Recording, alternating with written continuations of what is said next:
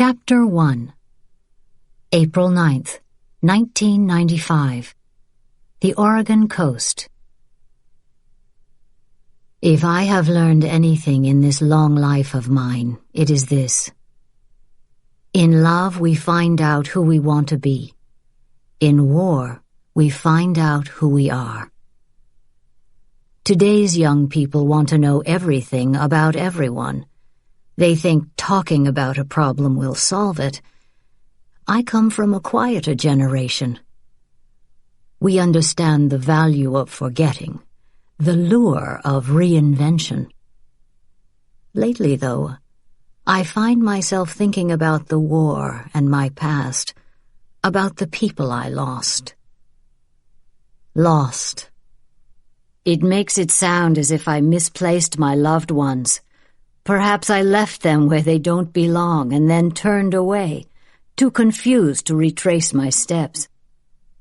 They are not lost, nor are they in a better place. They are gone.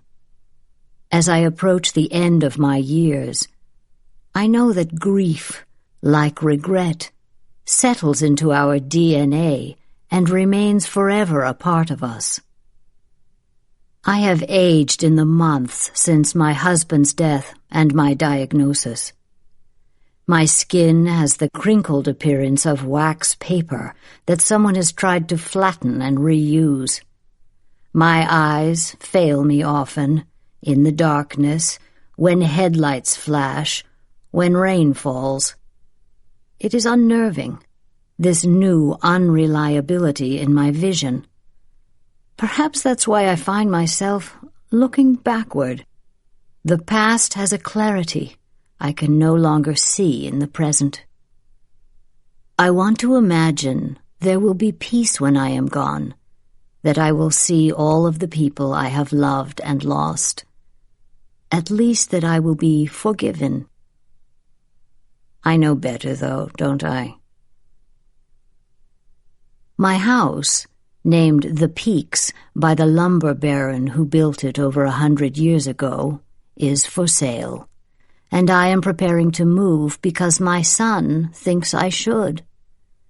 He is trying to take care of me, to show how much he loves me in this most difficult of times, and so I put up with his controlling ways. What do I care where I die? That is the point, really. It no longer matters where I live. I am boxing up the Oregon beachside life I settled into nearly 50 years ago. There is not much I want to take with me. But there is one thing.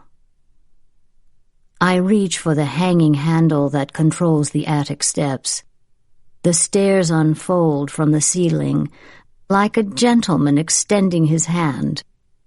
The flimsy stairs wobble beneath my feet as I climb into the attic, which smells of must and mold. A single hanging light bulb swings overhead. I pull the cord. It's like being in the hold of an old steamship. Wide wooden planks panel the walls.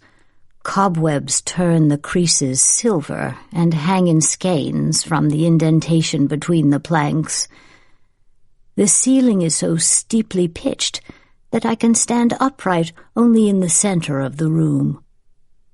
I see the rocking chair I used when my grandchildren were young, then an old crib and a ratty-looking rocking horse set on rusty springs, and the chair my daughter was refinishing when she got sick.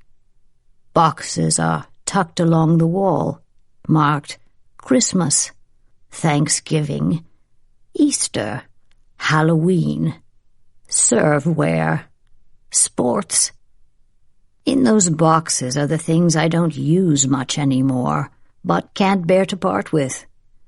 For me, admitting that I won't decorate a tree for Christmas is giving up, and I've never been good at letting go. Tucked in the corner is what I am looking for. An ancient steamer trunk covered in travel stickers. With effort, I drag the heavy trunk to the center of the attic, directly beneath the hanging light. I kneel beside it, but the pain in my knees is piercing, so I slide onto my backside. For the first time in 30 years, I lift the trunk's lid. The top tray is full of baby memorabilia, tiny shoes, ceramic hand molds, crayon drawings populated by stick figures and smiling suns, report cards, dance recital pictures. I lift the tray from the trunk and set it aside. The mementos in the bottom of the trunk are in a messy pile.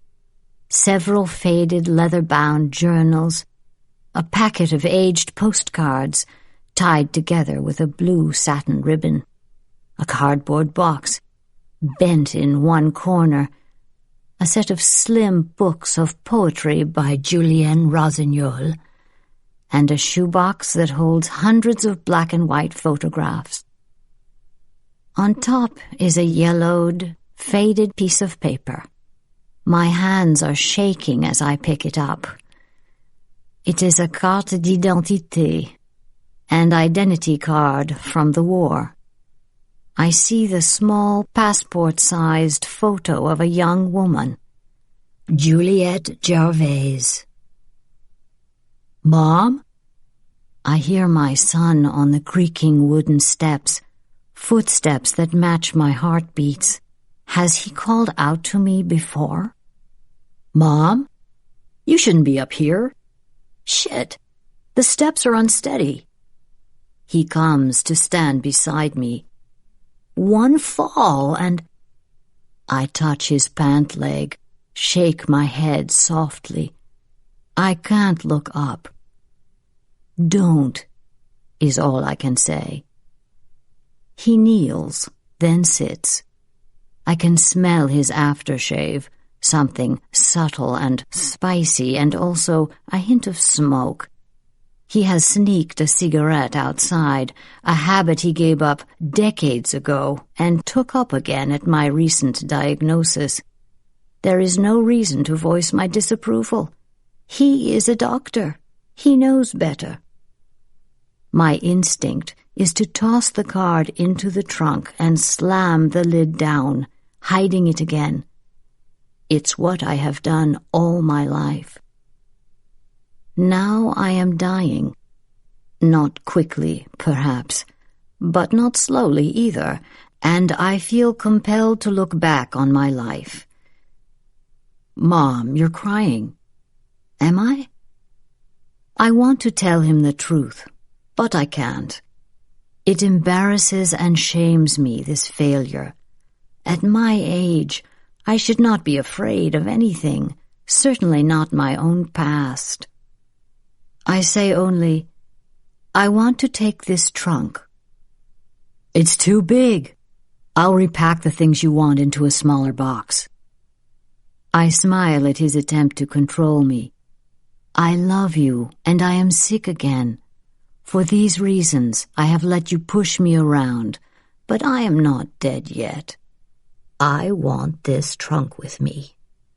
What can you possibly need in it? It's just our artwork and other junk. If I had told him the truth long ago, or had danced and drunk and sung more, maybe he would have seen me instead of a dependable, ordinary mother. He loves a version of me that is incomplete. I always thought it was what I wanted, to be loved and admired. Now I think perhaps I'd like to be known. Think of this as my last request. I can see that he wants to tell me not to talk that way, but he's afraid his voice will catch. He clears his throat. You've beaten it twice before. You'll beat it again. We both know this isn't true. I am unsteady and weak. I can neither sleep nor eat without the help of medical science. Of course I will. I just want to keep you safe. I smile. Americans can be so naive. Once I shared his optimism. I thought the world was safe, but that was a long time ago. "Who is Juliet Gervais?" Julian says, and it shocks me a little to hear that name from him. I close my eyes, and in the darkness that smells of mildew and bygone lives, my mind casts back a line thrown across years and continents. Against my will, or maybe in tandem with it, who knows any more, I remember. Chapter 2. The lights are going out all over Europe. We shall not see them lit again in our lifetime. Sir Edward Grey on World War I. August 1939, France. Vianne Mauriac left the cool, stucco-walled kitchen and stepped out into her front yard. On this beautiful summer morning in the Loire Valley, everything was in bloom. White sheets flapped in the breeze, and roses tumbled like laughter along the ancient stone wall that hid her property from the road. A pair of industrious bees buzzed among the blooms. From far away, she heard the chugging purr of a train and then the sweet sound of a little girl's laughter. Sophie. Vianne smiled.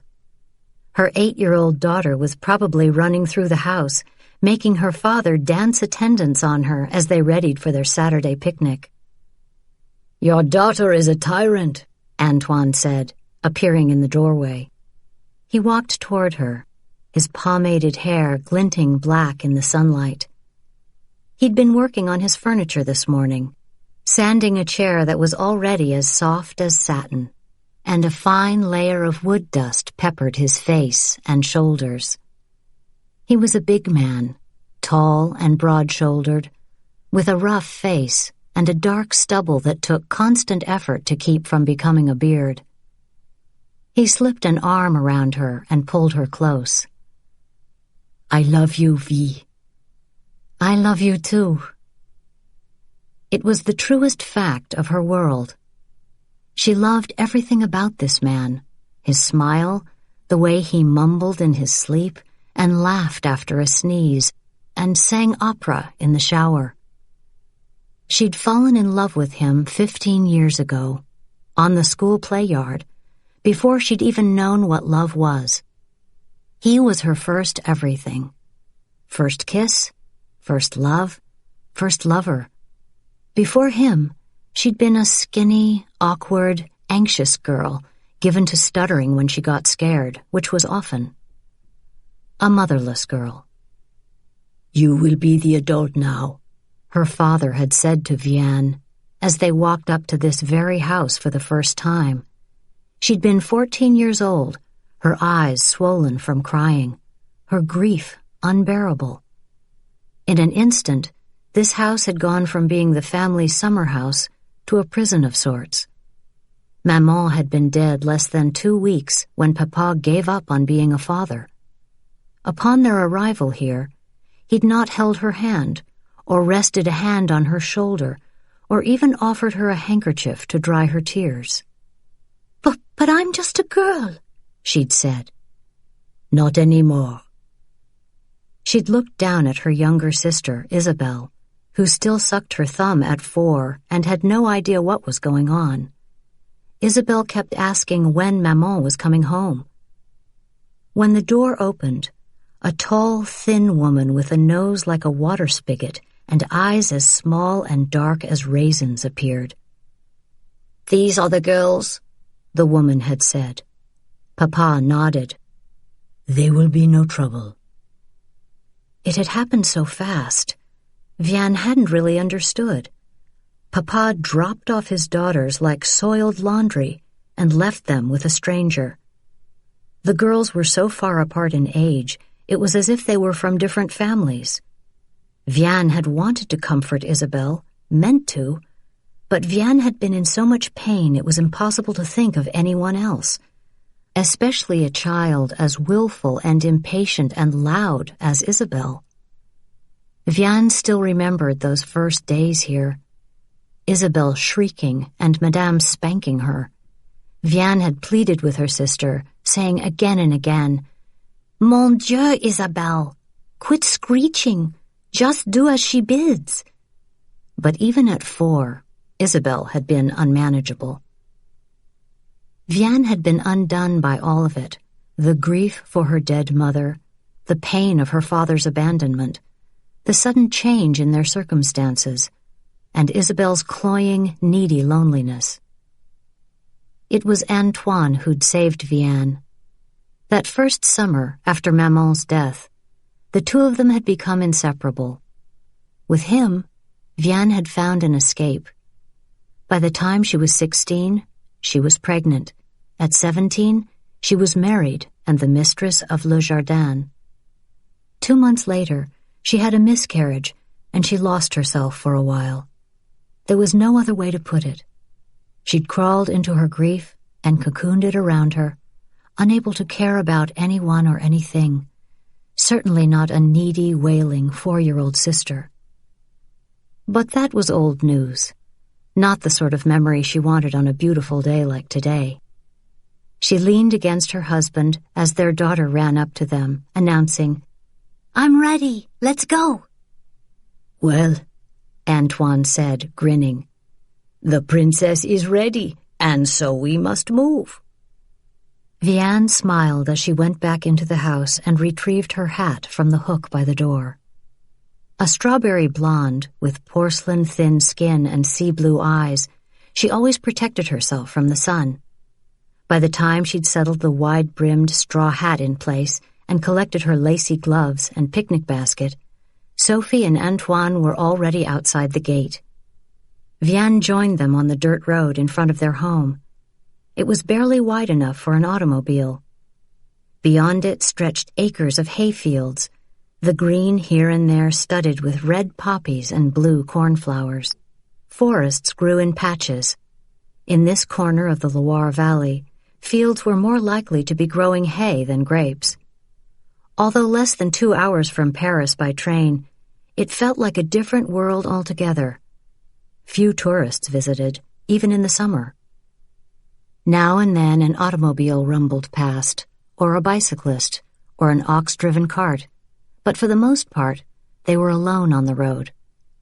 They lived nearly a mile from Carrevaux, a town of less than 1,000 souls that was known mostly as a stopping point on the pilgrimage of Saint Jeanne d'Arc.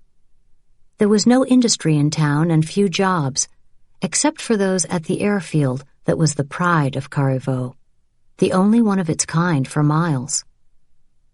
In town, narrow cobblestone streets wound through ancient limestone buildings that leaned clumsily against one another. Mortar crumbled from stone walls. Ivy hid the decay that lay beneath, unseen but always felt. The village had been cobbled together piecemeal, crooked streets, uneven steps, blind alleys, over hundreds of years. Colors enlivened the stone buildings. Red awnings ribbed in black metal, ironwork balconies decorated with geraniums in terracotta planters. Everywhere there was something to tempt the eye, a display case of pastel macarons, rough willow baskets filled with cheese and ham and saucisson, crates of colorful tomatoes and aubergines and cucumbers. The cafes were full on this sunny day. Men sat around metal tables, drinking coffee and smoking hand-rolled brown cigarettes and arguing loudly. A typical day in Carrevaux. Monsieur Lachaud was sweeping the street in front of his saladerie, and Madame Clonet was washing the window of her hat shop, and a pack of adolescent boys were strolling through town, shoulder to shoulder, kicking bits of trash and passing a cigarette back and forth. At the end of town, they turned toward the river. At a flat, grassy spot along the shore, Vianne set down her basket and spread out a blanket in the shade of a chestnut tree. From the picnic basket, she withdrew a crusty baguette, a wedge of rich double-cream cheese, 2 apples, some slices of paper-thin Bayonne ham, and a bottle of Bollinger 36. She poured her husband a glass of champagne and sat down beside him as Sophie ran toward the riverbank. The day passed in a haze of sunshine-warmed contentment. They talked and laughed and shared their picnic. It wasn't until late in the day, when Sophie was off with her fishing pole and Antoine was making their daughter a crown of daisies, that he said, "Hitler will suck us all into his war soon." War. It was all anyone could talk about these days, and Vianne didn't want to hear it, especially not on this lovely summer day. She tented a hand across her eyes and stared at her daughter. Beyond the river, the green Loire Valley lay cultivated with care and precision. There were no fences, no boundaries, just miles of rolling green fields and patches of trees and the occasional stone house or barn. Tiny white blossoms floated like bits of cotton in the air. She got to her feet and clapped her hands. "Come, Sophie, it's time to go home." "You can't ignore this, Vianne." "Should I look for trouble? Why? You are here to protect us." Smiling, too brightly perhaps, she packed up the picnic and gathered her family and led them back to the dirt road. In less than 30 minutes, they were at the sturdy wooden gate of Le Jardin, the stone country house that had been in her family for 300 years. Aged to a dozen shades of gray, it was a 2-story house with blue-shuttered windows that overlooked the orchard. Ivy climbed up the 2 chimneys and covered the bricks beneath. Only 7 acres of the original parcel were left. The other 200 had been sold off over the course of 2 centuries as her family's fortune dwindled. 7 acres was plenty for Vianne. She couldn't imagine needing more. Vianne closed the door behind them. In the kitchen, copper and cast-iron pots and pans hung from an iron rack above the stove. Lavender and rosemary and thyme hung in drying bunches from the exposed timber beams of the ceiling. A copper sink, green with age, was big enough to bathe a small dog in. The plaster on the interior walls was peeling here and there to reveal paint from years gone by. The living room was an eclectic mix of furniture and fabrics: tapestried settee, Aubusson rugs, antique Chinese porcelain, chintz, and toile. Some of the paintings on the wall were excellent, perhaps important, and some were amateurish. It had the jumbled, cobbled-together look of lost money and bygone taste, a little shabby, but comfortable.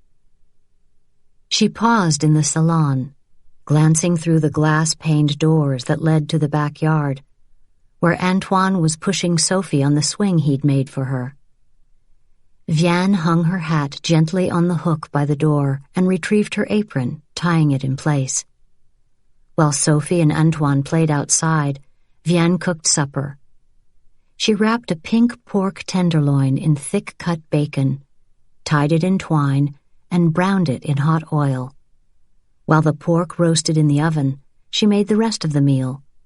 At 8 o'clock, right on time, she called everyone to supper, and couldn't help smiling at the thundering of feet and the chatter of conversation and the squealing of chair legs scraping across the floor as they sat down. Sophie sat at the head of the table, wearing the crown of daisies Antoine had made for her at the riverbank. Vianne set down the platter, whose fragrance wafted upward, roasted pork and crispy bacon and apples glazed in a rich wine sauce, resting on a bed of browned potatoes. Beside it was a bowl of fresh peas, swimming in butter seasoned with tarragon from the garden. And of course there was the baguette Vianne had made yesterday morning. As always, Sophie talked all through supper. She was like her tante Isabelle in that way, a girl who couldn't hold her tongue. When at last they came to dessert, îles flottantes, islands of toasted meringue floating in a rich crème anglaise, there was a satisfied silence around the table. "Well, Vianne said at last, pushing her half-empty dessert plate away. "It's time to do the dishes." "Oh, Maman," Sophie whined. "No whining," Antoine said. "Not at your age." Vianne and Sophie went into the kitchen, as they did each night, to their stations. Vianne at the deep copper sink, Sophie at the stone counter, and began washing and drying the dishes. Vianne could smell the sweet, sharp scent of Antoine's after-supper cigarette wafting through the house. "Papa didn't laugh at a single one of my stories today," Sophie said as Vianne placed the dishes back in the rough wooden rack that hung on the wall. "Something is wrong with him." "No laughter? Well, certainly that is cause for alarm." "He's worried about the war." The war. Again. Vianne shooed her daughter out of the kitchen.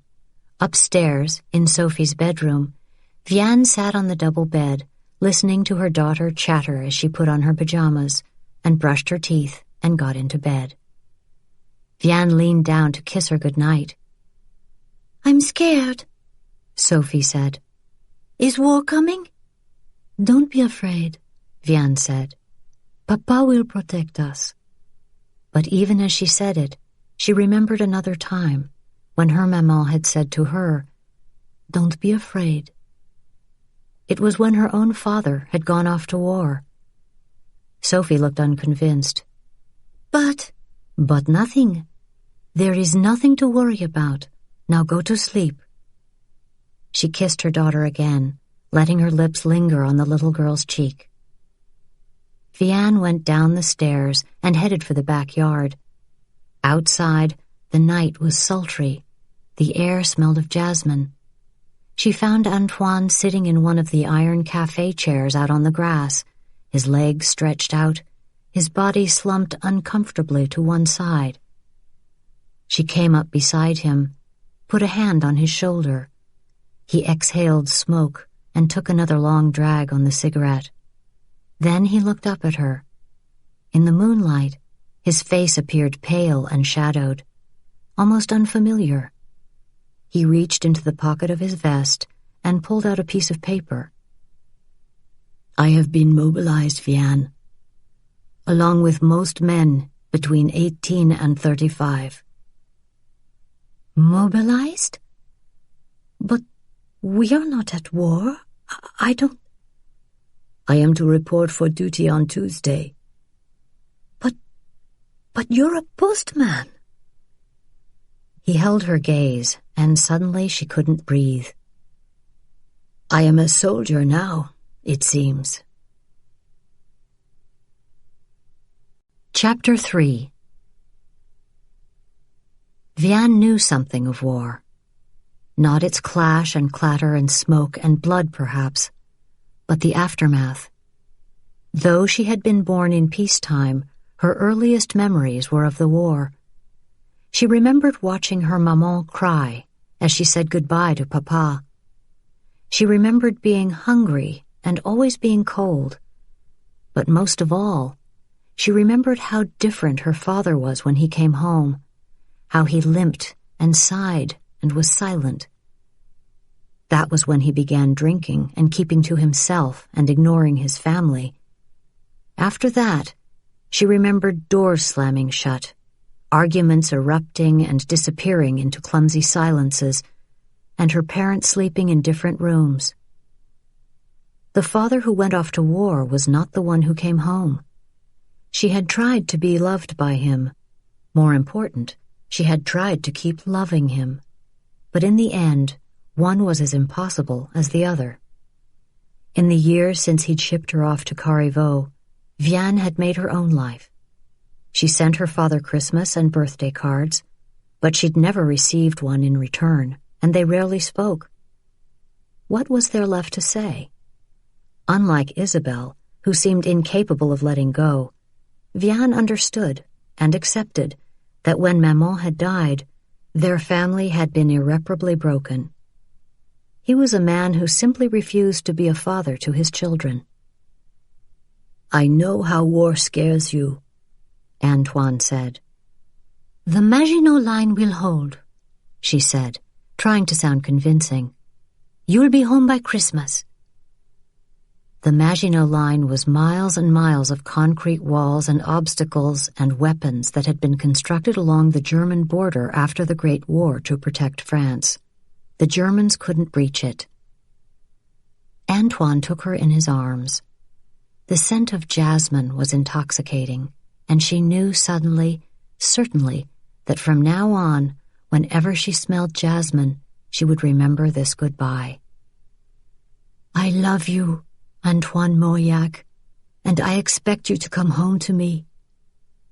Later, she couldn't remember them moving into the house, climbing the stairs, lying down in bed, undressing each other.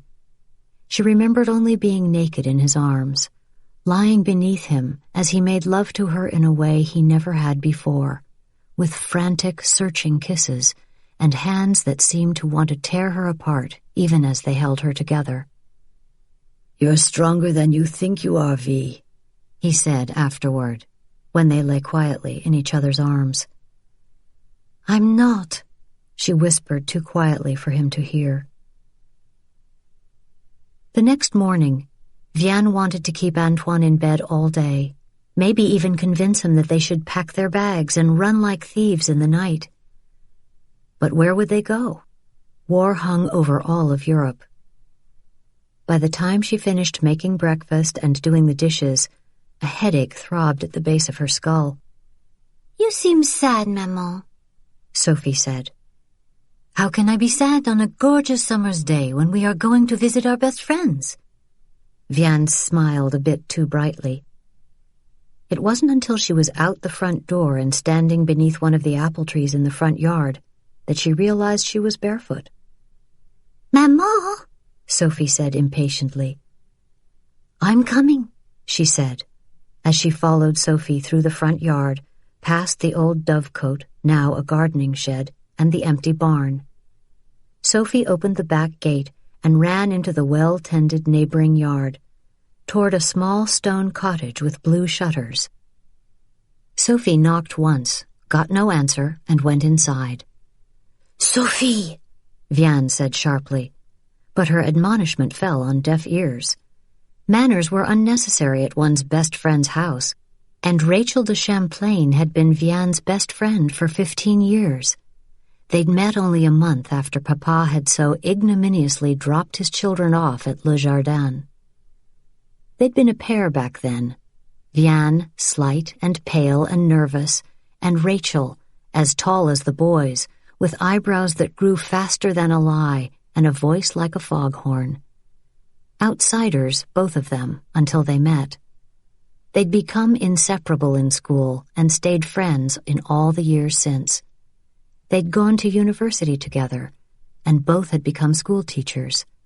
They'd even been pregnant at the same time. Now they taught in side-by-side classrooms at the local school. Rachel appeared in the open doorway, holding her newborn son, Ariel.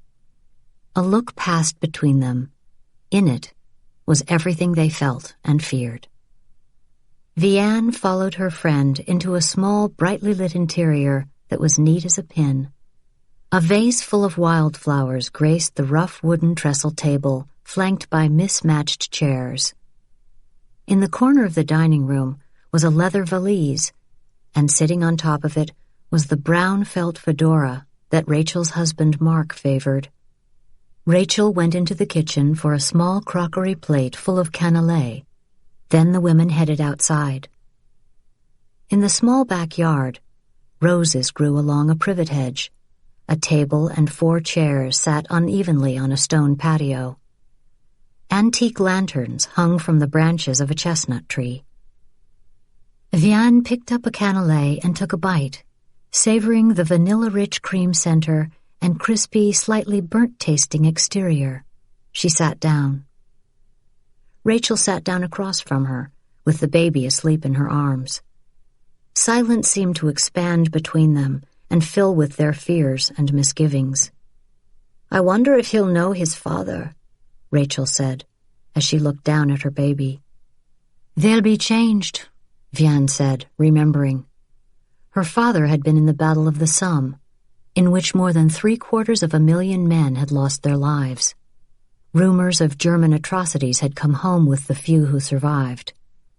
Rachel moved the infant to her shoulder, patted his back soothingly. "Mark is no good at changing diapers, and Ari loves to sleep in our bed. I guess that'll be all right now." Vianne felt a smile start.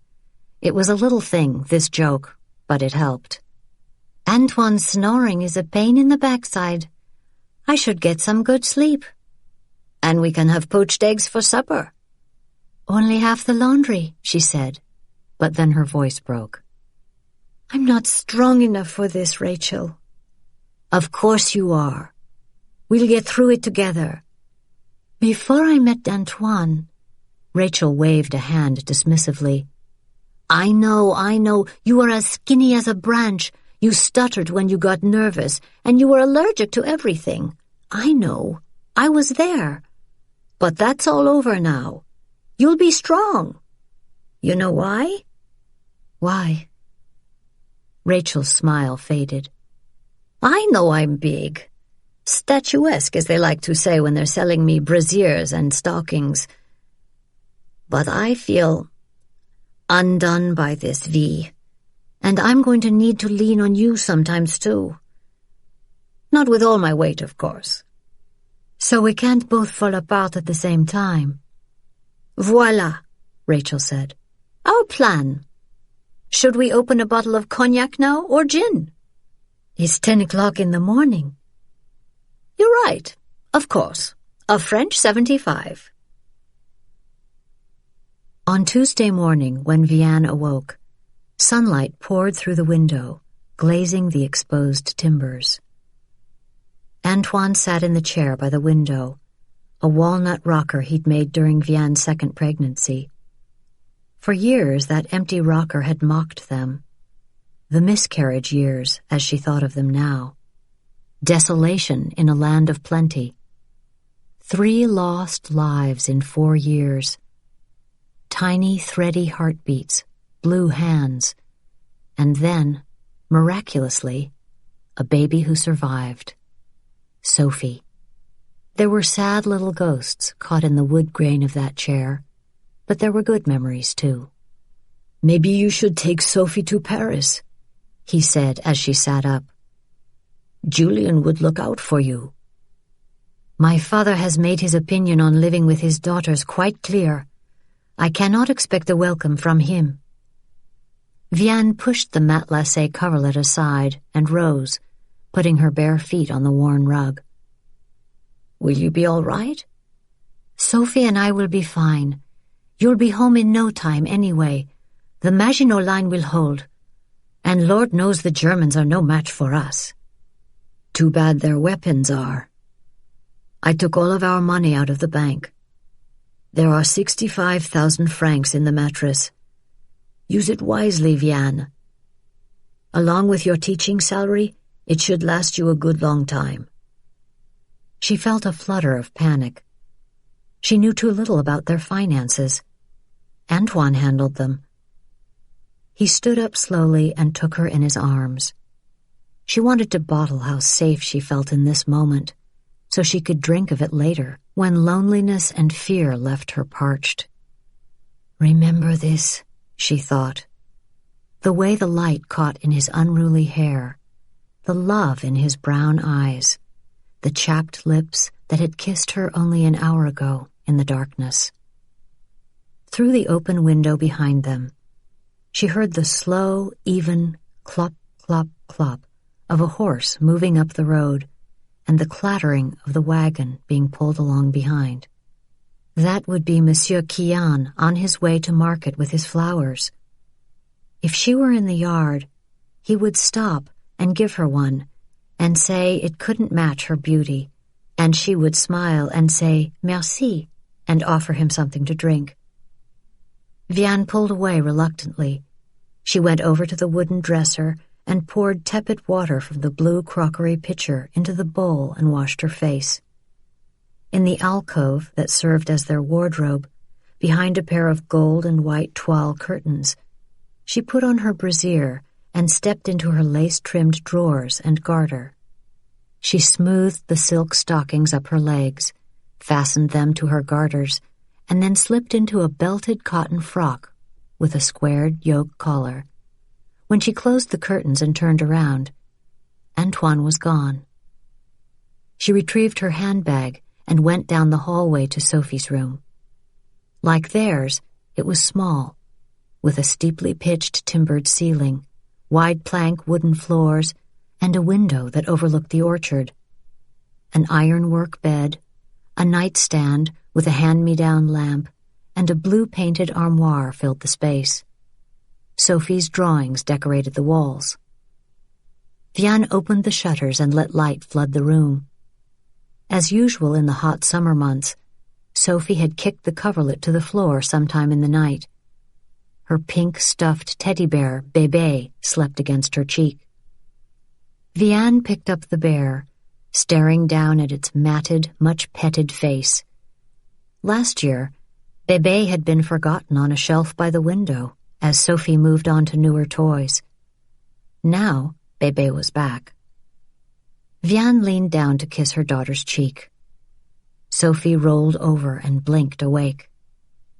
"I don't want Papa to go, Maman," she whispered. She reached out for Bébé, practically snatched the bear from Vianne's hands. "I know," Vianne sighed. "I know." Vianne went to the armoire, where she picked out the sailor dress that was Sophie's favorite. "Can I wear the daisy crown Papa made me?" The daisy crown lay crumpled on the nightstand, the little flowers wilted. Vianne picked it up gently and placed it on Sophie's head. Vianne thought she was doing all right, until she stepped into the living room and saw Antoine. "Papa?" Sophie touched the wilted daisy crown uncertainly. "Don't go." Antoine knelt down and drew Sophie into his embrace. "I have to be a soldier to keep you and Maman safe. But I'll be back before you know it." Vianne heard the crack in his voice. Sophie drew back. The daisy crown was sagging down the side of her head. "You promise you'll come home?" Antoine looked past his daughter's earnest face to Vianne's worried gaze. "Oui," he said at last. Sophie nodded. The three of them were silent as they left the house. They walked hand in hand up the hillside to the gray wooden barn. Knee-high golden grass covered the knoll, and lilac bushes as big as hay wagons grew along the perimeter of the property. 3 small white crosses were all that remained in this world to mark the babies Vianne had lost. Today, she didn't let her gaze linger there at all. Her emotions were heavy enough right now. She couldn't add the weight of those memories, too. Inside the barn sat their old green Renault. When they were all in the automobile, Antoine started up the engine, backed out of the barn, and drove on browning ribbons of dead grass to the road. Vianne stared out the small, dusty window, watching the green valley pass in a blur of familiar images. Red tile roofs, stone cottages, fields of hay and grapes, spindly treed forests. All too quickly, they arrived at the train station near Tours. The platform was filled with young men carrying suitcases and women kissing them goodbye and children crying. A generation of men were going off to war. Again. "Don't think about it," Vianne told herself. "Don't remember what it was like last time, when the men limped home, faces burned, missing arms and legs." Vianne clung to her husband's hand as Antoine bought their tickets and led them onto the train. In the third-class carriage, stiflingly hot, people packed in like marsh reeds, she sat stiffly upright, still holding her husband's hand, with her handbag on her lap. At their destination, a dozen or so men disembarked. Vianne and Sophie and Antoine followed the others down a cobblestone street and into a charming village that looked like most small communes in Touraine. How was it possible that war was coming, and that this quaint town with its tumbling flowers and crumbling walls was amassing soldiers to fight? Antoine tugged at her hand, got her moving again. When had she stopped? Up ahead, a set of tall, recently erected iron gates had been bolted into stone walls. Behind them were rows of temporary housing. The gates swung open. A soldier on horseback rode out to greet the new arrivals, his leather saddle creaking at the horse's steps, his face dusty and flushed from heat. He pulled on the reins and the horse halted, throwing its head and snorting. An aeroplane droned overhead. "You men," the soldier said. "Bring your papers to the lieutenant over there by the gate. Now, move."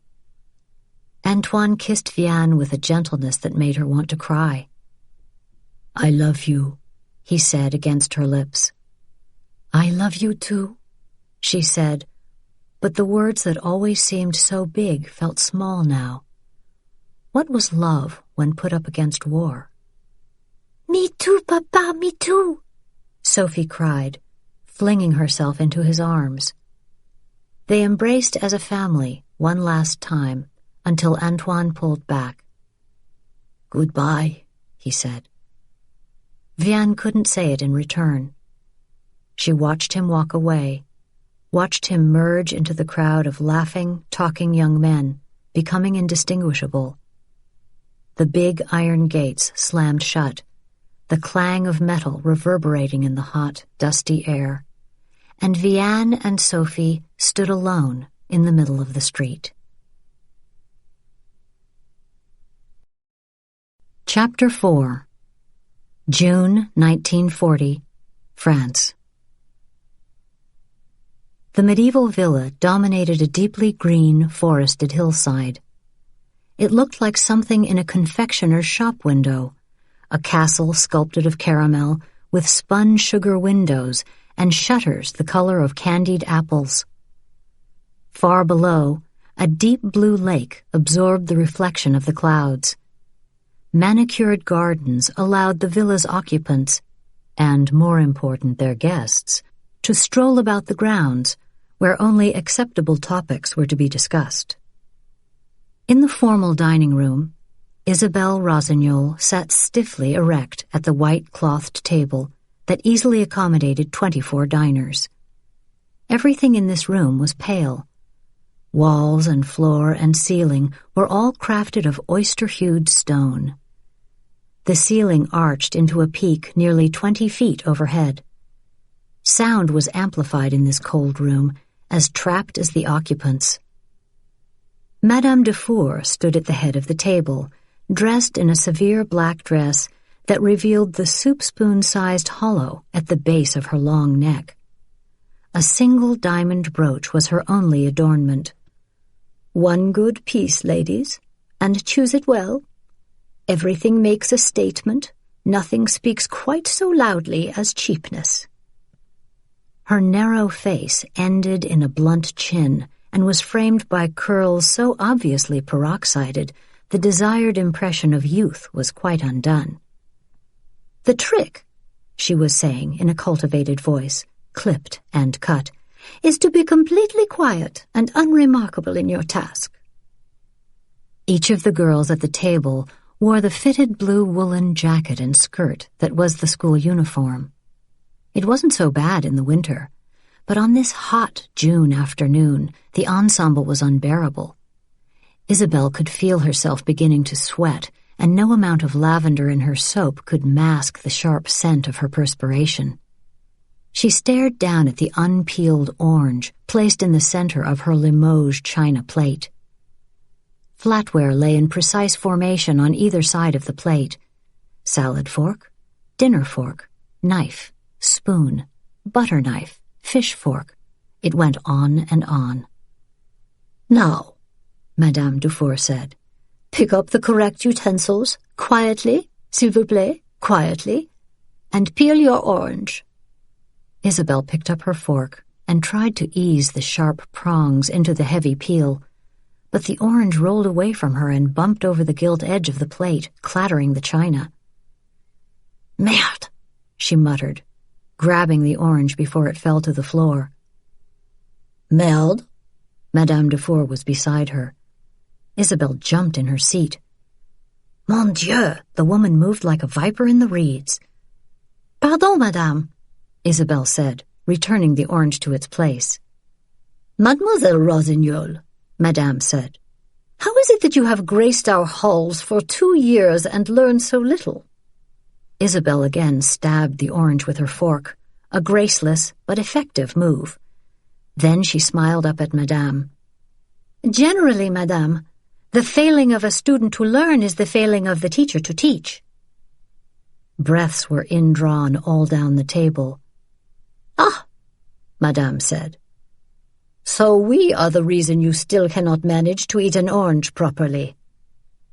Isabelle tried to slice through the peel, too hard, too fast. The silver blade slipped off the puckered peel and clanged on the china plate. Madame Dufour's hand snaked out, her fingers coiled around Isabelle's wrist. All up and down the table the girls watched. Polite conversation, girls, Madame said, smiling thinly. No one wants a statue for a dinner partner. On cue, the girls began speaking quietly to one another about things that did not interest Isabelle. Gardening, weather, fashion. Acceptable topics for women. Isabelle heard the girl next to her say quietly, I am so very fond of Alençon lace, aren't you? And really, it was all she could do to keep from screaming. Mademoiselle Rossignol, Madame said, you will go see Madame Allard and tell her that our experiment has come to an end. What does that mean? She will know. Go.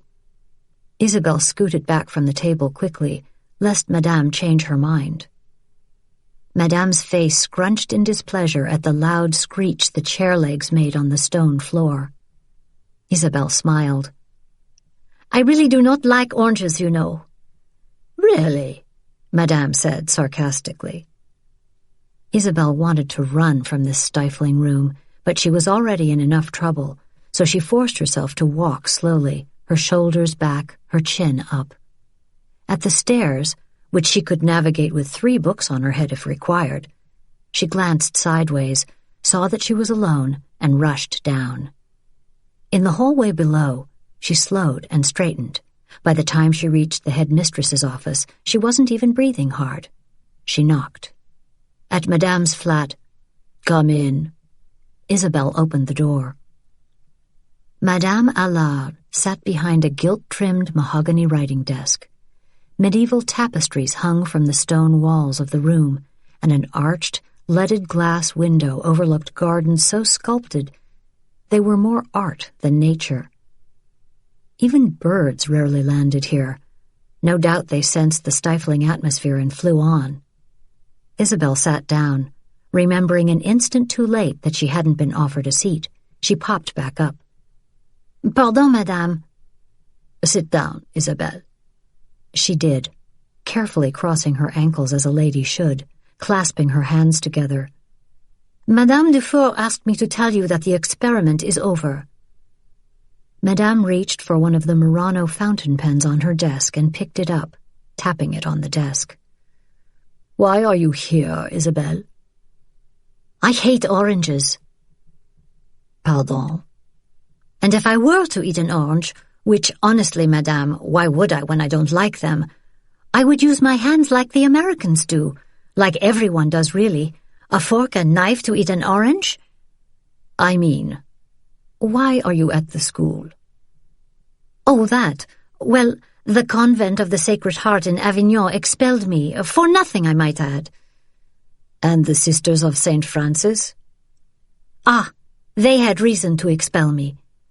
And the school before that? Isabelle didn't know what to say. Madame put down her fountain pen. You are almost 19. Oui, madame. I think it's time for you to leave. Isabelle got to her feet. Shall I return to the orange lesson? You misunderstand. I mean you should leave the school, Isabelle. It is clear that you are not interested in learning what we have to teach you.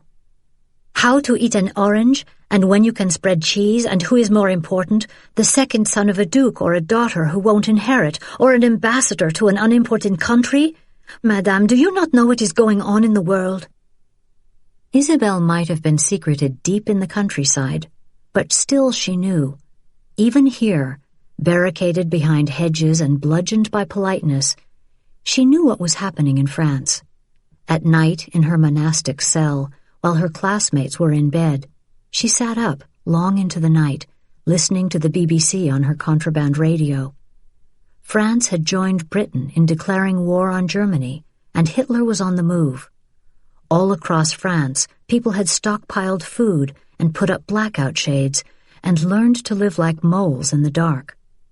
They had prepared and worried, and then nothing. Month after month, nothing happened.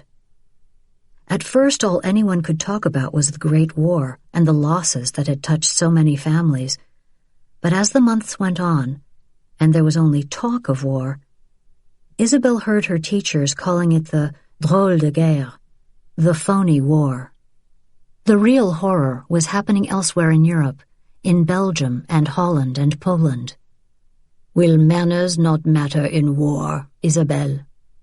"They don't matter now," Isabelle said impulsively, wishing a moment later that she'd said nothing.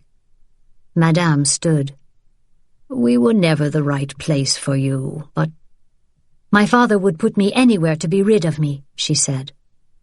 Isabelle would rather blurt out the truth than hear another lie. She had learned many lessons in the parade of schools and convents that had housed her for more than a decade. Most of all, she'd learned that she had to rely on herself. Certainly her father and her sister couldn't be counted on. Madame looked at Isabelle.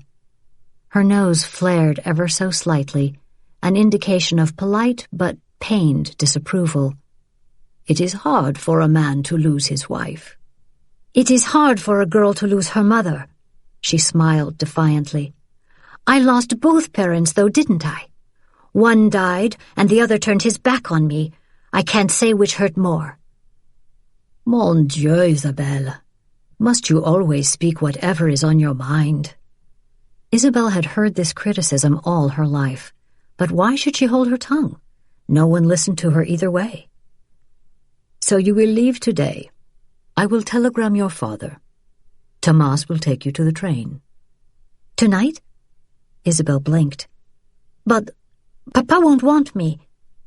"Ah, consequences," Madame said. "Perhaps now you will see that they should be considered." Isabelle was alone on a train again, heading toward an unknown reception. She stared out the dirty, mottled window at the flashing green landscape, fields of hay, red roofs, stone cottages, gray bridges, horses. Everything looked exactly as it always had, and that surprised her. War was coming, and she'd imagined it would leave a mark on the countryside somehow, changing the grass color, or killing the trees, or scaring away the birds. But now, as she sat on this train chugging into Paris, she saw that everything looked completely ordinary. At the sprawling Gare de Lyon, the train came to a wheezing, belching stop. Isabelle reached down for the small valise at her feet and pulled it onto her lap. As she watched the passengers shuffle past her, exiting the train carriage, the question she'd avoided came back to her. Papa. She wanted to believe he would welcome her home, that finally he would hold out his hands and say her name in a loving way, the way he had before, when Maman had been the glue that held them together. She stared down at her scuffed suitcase. So small. Most of the girls in the schools she'd attended had arrived with a collection of trunks bound in leather straps and studded with brass tacks. They had pictures on their desks and mementos on their nightstands and photograph albums in their drawers. Isabelle had a single framed photograph of a woman she wanted to remember and couldn't. When she tried, all that came to her were blurry images of people crying and the physician shaking his head and her mother saying something about holding tightly to her sister's hand. As if that would help. Vianne had been as quick to abandon Isabelle as Papa had been. She realized that she was the only one left in the carriage. Clasping her suitcase in her gloved hand, she sidled out of the seat and exited the carriage. The platforms were full of people. Trains stood in shuddering rows. Smoke filled the air, puffed up toward the high, arched ceiling. Somewhere a whistle blared. Great iron wheels began to churn. The platform trembled beneath her feet. Her father stood out, even in the crowd. When he spotted her, she saw the irritation that transformed his features, reshaped his expression into one of grim determination. He was a tall man, at least 6'2", but he had been bent by the Great War, or at least that was what Isabelle remembered hearing once. His broad shoulders sloped downward, as if posture were too much to think about with all that was on his mind. His thinning hair was gray and unkempt. He had a broad, flattened nose, like a spatula, and lips as thin as an afterthought. On this hot summer day, he wore a wrinkled white shirt with sleeves rolled up. A tie hung loosely tied around his fraying collar, and his corduroy pants were in need of laundering. She tried to look mature. Perhaps that was what he wanted of her. Isabelle. She clutched her suitcase handle in both hands. Papa! Kicked out of another one. She nodded, swallowing hard. How will we find another school in these times? That was her opening. I want to live with you, Papa. With me?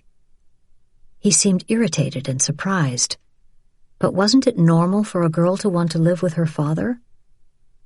She took a step toward him. I could work in the bookstore. I won't get in your way. She drew in a sharp breath, waiting. Sound amplified suddenly. She heard people walking, the platforms groaning beneath them, pigeons flapping their wings overhead, a baby crying. Of course, Isabelle. Come home. Her father sighed in disgust and walked away. Well, he said, looking back, are you coming? Isabelle lay on a blanket in the sweet-smelling grass, a book open in front of her. Somewhere nearby, a bee buzzed at a blossom. It sounded like a tiny motorcycle amid all this quiet. It was a blisteringly hot day, a week after she'd come home to Paris. Well, not home.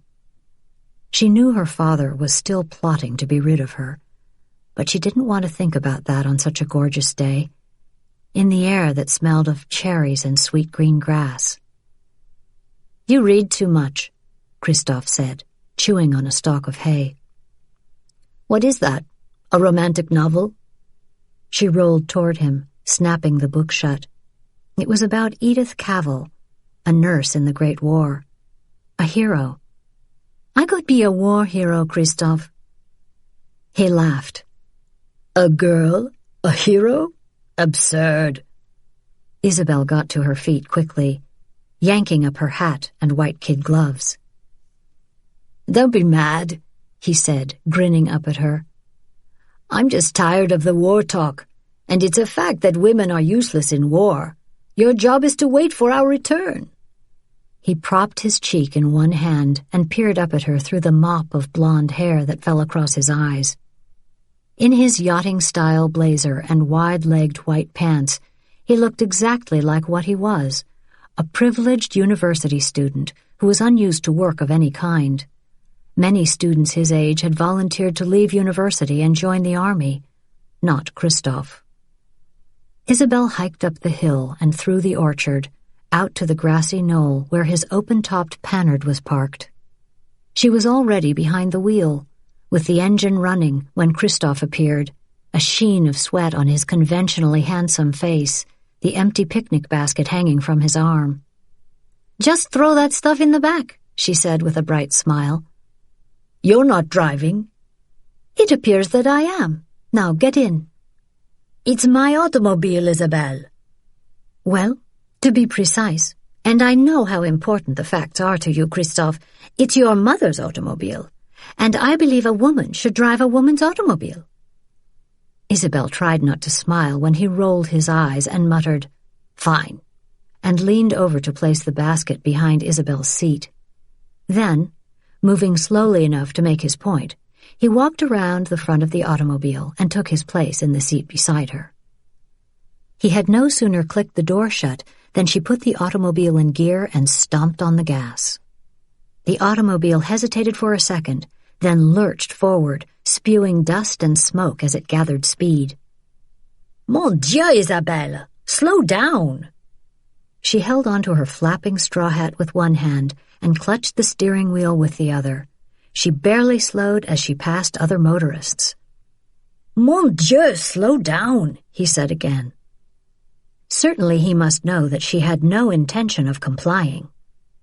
A woman can go to war these days, Isabelle said when the Paris traffic finally forced her to slow down. I could be an ambulance driver, maybe, or I could work on breaking secret codes, or charming the enemy into telling me a secret location or plan. Remember that game? War is not a game, Isabelle. I believe I know that, Christophe. But if it does come, I can help. That's all I'm saying. On the Rue de l'Amiral de Coligny, she had to slam on the brakes to avoid hitting a lorry. A convoy from the Comédie Française was pulling out of the Louvre Museum. In fact, there were lorries everywhere, and uniformed gendarmes directing traffic. Sandbags were piled up around several buildings and monuments to protect from attack, of which there had been none since France joined the war. Why were there so many French policemen out here? Odd, Isabelle mumbled, frowning.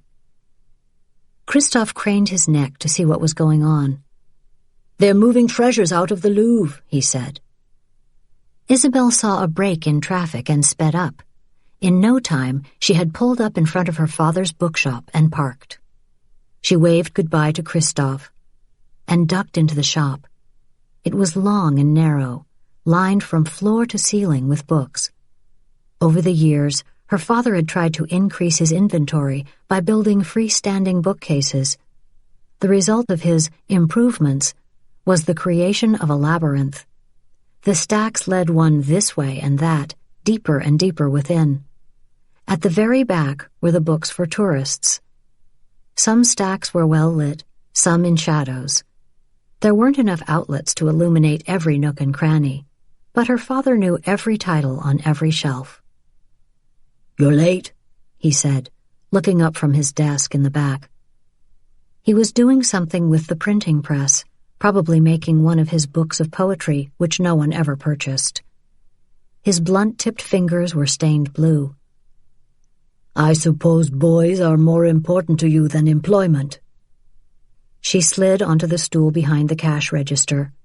In the week she'd lived with her father, she'd made it a point not to argue back, although acquiescing gnawed at her. She tapped her foot impatiently. Words, phrases, excuses clamored to be spoken aloud. It was hard not to tell him how she felt, but she knew how badly he wanted her gone, so she held her tongue. Do you hear that? He said sometime later. Had she fallen asleep? Isabelle sat up. She hadn't heard her father approach, but he was beside her now, frowning. There was a strange sound in the bookshop, to be sure. Dust fell from the ceiling. The bookcases clattered slightly, making a sound like chattering teeth. Shadows passed in front of the leaded glass display windows at the entrance. Hundreds of them. People? So many of them? Papa went to the door. Isabelle slid off her stool and followed him. As he opened the door, she saw a crowd running down the street, filling the sidewalks. What in the world? Papa muttered. Isabelle pushed past Papa, elbowed her way into the crowd. A man bumped into her so hard she stumbled, and he didn't even apologize. More people rushed past them. "What is it? What's happened?" she asked a florid, wheezing man who was trying to break free of the crowd. "The Germans are coming into Paris," he said. "We must leave. I was in the Great War, I know." Isabelle scoffed. "Germans in Paris? Impossible."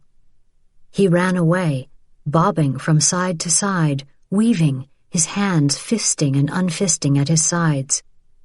"We must get home," Papa said, locking the bookshop door. "It can't be true," she said. "The worst can always be true," Papa said grimly.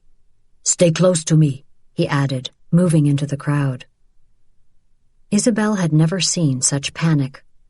All up and down the street, lights were coming on, automobiles were starting, doors were slamming shut. People screamed to one another and reached out, trying to stay connected in the melee. Isabelle stayed close to her father. The pandemonium in the street slowed them down. The metro tunnels were too crowded to navigate, so they had to walk all the way. It was nearing nightfall when they finally made it home. At their apartment building, it took her father 2 tries to open the main door. His hands were shaking so badly. Once in, they ignored the rickety cage elevator and hurried up 5 flights of stairs to their apartment. "Don't turn on the lights," her father said harshly as he opened the door. Isabelle followed him into the living room and went past him to the window, where she lifted the blackout shade, peering out. From far away came a droning sound. As it grew louder, the window rattled, sounding like ice in a glass. She heard a high, whistling sound only seconds before she saw the black flotilla in the sky, like birds flying in formation. Aeroplanes. "Bosh," her father whispered. Germans. German aeroplanes flying over Paris. The whistling sound increased, became like a woman's scream, and then somewhere, maybe in the second arrondissement, she thought, a bomb exploded in a flash of eerie, bright light, and something caught fire. The air raid siren sounded. Her father wrenched the curtain shut and led her out of the apartment and down the stairs. Their neighbors were all doing the same thing, carrying coats and babies and pets down the stairs to the lobby and then down the narrow, twisting stone stairs that led to the cellar. In the dark, they sat together, crowded in close. The air stank of mildew and body odor and fear. That was the sharpest scent of all. The bombing went on and on and on, screeching and droning, the cellar walls vibrating around them. Dust fell from the ceiling. A baby started crying and couldn't be soothed. "Shut that child up, please," someone snapped. "I'm trying, monsieur. He is scared." "So are we all." After what felt like an eternity, silence fell. It was almost worse than the noise. What of Paris was left?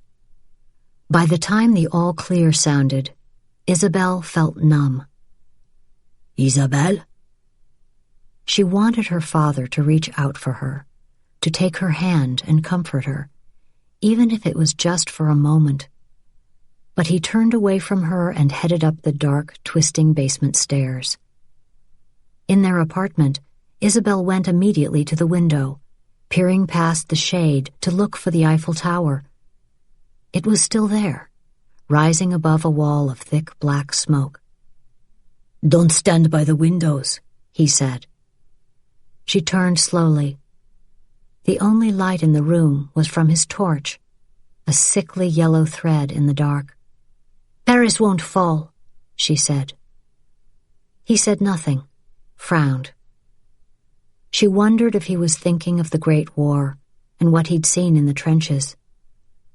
Perhaps his injury was hurting again, aching in sympathy with the sound of falling bombs and hissing flames. "Go to bed, Isabelle." "How can I possibly sleep at a time like this?" He sighed, you will learn that a lot of things are possible. Chapter 5. They had been lied to by their government. They had been assured, time and time again, that the Maginot Line would keep the Germans out of France. Lies. Neither concrete and steel nor French soldiers could stop Hitler's march, and the government had run from Paris like thieves in the night. It was said they were in Tours, strategizing, but what good did strategy do when Paris was to be overrun by the enemy? Are you ready? I am not going, Papa. I have told you this. She had dressed for travel, as he'd asked, in a red polka-dot summer dress and low heels. We will not have this conversation again, Isabelle. The Humberts will be here soon to pick you up. They will take you as far as Tours. From there, I leave it to your ingenuity to get to your sister's house. Lord knows you have always been adept at running away. So you throw me out again. Enough of this, Isabelle. Your sister's husband is at the front. She is alone with her daughter. You will do as I say. You will leave Paris. Did he know how this hurt her? Did he care? You've never cared about Vianne or me, and she doesn't want me any more than you do. You're going, he said. I want to stay and fight, Papa, to be like Edith Cavell. He rolled his eyes. You remember how she died? Executed by the Germans. Papa, please. Enough. I have seen what they can do, Isabelle. You have not. If it's that bad, you should come with me. And leave the apartment and bookshop to them? He grabbed her by the hand and dragged her out of the apartment and down the stairs, her straw hat and valise banging into the wall, her breath coming in gasps. At last, he opened the door and pulled her out onto the Avenue de la Bourdonnais. Chaos. Dust. Crowds. The street was a living, breathing dragon of humanity, inching forward, wheezing dirt, honking horns. People yelling for help, babies crying, and the smell of sweat heavy in the air. Automobiles clogged the area, each burdened beneath boxes and bags. People had taken whatever they could find, carts and bicycles and even children's wagons. Those who couldn't find or afford the petrol or an automobile or a bicycle walked. Hundreds, thousands of women and children held hands, shuffled forward, carrying as much as they could hold. Suitcases, picnic baskets, pets. Already the very old and very young were falling behind. Isabelle didn't want to join this hopeless, helpless crowd of women and children and old people. While the young men were away, dying for them at the front, their families were leaving, heading south or west, although really, what made any of them think it would be safer there? Hitler's troops had already invaded Poland and Belgium and Czechoslovakia. The crowd engulfed them. A woman ran into Isabelle, mumbled pardon, and kept walking. Isabelle followed her father. I can be useful, please. I'll be a nurse or drive an ambulance. I can roll bandages or even stitch up a wound. Beside them, a horn aoughed. Her father looked past her, and she saw the relief that lifted his countenance. Isabelle recognized that look. It meant he was getting rid of her. Again. They are here, he said. Don't send me away, she said. Please. He maneuvered her through the crowd to where a dusty black automobile was parked. It had a saggy, stained mattress strapped to its roof, along with a set of fishing poles and a rabbit cage with the rabbit still inside. The boot was open but also strapped down. Inside, she saw a jumble of baskets and suitcases and lamps. Inside the automobile, Monsieur Humbert's pale, plump fingers clutched the steering wheel, as if the automobile were a horse that might bolt at any second. He was a pudgy man, who spent his days in the butcher shop near Papa's bookstore. His wife, Patricia, was a sturdy woman who had the heavy, jowled peasant look one saw so often in the country. She was smoking a cigarette and staring out the window as if she couldn't believe what she was seeing. Monsieur Humbert rolled down his window and poked his face into the opening. "Hello, Julienne. She is ready?" Papa nodded. "She is ready. Merci, Edouard." Patricia leaned over to talk to Papa through the open window. "We are only going as far as Orléans, and she has to pay her share of petrol." "Of course." Isabelle couldn't leave. It was cowardly, wrong. "Papa!" "Au revoir," he said firmly enough to remind her that she had no choice. He nodded toward the car, and she moved numbly toward it. She opened the back door and saw 3 small, dirty girls lying together, eating crackers and drinking from bottles and playing with dolls. The last thing she wanted was to join them, but she pushed her way in, made a space for herself among these strangers that smelled vaguely of cheese and sausage, and closed the door. Twisting around in her seat, she stared at her father through the back window. His face held her gaze. She saw his mouth bend ever so slightly downward. It was the only hint that he saw her. The crowd surged around him like water around a rock, until all she could see was the wall of bedraggled strangers coming up behind the car. Isabelle faced forward in her seat again. Out her window, a young woman stared back at her, wild eyes, hair a bird's nest, an infant suckling on her breast. The car moved slowly, sometimes inching forward, sometimes stopped for long periods of time. Isabelle watched her countrymen, countrywomen, shuffle past her, looking dazed and terrified and confused. Every now and then one of them would pound on the car bonnet or boot, begging for something. They kept the windows rolled up even though the heat in the car was stifling. At first, she was sad to be leaving, and then her anger bloomed, growing hotter even than the air in the back of this stinking car. She was so tired of being considered disposable. First, her papa had abandoned her, and then Vianne had pushed her aside. She closed her eyes to hide tears she couldn't suppress. In the darkness that smelled of sausage and sweat and smoke, with the children arguing beside her, she remembered the first time she'd been sent away. The long train ride. Isabelle stuffed in beside Vianne, who did nothing but sniff and cry and pretend to sleep. And then Madame looking down her copper pipe of a nose, saying, "They will be no trouble." Although she'd been young, only 4, Isabelle thought she'd learned what alone meant, but she'd been wrong. In the 3 years she'd lived at Le Jardin, she'd at least had a sister, even if Vianne was never around. Isabelle remembered peering down from the upstairs window, watching Vianne and her friends from a distance, praying to be remembered, to be invited. And then when Vianne had married Antoine and fired Madame Doom, not her real name, of course, but certainly the truth, Isabelle had believed she was a part of the family. But not for long. When Vianne had her miscarriage, it was instantly, "Goodbye, Isabelle." 3 weeks later, at 7, she'd been in her first boarding school. That was when she really learned about alone. "You, Isabelle, did you bring food?" Patricia asked. She was turned around in her seat, peering at Isabelle.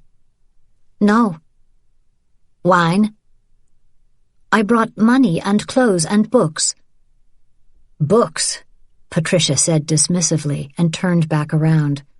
"That should help." Isabelle looked out the window again. What other mistakes had she already made? Hours passed. The automobile made its slow, agonizing way south. Isabelle was grateful for the dust. It coated the window and obscured the terrible, depressing scene.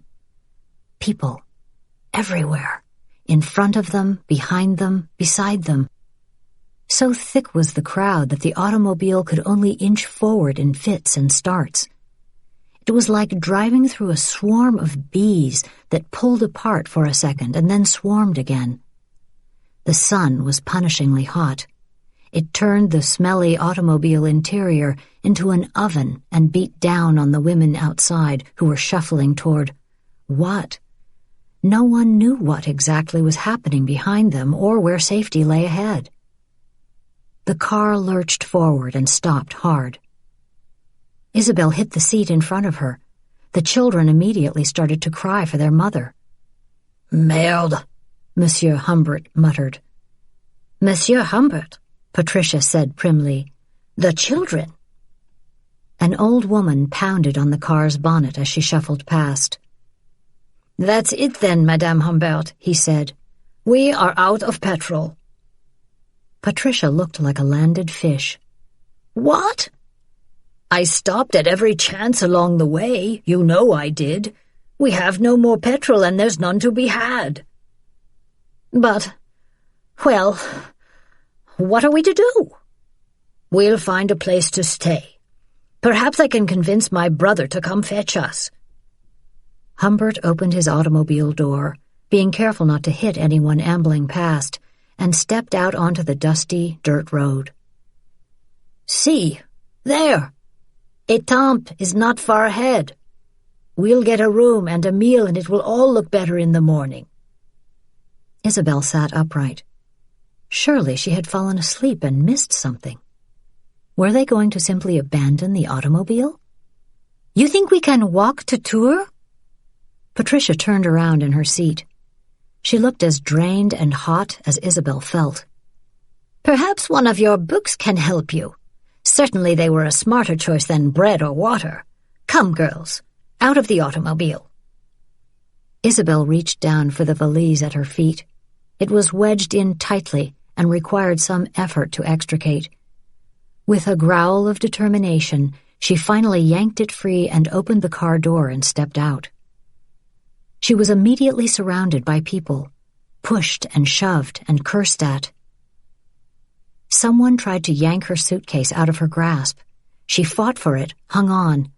As she clutched it to her body, a woman walked past her, pushing a bicycle laden with possessions. The woman stared at Isabelle hopelessly, her dark eyes revealing exhaustion. Someone else bumped into Isabelle. She stumbled forward and almost fell. Only the thicket of bodies in front of her saved her from going to her knees in the dust and dirt. She heard the person beside her apologize, and Isabelle was about to respond when she remembered the Humberts. She shoved her way around to the other side of the car, crying out, "Monsieur Humbert!" There was no answer, just the ceaseless pounding of feet on the road. She called out Patricia's name, but her cry was lost in the thud of so many feet, so many tires crunching on the dirt. People bumped her, pushed past her. If she fell to her knees, she'd be trampled and die here, alone in the throng of her countrymen. Clutching the smooth leather handle of her valise, she joined the march toward Étampes. She was still walking hours later when night fell. Her feet ached. A blister burned with every step. Hunger walked beside her, poking her insistently with its sharp little elbow. But what could she do about it? She'd packed for a visit with her sister, not an endless exodus. She had her favorite copy of Madame Bovary and the book everyone was reading, Autant en emporte le vent, and some clothes, no food or water. She'd expected that this whole journey would last a few hours. Certainly not that she would be walking to Carrivaux. At the top of a small rise, she came to a stop. Moonlight revealed thousands of people walking beside her, in front of her, behind her, jostling her, bumping into her, shoving her forward until she had no choice but to stumble along with them. Hundreds more had chosen this hillside as a resting place. Women and children were camped along the side of the road, in fields and gutters and gullies. The dirt road was littered with broken-down automobiles and belongings, forgotten, discarded, stepped on, too heavy to carry. Women and children lay entangled in the grass, or beneath trees or alongside ditches, asleep, their arms coiled around each other. Isabelle came to an exhausted halt on the outskirts of Étampes. The crowd spilled out in front of her, stumbling onto the road to town. And she knew. There would be nowhere to stay in Étampes, and nothing to eat. The refugees who had arrived before her would have moved through the town like locusts, buying every foodstuff on the shelves. There wouldn't be a room available. Her money would do her no good. So what should she do? Head southwest, toward Tours and Carrivaux. What else? As a girl, she'd studied maps of this region in her quest to return to Paris. She knew this landscape, if only she could think. She peeled away from the crowd, headed toward the collection of moonlit gray stone buildings in the distance, and picked her way carefully through the valley. All around her, people were seated in the grass or sleeping beneath blankets. She could hear them moving, whispering. Hundreds of them, thousands. On the far side of the field, she found a trail that ran south along a low stone wall. Turning onto it, she found herself alone. She paused, letting the feel of that settle through her, calm her. Then she began walking again. After a mile or so, the trail led her into a copse of spindly trees.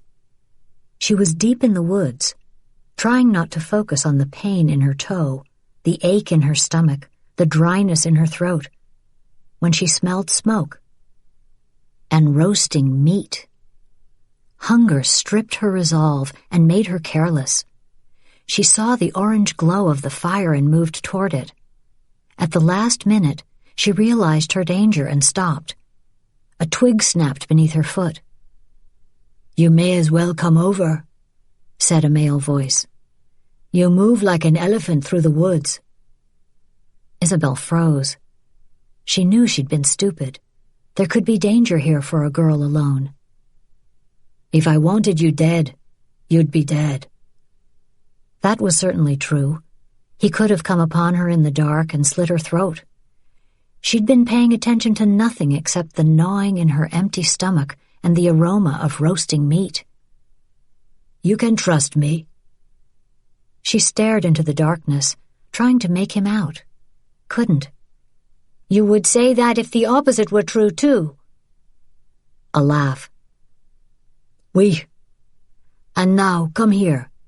I have a rabbit on the fire." She followed the glow of firelight over a rocky gully and uphill. The tree trunks around her looked silver in the moonlight. She moved lightly, ready to run in an instant.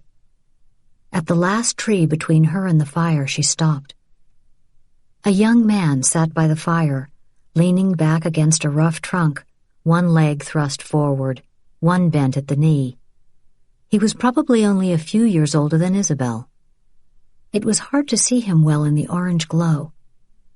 He had longish, stringy black hair that looked unfamiliar with a comb or soap, and clothes so tattered and patched she was reminded of the war refugees who'd so recently shuffled through Paris, hoarding cigarettes and bits of paper and empty bottles, begging for change or help.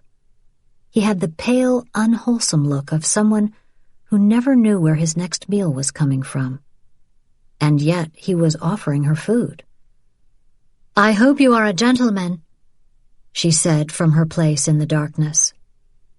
He laughed. "I'm sure you do." She stepped into the light cast by the fire. "Sit," he said. She sat across from him in the grass. He leaned around the fire and handed her the bottle of wine. She took a long drink. So long he laughed as she handed him back the bottle and wiped wine from her chin. "What a pretty drunkard you are." She had no idea how to answer that. He smiled. "Gaëtan Dubois. My friends call me Gate." "Isabelle Rossignol." "Ah, a Nightingale." She shrugged. It was hardly a new observation. Her surname meant Nightingale. Maman had called Vianne and Isabelle her nightingales as she kissed them good-night. It was one of Isabelle's few memories of her. "Why are you leaving Paris? A man like you should stay and fight." "They opened the prison. Apparently it is better to have us fight for France than sit behind bars when the Germans storm through." "You were in prison?" "Does that scare you?" "No, it's just unexpected." "You should be scared," he said, pushing the stringy hair out of his eyes. "Anyway, you are safe enough with me. I have other things on my mind. I am going to check on my maman and sister, and then find a regiment to join. I'll kill as many of those bastards as I can." "You're lucky," she said with a sigh. Why was it so easy for men in the world to do as they wanted, and so difficult for women? "Come with me." Isabelle knew better than to believe him. "You only ask because I'm pretty, and you think I'll end up in your bed if I stay," she said. He stared across the fire at her. It cracked and hissed as fat dripped onto the flames. He took a long drink of wine and handed the bottle back to her. Near the flames, their hands touched, the barest brushing of skin on skin. "I could have you in my bed right now if that's what I wanted." "Not willingly," she said, swallowing hard, unable to look away. "Willingly," he said in a way that made her skin prickle and made breathing difficult.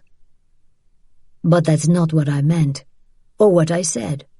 I asked you to come with me to fight."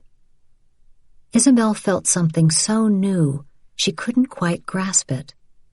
She knew she was beautiful. It was simply a fact to her. People said it whenever they met her. She saw how men gazed at her with unabashed desire, remarking on her hair or green eyes or plump lips, how they looked at her breasts. She saw her beauty reflected in women's eyes, too, girls at school who didn't want her to stand too near the boys they liked, and judged her to be arrogant before she'd even spoken a word.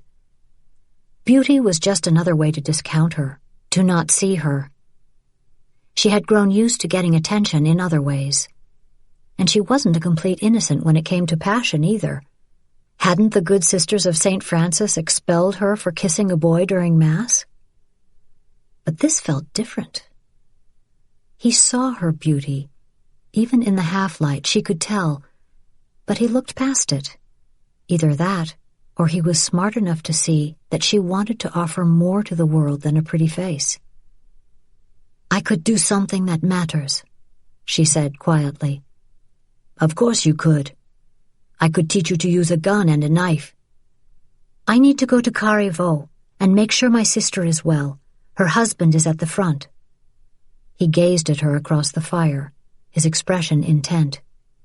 "We will see your sister in Carrivaux and my mother in Poitiers, and then we will be off to join the war." He made it sound like such an adventure, no different from running off to join the circus, as if they would see men who swallowed swords and fat women with beards along the way. It was what she'd been looking for all of her life. "A plan, then," she said, unable to hide her smile. Chapter 6. The next morning, Isabelle blinked awake to see sunlight gilding the leaves rustling overhead. She sat up, re-smoothing the skirt that had hiked up in her sleep, revealing lacy white garters and ruined silk stockings. "Don't do that on my account." Isabelle glanced to her left and saw Gaëtan coming toward her. For the first time, she saw him clearly. He was lanky, wiry as an apostrophe mark, and dressed in clothes that appeared to have come from a baker's bin. Beneath a fraying cap, his face was scruffy and sharp, unshaven.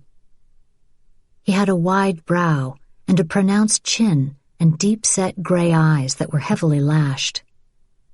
The look in those eyes was as sharp as the point of his chin and revealed a kind of clarified hunger. Last night she'd thought it was how he looked at her. Now she saw that it was how he looked at the world. He didn't scare her, not at all. Isabelle was not like her sister Vianne, who was given to fear and anxiety. But neither was Isabelle a fool. If she was going to travel with this man, she had better get a few things straight. "So," she said. "Prison." He stared at her, raised a black eyebrow, as if to say, "Scared yet? A girl like you wouldn't know anything about it. I could tell you it was a Jean Valjean sort of stay, and you would think it was romantic." It was the kind of thing she heard all the time. It circled back to her looks, as most snide comments did. Surely a pretty blonde girl had to be shallow and dim-witted. "Were you stealing food to feed your family?" He grinned crookedly. It gave him a lopsided look, with one side of his smile hiking up farther than the other. "No." "Are you dangerous?" "It depends. What do you think of communists?" "Ah, so you were a political prisoner?" "Something like that. But like I said, a nice girl like you wouldn't know anything about survival." "You'd be surprised the things I know, Gaëtan. There is more than one kind of prison." "Is there, pretty girl? What do you know about it?" "What was your crime?" "I took things that didn't belong to me. Is that enough of an answer?" "Thief." "And you got caught?" "Obviously." "That isn't exactly comforting, Gaëtan. Were you careless?" "Gate," he said quietly, moving toward her. "I haven't decided if we are friends yet." He touched her hair, let a few strands coil around his dirty finger. "We are friends. Bank on it. Now let's go." When he reached for her hand, it occurred to her to refuse him, but she didn't. They walked out of the forest and back onto the road, merging once again into the crowd, which opened just enough to let them in and then closed around them. Isabelle hung onto Gaëtan with one hand and her suitcase with the other. They walked for miles. Automobiles died around them. Cartwheels broke. Horses stopped and couldn't be made to move again. Isabelle felt herself becoming listless and dull, exhausted by heat and dust and thirst. A woman limped along beside her, crying, her tears black with dirt and grit. And then that woman was replaced by an older woman in a fur coat who was sweating profusely and seemed to be wearing every piece of jewelry she owned. The sun grew stronger, became stiflingly, staggeringly hot. Children whined. Women whimpered. The acrid, stuffy scent of body odor and sweat filled the air, but Isabelle had grown so used to it that she barely noticed other people's smell or her own. It was almost 3 o'clock, the hottest part of the day, when they saw a regiment of French soldiers walking alongside them, dragging their rifles. The soldiers moved in a disorganized way, not in formation, not smartly. A tank rumbled beside them, crunching over the belongings left in the road. On it, several way-faced French soldiers slumped, their heads hung low. Isabelle pulled free of Gaëtan and stumbled through the crowd, elbowing her way to the regiment. "You're going the wrong way," she screamed, surprised to hear how hoarse her voice was. Gaëtan pounced on a soldier, shoved him back so hard he stumbled and crashed into a slow-moving tank. "Who is fighting for France?" The bleary-eyed soldier shook his head. "No one." In a glint of silver, Isabelle saw the knife Gaëtan held to the man's throat. The soldier's gaze narrowed. "Go ahead. Do it. Kill me." Isabelle pulled Gaëtan away. In his eyes, she saw a rage so deep it scared her. He could do it. He could kill this man by slitting his throat. And she thought, they opened the prisons. Was he worse than a thief? "Gate?" she said. Her voice got through to him. He shook his head as if to clear it and lowered his knife. Who is fighting for us? He said bitterly, coughing at the dust. We will be, she said. Soon. Behind her, an automobile honked its horn. Auga. Isabelle ignored it. Automobiles were no better than walking anymore. The few that were still running were moving only at the whim of the people around them, like flotsam in the reeds of a muddy river. Come on. She pulled him away from the demoralized regiment. They walked on, still holding hands, but as the hours passed, Isabelle noticed a change in Gaëtan. He rarely spoke and didn't smile. At each town, the crowd thinned. People stumbled into Artenay, Seran, and Orléans, their eyes alight with desperation as they reached into handbags and pockets and wallets for money they hoped to be able to spend. Still, Isabelle and Gaëtan kept going. They walked all day and fell into exhausted sleep in the dark and woke again to walk the next day. By their third day, Isabelle was numb with exhaustion. Oozing red blisters had formed between most of her toes and on the balls of her feet, and every step was painful. Dehydration gave her a terrible, pounding headache, and hunger gnawed at her empty stomach. Dust clogged her throat and eyes and made her cough constantly. She stumbled past a freshly dug grave on the side of the road, marked by a crudely hammered-together wooden cross. Her shoe caught on something, a dead cat, and she staggered forward, almost falling to her knees. Gaëtan steadied her. She clung to his hand, remained stubbornly upright. How much later was it that she heard something? An hour? A day? Bees. They buzzed around her head. She batted them away. She licked her dried lips and thought of pleasant days in the garden with bees buzzing about. No, not bees. She knew that sound. She stopped, frowning. Her thoughts were addled. What had she been trying to remember? The droning grew louder, filling the air, and then the aeroplanes appeared, 6 or 7 of them, looking like small crucifixes against the blue and cloudless sky. Isabelle tented a hand over her eyes, watching the aeroplanes fly closer, lower. Someone yelled, "It's the Boche!" In the distance, a stone bridge exploded in a spray of fire and stone and smoke. The aeroplanes dropped lower over the crowd. Gaëtan threw Isabelle to the ground and covered her body with his. The world became pure sound. The roar of the aeroplane engines, the rat-a-tat-tat of machine gun fire, the beat of her heart, people screaming. Bullets ate up the grass in rows. People screamed and cried out.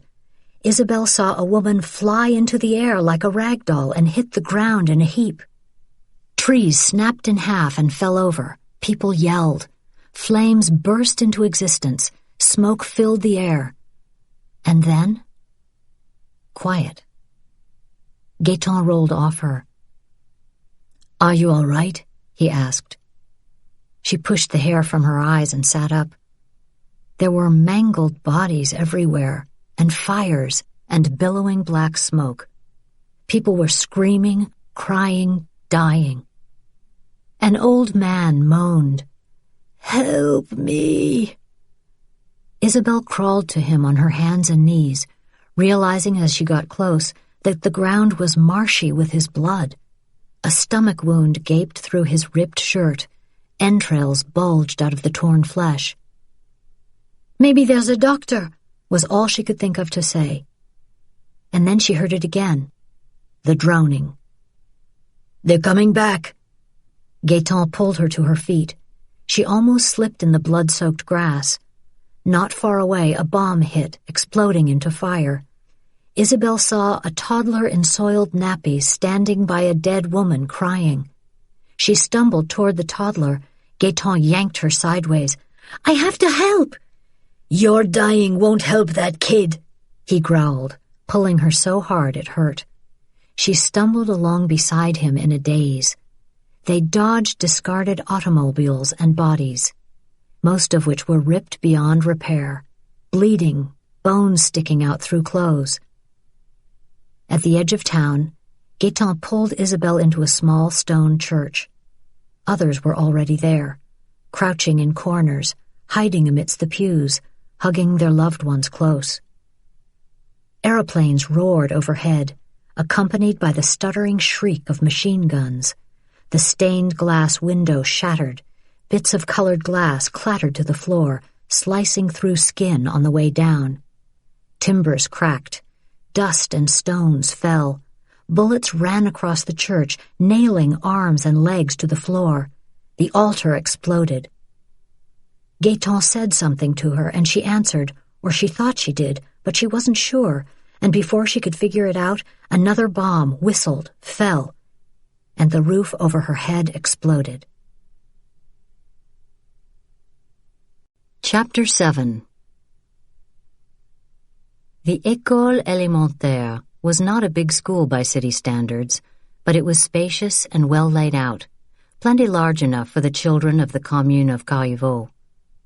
Before its life as a school, the building had been stables for a rich landowner, and thus its U-shaped design.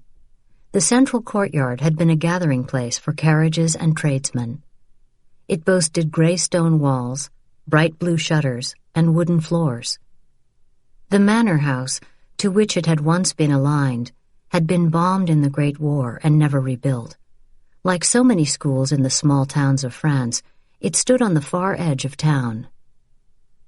Vianne was in her classroom, behind her desk, staring out at the shining children's faces in front of her, dabbing her upper lip with her wrinkled handkerchief. On the floor, by each child's desk, was the obligatory gas mask. Children now carried them everywhere. The open windows and thick stone walls helped to keep the sun at bay, but still the heat was stifling. Lord knew it was hard enough to concentrate without the added burden of the heat. The news from Paris was terrible, terrifying. All anyone could talk about was the gloomy future and the shocking present. Germans in Paris, the Maginot Line broken, French soldiers dead in trenches and running from the front. For the last 3 nights, since the telephone call from her father, she hadn't slept. Isabelle was God knew where between Paris and Carriveau, and there had been no word from Antoine. "Who wants to conjugate the verb courir for me?" she asked tiredly. Shouldn't we be learning German? Vianne realized what she'd just been asked. The students were interested now, sitting upright, their eyes bright. Pardon? She said, clearing her throat, buying time. We should be learning German, not French. It was young Gilles Fournier, the butcher's son. His father and all 3 of his older brothers had gone off to the war, leaving only him and his mother to run the family's butcher shop. And shooting, François agreed, nodding his head. My maman says we will need to know how to shoot Germans, too. My grand-mère says we should all just leave, said Claire. She remembers the last war and she says we are fools for staying. The Germans won't cross the Loire, will they, Madame Mauriac? In the front row center, Sophie sat forward in her seat, her hands clasped atop the wooden desk, her eyes wide. She had been as upset by the rumors as Vianne.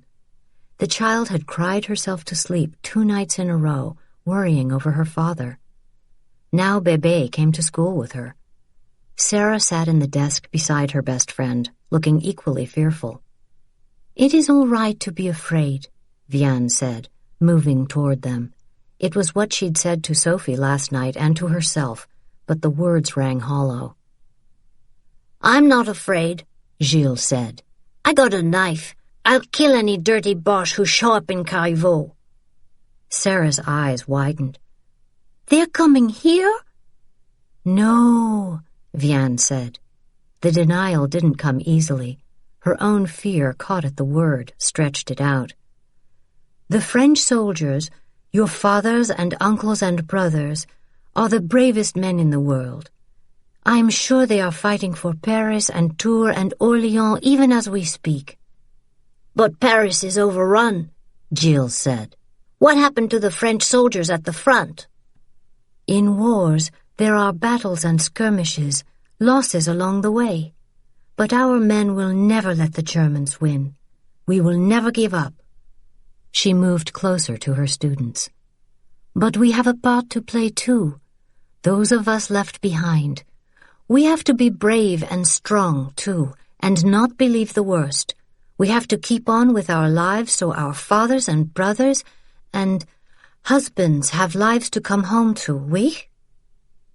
But what about Tante Isabelle? Sophie asked. Grand-père said she should have been here by now.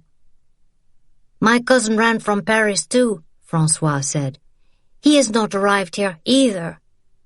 My uncle says it is bad on the roads. The bell rang, and students popped from their seats like springs. In an instant, the war, the airplanes, the fear were forgotten. They were 8- and 9-year-olds, freed at the end of a summer school day, and they acted like it, yelling, laughing, talking all at once, pushing one another aside, running for the door. Vianne was thankful for the bell. She was a teacher, for God's sake. What did she know to say about dangers such as these? How could she assuage a child's fear when her own was straining at the leash? She busied herself with ordinary tasks, gathering up the detritus that 16 children left behind, banging chalk from the soft erasers, putting books away. When everything was as it should be, she put her papers and pencils into her own leather satchel and took her handbag out of the desk's bottom drawer. Then she put on her straw hat, pinned it in place, and left her classroom. She walked down the quiet hallways, waving to colleagues who were still in their classrooms. Several of the rooms were closed up now that the male teachers had been mobilized. At Rachel's classroom, she paused, watching as Rachel put her son in his pram and wheeled it toward the door. Rachel had been planning to take this term off from teaching to stay home with Ari. But the war had changed all of that. Now she had no choice but to bring her baby to work with her. You look like I feel, Vianne said as her friend neared. Rachel's dark hair had responded to the humidity and doubled in size. That can't be a compliment, but I'm desperate, so I'm taking it as one. You have chalk on your cheek, by the way. Vianne wiped her cheek absently and leaned over the pram. The baby was sleeping soundly. How's he doing? For a 10-month-old who is supposed to be at home with his maman and is instead gallivanting around town beneath enemy aeroplanes and listening to 10-year-old students shriek all day? Fine. She smiled and pushed a damp ringlet from her face as they headed down the corridor. Do I sound bitter? No more than the rest of us. Ha! Bitterness would do you good. All that smiling and pretending of yours would give me hives. Rachel bumped the pram down the 3 stone steps and onto the walkway that led to the grassy play area that had once been an exercise arena for horses and a delivery area for tradesmen. A 400-year-old stone fountain gurgled and dripped water in the center of the yard. Come on, girls, Rachel called out to Sophie and Sarah, who were sitting together on a park bench. The girls responded immediately and fell into step ahead of the women, chattering constantly, their heads cocked together, their hands clasped. A second generation of best friends. They turned into an alleyway and came out on Rue Victor Hugo, right in front of a bistro where old men sat on ironwork chairs, drinking coffee and smoking cigarettes and talking politics. Ahead of them, Vianne saw a haggard trio of women limping along, their clothes tattered, their faces yellow with dust. Poor women, Rachel said with a sigh. Hélène Ruel told me this morning that at least 12 refugees came to town late last night. The stories they bring are not good, but no one embellishes a story like Hélène. Ordinarily, Vianne would make a comment about what a gossip Hélène was, but she couldn't be glib. According to Papa, Isabelle had left Paris days ago. She still hadn't arrived at Le Jardin. "I'm worried about Isabelle," she said. Rachel linked her arm through Vianne's. "Do you remember the first time your sister ran away from that boarding school in Lyon? She was 7 years old. She made it all the way to Amboise, alone, with no money. She spent 2 nights in the woods and talked her way onto the train." Vianne barely remembered anything of that time except for her own grief. When she'd lost the first baby, she'd fallen into despair. The lost year, Antoine called it. That was how she thought of it, too. When Antoine told her he was taking Isabelle to Paris and to Papa, Vianne had been, God help her, relieved. Was it any surprise that Isabelle had run away from the boarding school to which she'd been sent? To this day, Vianne felt an abiding shame at how she'd treated her baby sister. "She was 9 the first time she made it to Paris," Vianne said, trying to find comfort in the familiar story. Isabelle was tough and driven and determined. She always had been. "If I'm not mistaken, she was expelled 2 years later for running away from school to see a traveling circus. Or was that when she climbed out of the second-floor dormitory window using a bedsheet?" Rachel smiled. "The point is, Isabelle will make it here if that's what she wants. God help anyone who tries to stop her. She will arrive any day, I promise, unless she has met an exiled prince and fallen desperately in love. That is the kind of thing that could happen to her." "You see," Rachel teased, "you feel better already. Now come to my house for lemonade. It's just the thing on a day this hot." After supper, Vianne got Sophie settled into bed and went downstairs. She was too worried to relax. The silence in her house kept reminding her that no one had come to her door. She could not remain still. Regardless of her conversation with Rachel, she couldn't dispel her worry and a terrible sense of foreboding about Isabelle. Vianne stood up, sat down, then stood up again, and walked to the front door, opening it. Outside, the fields lay beneath a purple and pink evening sky. Her yard was a series of familiar shapes. Well-tended apple trees stood protectively between the front door and the rose and vine-covered stone wall, beyond which lay the road to town and acres of fields, studded here and there with thickets of narrow-trunked trees. Off to the right was the deeper woods, where she and Antoine had often sneaked off to be alone when they were younger. Antoine. Isabelle. Where were they? Was he at the front? Was she walking from Paris? Don't think about it. She needed to do something. Gardening. Keep her mind on something else. Retrieving her worn gardening gloves and stepping into the boots by the door, she made her way to the garden, positioned on a flat patch of land between the shed and the barn. Potatoes, onions, carrots, broccoli, peas, beans, cucumbers, tomatoes, and radishes grew in its carefully tended beds. On the hillside, between the garden and the barn, were the berries, raspberries and blackberries in carefully contained rows. She knelt down in the rich, black dirt and began pulling weeds. Early summer was usually a time of promise. Certainly things could go wrong in this most ardent season, but if one remained steady and calm and didn't shirk the all-important duties of weeding and thinning, the plants could be guided and tamed. Vianne always made sure that the beds were precisely organized and tended with a firm yet gentle hand. Even more important than what she gave her garden was what it gave her. In it, she found a sense of calm. She became aware of something wrong slowly, in pieces. First, there was a sound that didn't belong, a vibration, a thudding, and then a murmur. The odors came next. Something wholly at odds with her sweet garden smell, something acrid and sharp that made her think of decay. Vianne wiped her forehead, aware that she was smearing black dirt across her skin, and stood up. tucking her dirty gloves in the gaping hip pockets of her pants. She rose to her feet and moved toward her gate. Before she reached it, a trio of women appeared, as if sculpted out of the shadows. They stood clumped together in the road just behind her gate.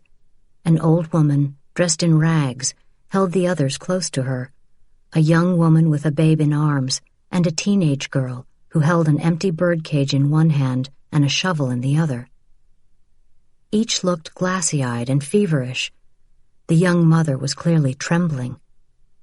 Their faces were dripping with sweat. Their eyes were filled with defeat. The old woman held out dirty, empty hands. "Can you spare some water?" she asked.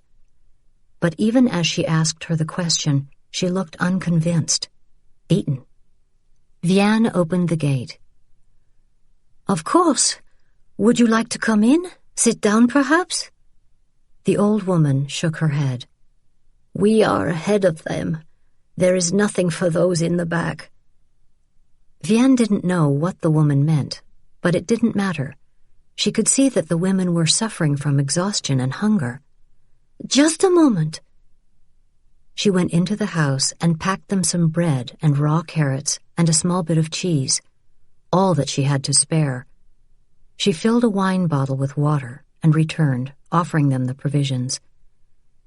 "It's not much," she said. "It is more than we've had since Tours," the young woman said in a toneless voice. "You were in Tours?" Vianne asked. "Drink, Sabine," the old woman said, holding the water to the girl's lips. Vianne was about to ask about Isabelle when the old woman said sharply, "They're here." The young mother made a moaning sound and tightened her hold on the baby, who was so quiet, and his tiny fist so blue, that Vianne gasped. The baby was dead. Vianne knew about the kind of talon grief that wouldn't let go. She had fallen into the fathomless gray that warped a mind and made a mother keep holding on long after hope was gone. "Go inside," the old woman said to Vianne. "Lock your doors." "But—" The ragged trio backed away, lurched really, as if Vianne's breath had become noxious. And then she saw the mass of black shapes moving across the field and coming up the road. The smell preceded them, human sweat and filth and body odor. As they neared, the miasma of black separated, peeled into forms. She saw people on the road and in the fields, walking, limping, coming toward her.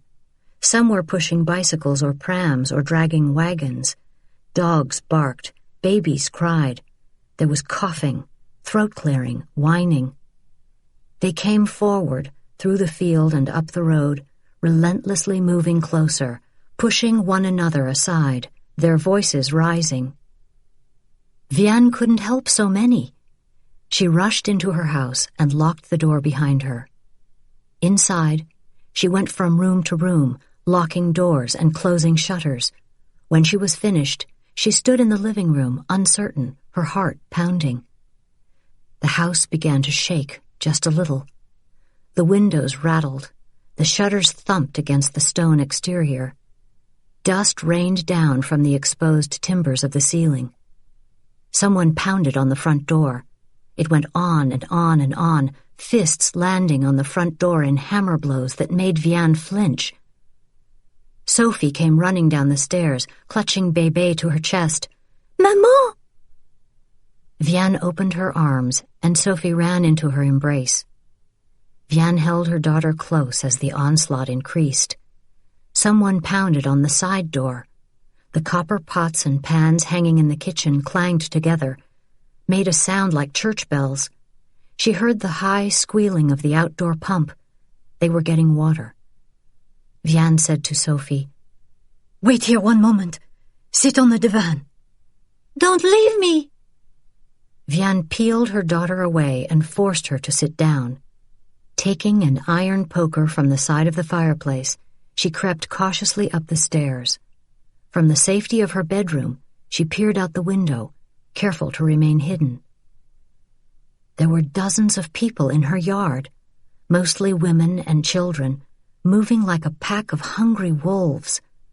Their voices melded into a single, desperate growl. Vianne backed away. What if the doors didn't hold?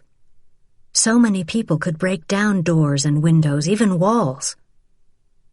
Terrified, she went back downstairs, not breathing until she saw Sophie still safe on the divan. Vianne sat down beside her daughter and took her in her arms, letting Sophie curl up as if she were a much littler girl. She stroked her daughter's curly hair. A better mother, a stronger mother, would have had a story to tell right now, but Vianne was so afraid that her voice had completely gone. All she could think was an endless, beginningless prayer. "Please." She pulled Sophie closer and said, "Go to sleep, Sophie. I'm here." Maman, Sophie said, her voice almost lost in the pounding on the door. what if Tante Isabelle is out there? Vianne stared down at Sophie's small, earnest face, covered now in a sheen of sweat and dust. "God help her," was all she could think of to say. At the sight of the gray stone house, Isabelle felt awash in exhaustion. Her shoulders sagged. The blisters on her feet became unbearable. In front of her, Gaëtan opened the gate. She heard it clatter brokenly and tilt sideways. Leaning into him, she stumbled up to the front door. She knocked twice, wincing each time her bloodied knuckles hit the wood. No one answered. She pounded with both of her fists, trying to call out her sister's name, but her voice was too hoarse to find any volume. She staggered back, almost sinking to her knees in defeat. "Where can you sleep?" Gaëtan said, holding her upright with his hand on her waist. "In the back, the pergola." He led her around the house to the backyard. In the lush, jasmine-perfumed shadows of the arbor, she collapsed to her knees. She hardly noticed that he was gone, and then he was back with some tepid water, which she gulped from his cupped hands. It wasn't enough. Her stomach gnarled with hunger, sent an ache deep, deep inside of her. Still, when he started to leave again, she reached out for him, mumbled something, a plea not to be left alone, and he sank down beside her, putting out his arm for her to rest her head upon. They lay side by side in the warm dirt, staring up through the black thicket of vines that looped around the timbers and cascaded to the ground. The heady aromas of jasmine and blooming roses and rich earth created a beautiful bower. And yet, even here, in this quiet, it was impossible to forget what they'd just been through and the changes that were close on their heels. She had seen a change in Gaëtan, watched anger and impotent rage erase the compassion in his eyes and the smile from his lips. He had hardly spoken since the bombing, and when he did, his voice was clipped and curt. They both knew more about war now, about what was coming. "You could be safe here with your sister," he said. "I don't want to be safe, and my sister will not want me." She twisted around to look at him. Moonlight came through in lacy patterns, illuminating his eyes, his mouth, leaving his nose and chin in darkness. He looked different again. Older already, in just these few days, careworn, angry. He smelled of sweat and blood and mud and death, but she knew she smelled the same. "Have you heard of Edith Cavell?" she asked. "Do I strike you as an educated man?" She thought about that for a moment and then said, "Yes." He was quiet long enough that she knew she'd surprised him. "I know who she is. She saved the lives of hundreds of Allied airmen in the Great War. She is famous for saying that patriotism is not enough. And this is your hero? A woman executed by the enemy. A woman who made a difference, Isabelle said, studying him. I am relying on you, a criminal and a communist, to help me make a difference. Perhaps I am as mad and impetuous as they say. Who are they? Everyone. She paused, felt her expectation gather close. She had made a point of never trusting anyone, and yet she believed Gaetan. He looked at her as if she mattered. You will take me, as you promised. You know how such bargains are sealed? How? With a kiss. Quit teasing. This is serious. What is more serious than a kiss on the brink of war? He was smiling, but not quite. That banked anger was in his eyes again, and it frightened her, reminded her that she really didn't know him at all. I would kiss a man who was brave enough to take me into battle with him. I think you know nothing of kissing, he said with a sigh. Shows what you know. She rolled away from him and immediately missed his touch. Trying to be nonchalant, she rolled back to face him and felt his breath on her eyelashes. You may kiss me then, to seal our deal. He reached out slowly, put a hand around the back of her neck, and pulled her toward him. Are you sure? He asked, his lips almost touching hers. She didn't know if he was asking about going off to war or granting permission for a kiss, but right now, in this moment, it didn't matter. Isabelle had traded kisses with boys as if they were pennies to be left on park benches and lost in chair cushions, meaningless. Never before, not once, had she really yearned for a kiss. Oui, she whispered, leaning toward him.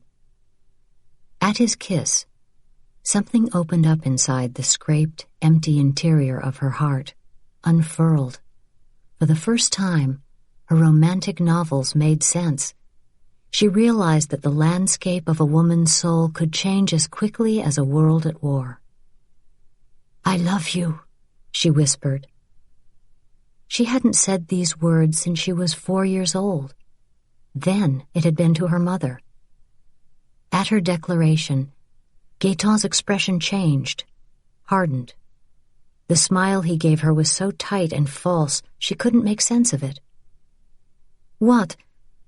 Did I do something wrong? No, of course not, he said. We are lucky to have found each other, she said. We are not lucky, Isabelle. Trust me on this. As he said it, he drew her in for another kiss. She gave herself over to the sensation of the kiss, let it become the whole of her universe, and knew finally how it felt to be enough for someone.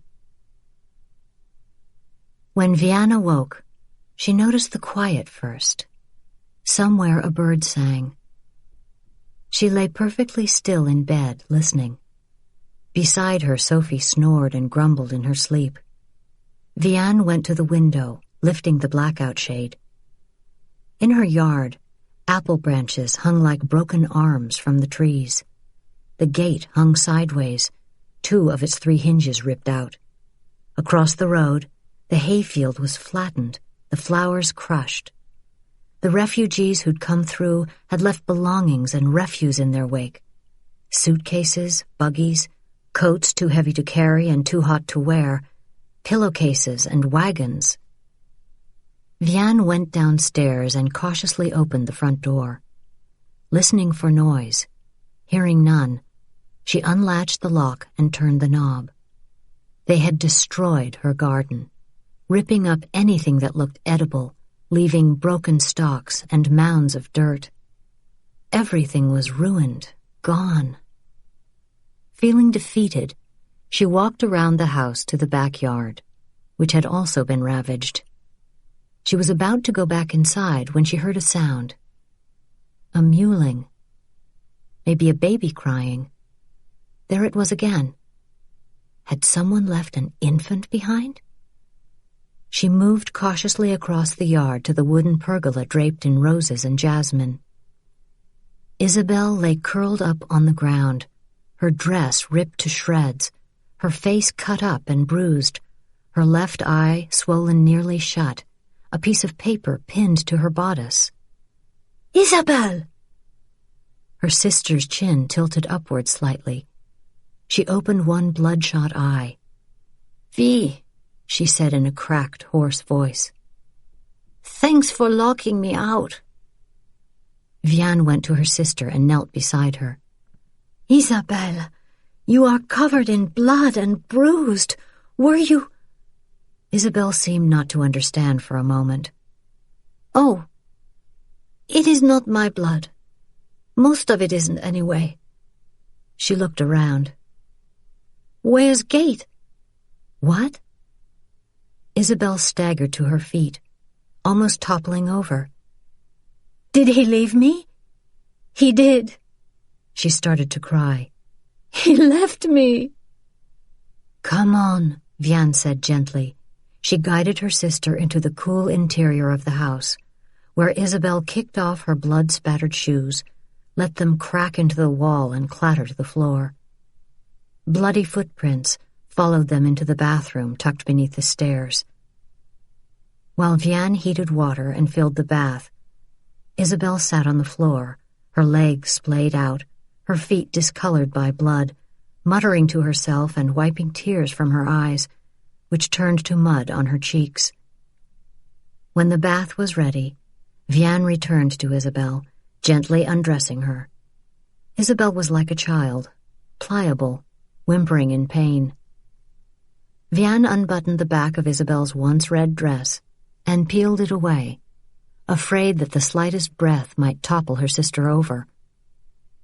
Isabelle's lacy undergarments were stained in places with blood. Vianne unlaced the corseted midsection of the foundation and eased it off. Isabelle gritted her teeth and stepped into the tub. "Lean back." Isabelle did as she was told, and Vianne poured hot water over her sister's head, keeping the water from her sister's eyes.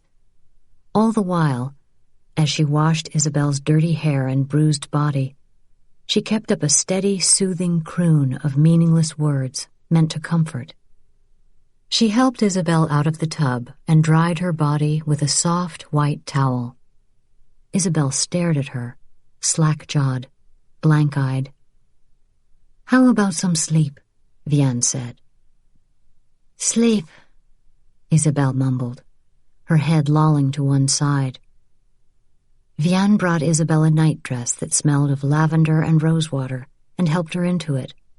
Isabelle could hardly keep her eyes open as Vianne guided her to the upstairs bedroom and settled her beneath a light blanket. Isabelle was asleep before her head hit the pillow. Isabelle woke to darkness. She remembered daylight. Where was she? She sat up so quickly her head spun. She took a few shallow breaths and then looked around. The upstairs bedroom at Le Jardin, her old room. It did not give her a warm feeling. How often had Madame Doom locked her in the bedroom for her own good? "Don't think about that," she said aloud. An even worse memory followed. Gaëtan. He had abandoned her after all. It filled her with the kind of bone-deep disappointment she knew so well. Had she learned nothing in life? People left. She knew that. They especially left her. She dressed in the shapeless blue house dress Vianne had left draped across the foot of the bed. Then she went down the narrow, shallow-stepped stairs, holding onto the iron banister. Every pain-filled step felt like a triumph. Downstairs, the house was quiet, except for the crackling, staticky sound of a radio on at low volume. She was pretty sure Marie Chevalier was singing a love song. Perfect. Vianne was in the kitchen, wearing a gingham apron over a pale yellow house dress. A floral scarf covered her hair. She was peeling potatoes with a paring knife. Behind her, a cast-iron pot made a cheery little bubbling sound. The aromas made Isabelle's mouth water. Vianne rushed forward to pull out a chair at the small table in the kitchen's corner. Here, sit. Isabelle fell onto the seat. Vianne brought her a plate that was already prepared. A hunk of still warm bread, a triangle of cheese, a smear of quince paste, and a few slices of ham. Isabelle took the bread in her red, scraped-up hands, lifting it up to her face, breathing in the yeasty smell. Her hands were shaking as she picked up a knife and slathered the bread with fruit and cheese. When she set down the knife, it clattered. She picked up the bread and bit into it. The single best bite of food of her life. The hard crust of the bread, its pillow-soft interior, the buttery cheese, and the fruit all combined to make her practically swoon. She ate the rest of it like a madwoman, barely noticing the cup of café noir her sister had set down beside her. "Where's Sophie?" Isabelle asked, her cheeks bulging with food. It was difficult to stop eating, even to be polite. She reached for a peach, felt its fuzzy ripeness in her hands and bit into it. Juice dribbled down her chin. "She's next door, playing with Sarah. You remember my friend Rachel?" "I remember her," Isabelle said. Vianne poured herself a tiny cup of espresso and brought it to the table, where she sat down. Isabelle burped and covered her mouth. "Pardon me. I think a lapse in manners can be overlooked," Vianne said with a smile. You haven't met Madame Dufour. No doubt she would hit me with a brick for that transgression." Isabelle sighed. Her stomach hurt now. She felt like she might vomit. She wiped her moist chin with her sleeve. "What is the news from Paris?" "The swastika flag flies from the Eiffel Tower." "And Papa?" "Fine, he says." "Worried about me, I'll bet," Isabelle said bitterly. "He shouldn't have sent me away. But when has he ever done anything else?" A look passed between them. It was one of the few memories they shared, that abandonment. But clearly Vianne didn't want to remember it. "We hear there were more than 10 million of you on the roads." "The crowds weren't the worst of it," Isabelle said. "We were mostly women and children, Vi, and old men and boys, and they just obliterated us." "It's over now, thank God," Vianne said. "It's best to focus on the good." "Who is Gaetan?" "You spoke of him in your delirium." Isabelle picked at one of the scrapes on the back of her hand, realizing an instant too late that she should have let it alone. The scab ripped away and blood bubbled up. "Maybe he has to do with this," Vianne said when the silence elongated. She pulled a crumpled piece of paper out of her apron pocket. It was the note that had been pinned to Isabelle's bodice. Dirty, bloody fingerprints ran across the paper. On it was written, "You are not ready." Isabelle felt the world drop out from under her. It was a ridiculous, girlish reaction, overblown, and she knew it, but still it hit her hard, wounded deep. He had wanted to take her with him until the kiss. Somehow he'd tasted the lack in her. "He's no one," she said grimly, taking the note, crumpling it. "Just a boy with black hair and a sharp face who tells lies. He's nothing." Then she looked at Vianne. "I'm going off to the war. I don't care what anyone thinks. I'll drive an ambulance or roll bandages, anything." "Oh, for heaven's sake, Isabelle. Paris is overrun. The Nazis control the city. What is an 18-year-old girl to do about all of that?" "I am not going to hide out in the country while the Nazis destroy France. And let's face it, you have never exactly felt sisterly toward me." Her aching face tightened. "I'll be leaving as soon as I can walk." "You will be safe here, Isabelle. That's what matters. You must stay." "Safe," Isabelle spat. "You think that is what matters now, Vianne? Let me tell you what I saw out there. French troops running away from the enemy. Nazis murdering innocents. Maybe you can ignore that, but I won't. You will stay here and be safe. We will speak of it no more." "When have I ever been safe with you, Vianne?" Isabelle said, seeing hurt blossom in her sister's eyes. "I was young, Isabelle. I tried to be a mother to you." "Oh, please, let's not start with a lie." "After I lost the baby—" Isabelle turned her back on her sister and limped away before she said something unforgivable. She clasped her hands to still their trembling. This was why she hadn't wanted to return to this house and see her sister, why she'd stayed away for years. There was too much pain between them. She turned up the radio to drown out her thoughts. A voice crackled over the airwaves. "Maréchal Pétain speaking to you." Isabelle frowned. Pétain was a hero of the Great War, a beloved leader of France. She turned up the volume further. Vianne appeared beside her. "I assume the direction of the government of France." Static overtook his deep voice, crackled through it. Isabelle thumped the radio impatiently. "Our admirable army, which is fighting with a heroism worthy of its long military traditions against an enemy superior in numbers and arms." Static. Isabelle hit the radio again, whispering, "Zut!" "In these painful hours I think of the unhappy refugees who in extreme misery clog our roads. I express to them my compassion and my solicitude. It is with a broken heart that I tell you today it is necessary to stop fighting." "We've won?" Vianne said. "Shh," Isabelle said sharply. "Addressed myself last night to the adversary to ask him if he is ready to speak with me as soldier to soldier after the actual fighting is over and with honor the means of putting an end to hostilities."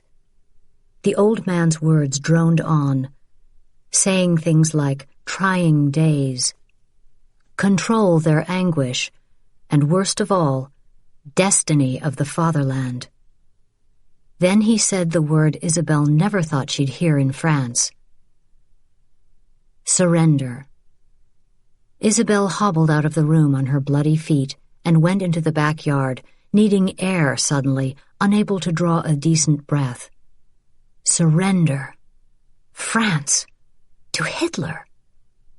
It must be for the best, her sister said calmly. When had Vianne come out here? You've heard about Maréchal Pétain. He is a hero unparalleled. If he says we must quit fighting, we must. I'm sure he'll reason with Hitler. Vianne reached out. Isabelle yanked away. The thought of Vianne's comforting touch made her feel sick. She limped around to face her sister. You don't reason with men like Hitler. So you know more than our heroes now? I know we shouldn't give up. Vianne made a tisking sound, a little scuff of disappointment. If Maréchal Pétain thinks surrender is best for France, it is, period. At least the war will be over and our men will come home. You are a fool. Vianne said, Fine, and went back into the house. Isabelle tented a hand over her eyes and stared up into the bright and cloudless sky. How long would it be before all this blue was filled with German aeroplanes? She didn't know how long she stood there, imagining the worst, remembering how the Nazis had opened fire on innocent women and children in Tours, obliterating them, turning the grass red with their blood. Tante Isabelle? Isabelle heard the small, tentative voice as if from far away. She turned slowly. A beautiful girl stood at Le Jardin's back door. She had skin like her mother's, as pale as fine porcelain, and expressive eyes that appeared coal-black from this distance, as dark as her father's. She could have stepped from the pages of a fairy tale, Snow White or Sleeping Beauty. You can't be Sophie, Isabelle said. The last time I saw you, you were sucking your thumb. I still do sometimes, Sophie said with a conspiratorial smile. You won't tell? Me? I am the best of secret keepers. Isabelle moved toward her, thinking, My niece. Family. Shall I tell you a secret about me, just so that we are fair? Sophie nodded earnestly, her eyes widening. I can make myself invisible. No, you can't. Isabelle saw Vianne appear at the back door. Ask your maman.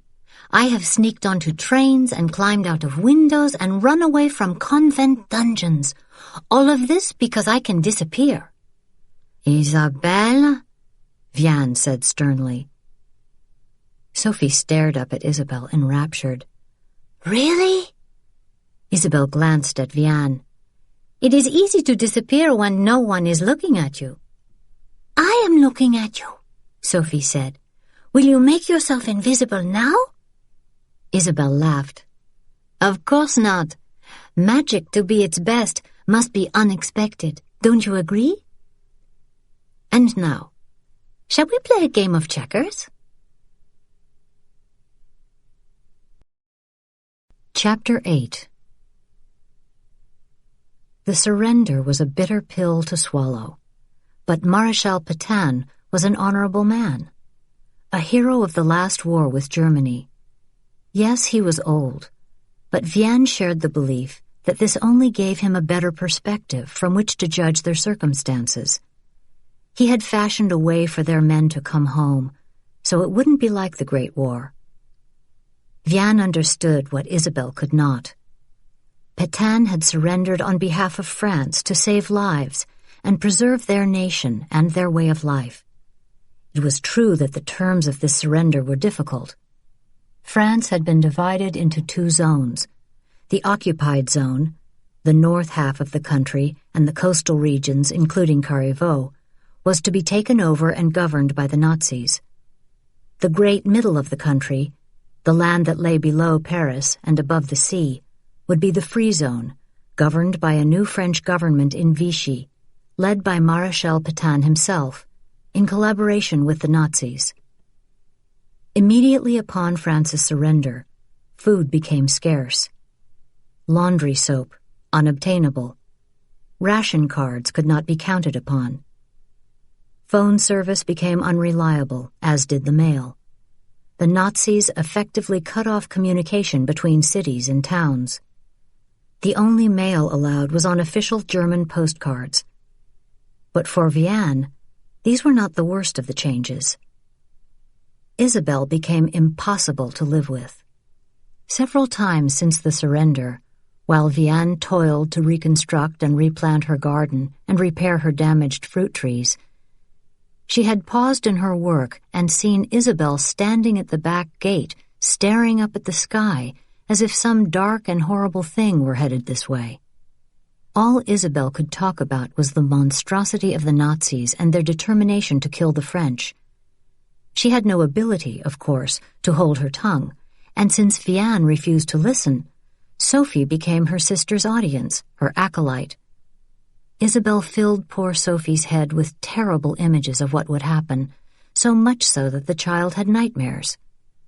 Vianne dared not leave the two of them alone, and so today, like each of the previous days, she made them both come to town with her to see what their ration cards would get them. They had been standing in a food queue at the butcher's shop for 2 hours already. Isabelle had been complaining nearly that whole time.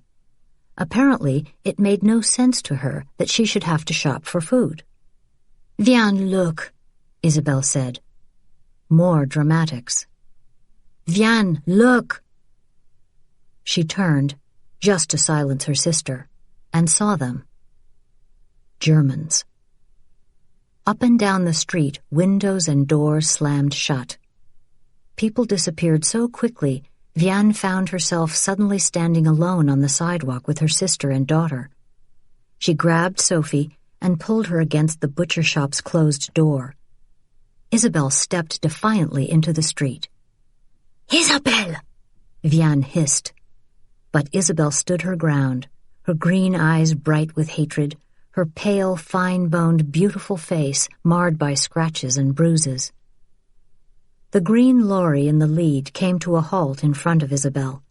In the back, soldiers sat on benches, facing one another, rifles laid casually across their laps.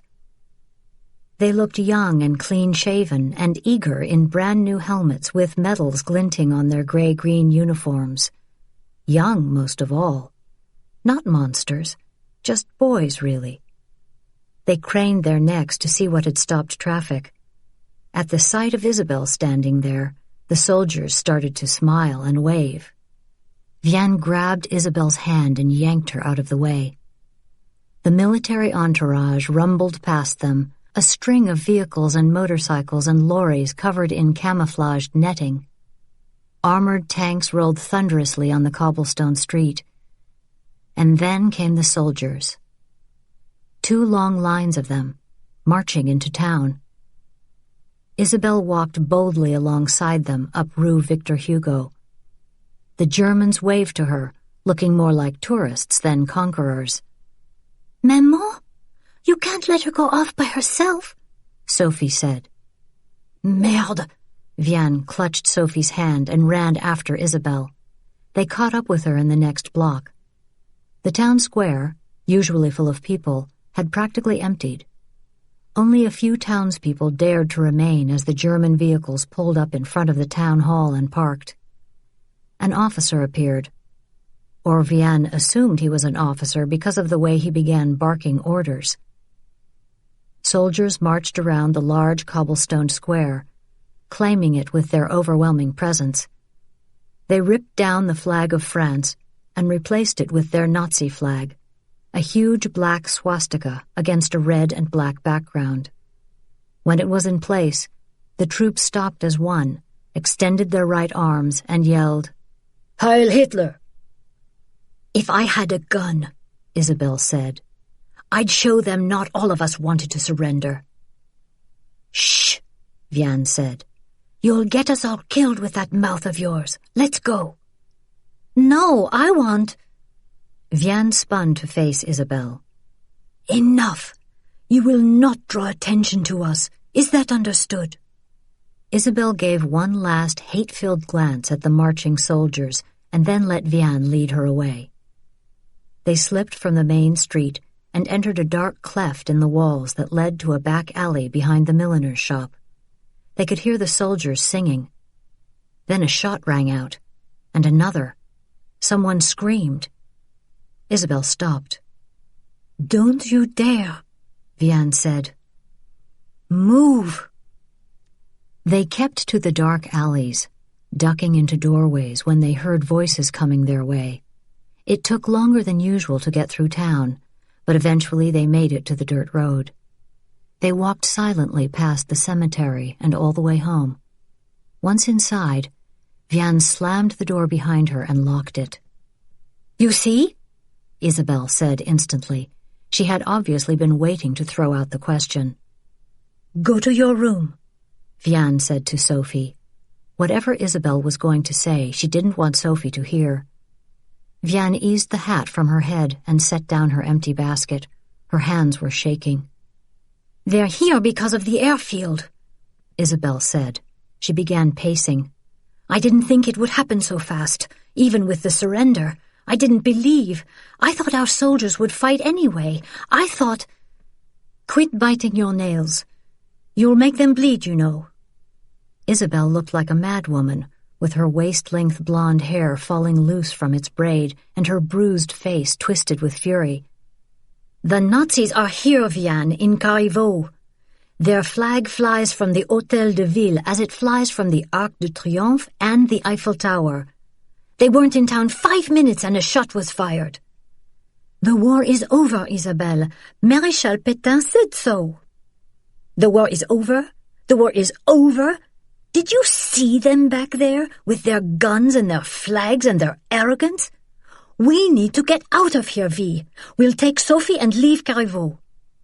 And go where? Anywhere. Lyon, maybe. Provence. What was that town in the Dordogne where Maman was born? Brantôme. We could find her friend, that Basque woman. What was her name? She might help us. You are giving me a headache. A headache is the least of your problems, Isabelle said, pacing again. Vianne approached her. You are not going to do anything crazy or stupid. Am I understood? Isabelle growled in frustration and marched upstairs, slamming the door behind her. Surrender. The word stuck in Isabelle's thoughts. That night, as she lay in the downstairs guest bedroom, staring up at the ceiling, she felt frustration lodge in her so deeply she could hardly think straight. Was she supposed to spend the war in this house like some helpless girl, doing laundry and standing in food lines and sweeping the floor? Was she to stand by and watch the enemy take everything from France? She had always felt lonely and frustrated, or at least she had felt it for as long as she could remember, but never as sharply as now. She was stuck here in the country with no friends and nothing to do. No. There must be something she could do, even here, even now. Hide the valuables. It was all that came to her. The Germans would loot the houses in town. Of that she had no doubt, and when they did, they would take everything of value. Her own government, cowards that they were, had known that. It was why they had emptied much of the Louvre and put fake paintings on the museum walls. Not much of a plan, she muttered, but it was better than nothing. The next day, as soon as Vianne and Sophie left for school, Isabelle began. She ignored Vianne's request that she go to town for food. She couldn't stand to see the Nazis, and one day without meat would hardly matter. Instead, she searched the house, opening closets and rummaging through drawers, and looking under the beds. She took every item of value and set it on the trestle table in the dining room. There were lots of valuable heirlooms. Lacework tatted by her great-grandmother, a set of sterling silver salt and pepper shakers, a gilt-edged Limoges platter that had been their aunt's, several small impressionist paintings, a tablecloth made of fine ivory Alençon lace, several photograph albums, a silver-framed photograph of Vianne and Antoine and baby Sophie, her mother's pearls, Vianne's wedding dress, and more. Isabelle boxed up everything that would fit in a wooden-trimmed leather trunk, which she dragged through the trampled grass, wincing every time it scraped on a stone or thudded into something. By the time she reached the barn, she was breathing hard and sweating. The barn was smaller than she remembered. The hayloft, once the only place in the world where she was happy, was really just a small tier on the second floor, a bit of floor perched at the top of a rickety ladder and beneath the roof, through which slats of sky could be seen. How many hours had she spent up here alone with her picture books, pretending that someone cared enough to come looking for her, waiting for her sister, who was always out with Rachel or Antoine. She pushed that memory aside. The center of the barn was no more than 30 feet wide. It had been built by her great-grandfather to hold buggies, back when the family had money. Now there was only an old Renault parked in the center. The stalls were filled with tractor parts and web-draped wooden ladders and rusted farm implements. She closed the barn door and went to the automobile. The driver's side door opened with a squeaking, clattering reluctance. She climbed in, started the engine, drove forward about 8 feet, and then parked. The trap door was revealed now, about 5 feet long and 4 feet wide, and made of planks connected by leather straps. The cellar door was nearly impossible to see, especially as it was now, covered in dust and old hay. She pulled the trap door open, letting it rest against the automobile's dinged-up bumper, and peered down into the musty darkness. Holding the trunk by its strap, she turned on her torchlight and clamped it under her other armpit and climbed down the ladder slowly, clanking the trunk down, rung by rung, until she was at the bottom. The trunk clattered onto the dirt floor beside her. Like the loft, this hidey-hole had seemed bigger to her as a child.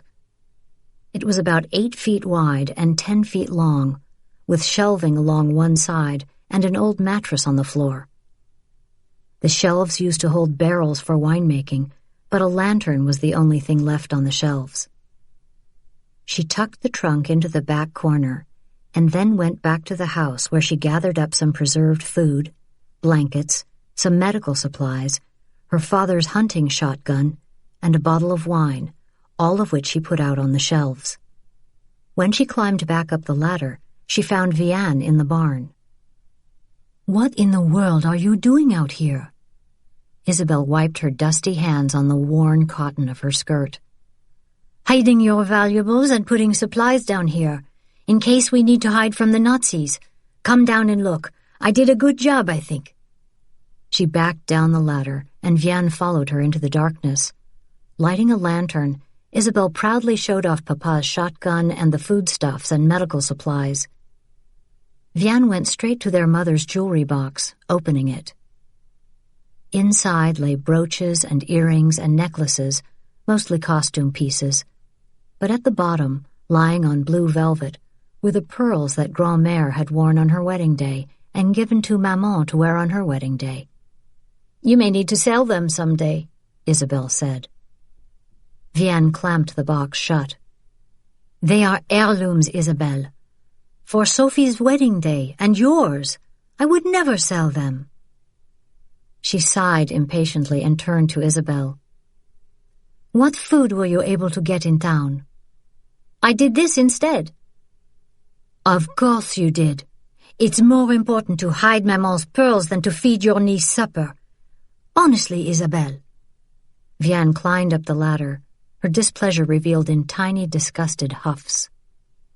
Isabelle left the cellar and drove the Renault back into place over the door. Then she hid the keys behind a broken board in one of the stalls. At the last moment, she disabled the automobile by removing the distributor cap. She hid it with the keys. When she finally returned to the house, Vianne was in the kitchen frying potatoes in a cast-iron skillet. "I hope you aren't hungry." "I'm not." She moved past Vianne, barely making eye contact. "Oh, and I hid the keys and distributor cap in the first stall, behind a broken board." In the living room, she turned on the radio and scooted close, hoping for news from the BBC.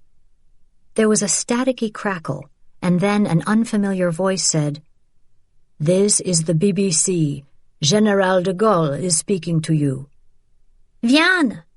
Isabelle yelled toward the kitchen. "Who is General de Gaulle?"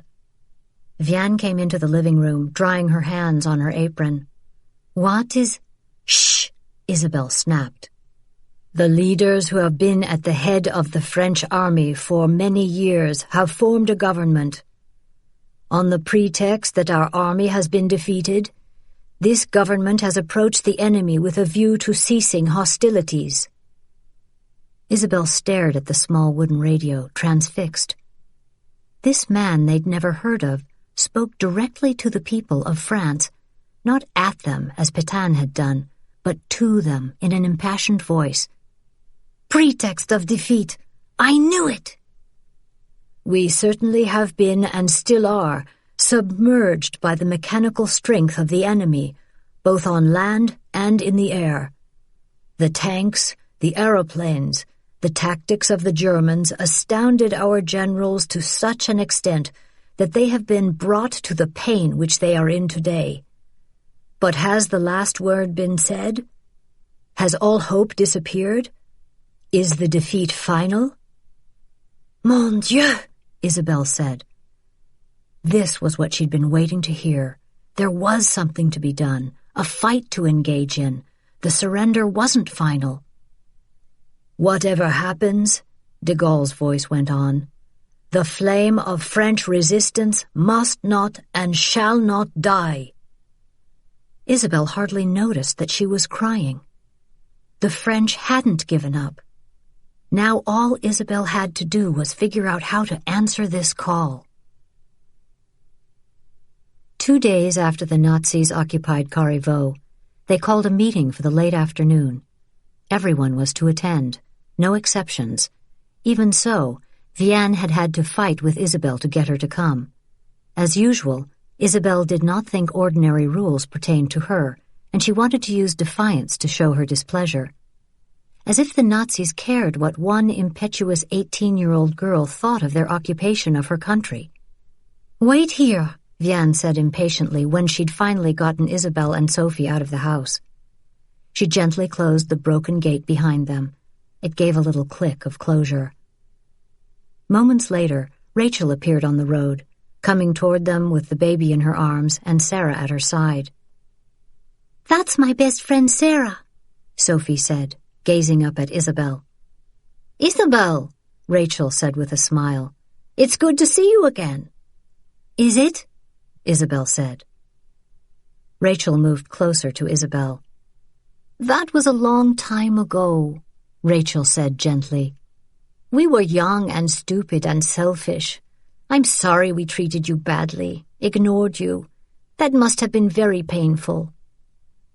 Isabelle's mouth opened, closed.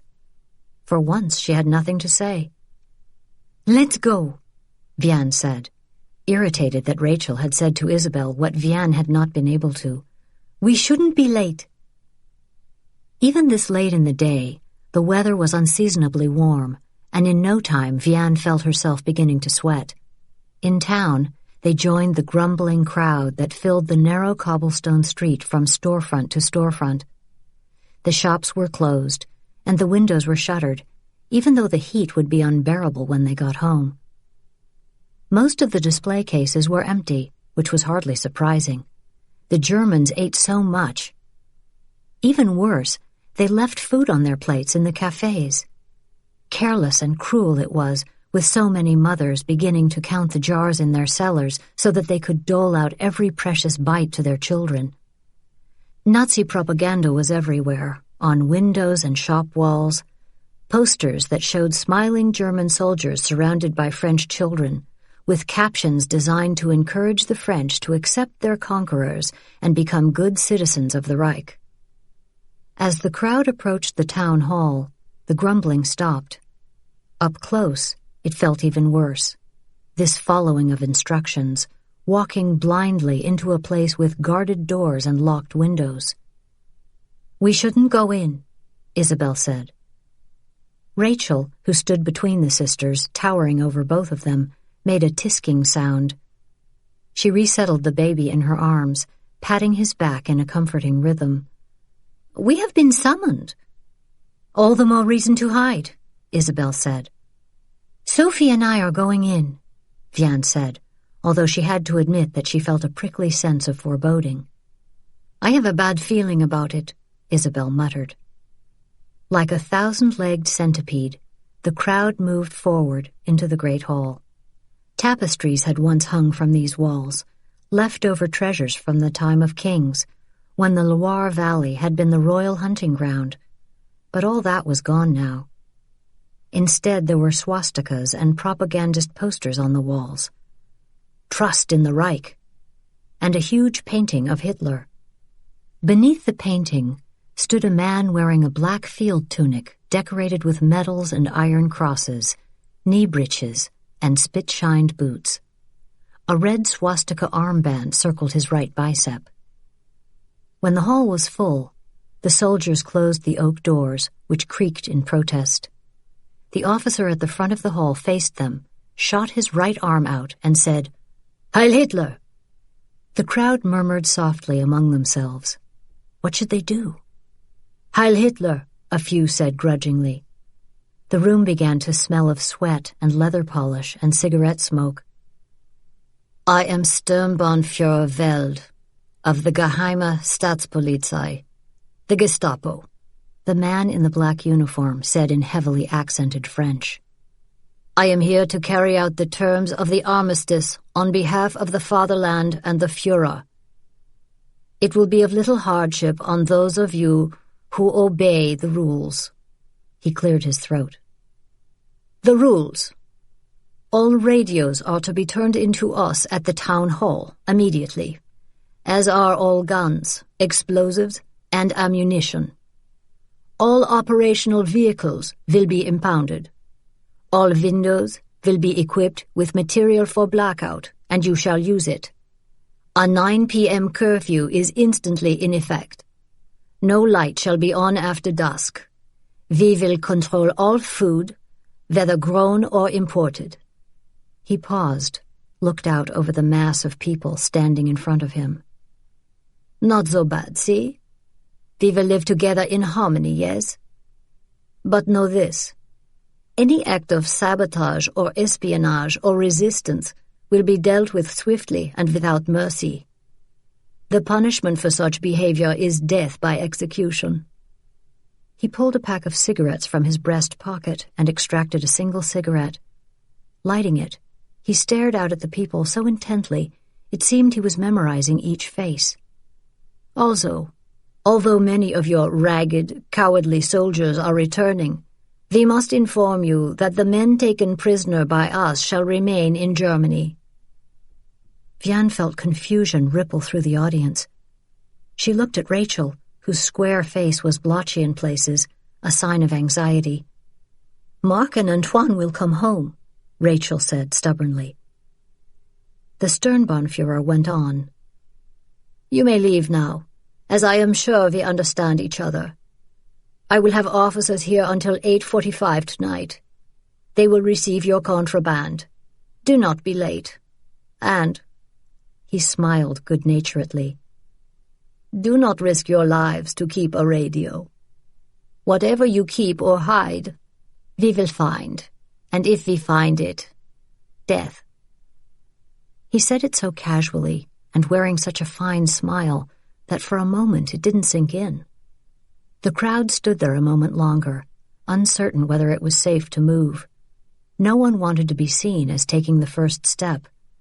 And then suddenly, they were moving, pack-like, toward the open doors that led them outside. "Bastards," Isabelle said as they moved into an alley. "And I was so sure they'd let us keep our guns," Rachel said, lighting up a cigarette, inhaling deeply and exhaling in a rush. "I'm keeping our gun, I can tell you," Isabelle said in a loud voice. "And our radio." "Shh," Vianne said. "General de Gaulle thinks—" "I don't want to hear that foolishness. We have to keep our heads down until our men come home," Vianne said. "Mon Dieu," Isabelle said sharply. "You think your husband can fix this?"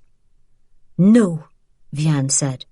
"I believe you will fix it, you and your General de Gaulle, of whom no one has ever heard. Now come. While you are hatching a plan to save France, I need to tend to my garden. Come on, Rachel, let us dullards be away." Vianne held tightly to Sophie's hand and walked briskly ahead. She did not bother to glance back to see if Isabelle was following. She knew her sister was back there, hobbling forward on her damaged feet. Ordinarily, Vianne would keep pace with her sister out of politeness, but just now she was too mad to care. "Your sister may not be so wrong," Rachel said as they passed the Norman church on the edge of town. "If you take her side in this, I may be forced to hurt you, Rachel." "That being said, your sister may not be entirely wrong." Vianne sighed. "Don't tell her that. She's unbearable already." "She will have to learn propriety." "You teach her. She has proven singularly resistant to improving herself or listening to reason. She's been to 2 finishing schools and still can't hold her tongue or make polite conversation. 2 days ago, instead of going to town for meat, she hid the valuables and created a hiding place for us, just in case." "I should probably hide mine, too. Not that we have much." Vianne pursed her lips. There was no point in talking further about this. Soon Antoine would be home, and he would help keep Isabelle in line. At the gate to Le Jardin, Vianne said goodbye to Rachel and her children, who kept walking. "Why do we have to give them our radio, Maman?" Sophie asked. "It belongs to Papa." "We don't," Isabelle said, coming up beside them. "We will hide it." "We will not hide it," Vianne said sharply. "We will do as we are told and keep quiet, and soon Antoine will be home, and he will know what to do." "Welcome to the Middle Ages, Sophie," Isabelle said. Vianne yanked her gate open, forgetting a second too late that the refugees had broken it. The poor thing clattered on its single hinge. It took all of Vianne's fortitude to act as if it hadn't happened. She marched up to the house, opened the door, and immediately turned on the kitchen light. "Sophie," she said, unpinning her hat, "would you please set the table?" Vianne ignored her daughter's grumbling. It was to be expected. In only a few days, Isabelle had taught her niece to challenge authority. Vianne lit the stove and started cooking. When a creamy potato and lardon soup was simmering, she began to clean up. Of course, Isabelle was nowhere around to help. Sighing, she filled the sink with water to wash dishes. She was so intent on her task that it took her a moment to notice that someone was knocking on the front door. Patting her hair, she walked into the living room, where she found Isabelle rising from the divan, a book in her hands. Reading while Vianne cooked and cleaned. Naturally. "Are you expecting anyone?" Isabelle asked. Vianne shook her head. "Maybe we shouldn't answer," Isabelle said. "Pretend we're not here." "It's most likely Rachel." There was another knock at the door. Slowly, the doorknob turned, and the door creaked open. Yes, of course it was Rachel. Who else would? A German soldier stepped into her home. "Oh, my pardons," the man said in terrible French. He removed his military hat, tucked it in his armpit, and smiled. He was a good-looking man, tall and broad-shouldered and narrow-hipped, with pale skin and light gray eyes. Vianne guessed he was roughly her age. His field uniform was precisely pressed and looked brand new. An iron cross decorated his stand-up collar. Binoculars hung from a strap around his neck, and a chunky leather utility belt cinched his waist. Behind him, through the branches of the orchard, she saw his motorcycle parked on the side of the road. A sidecar was attached to it, mounted with machine guns.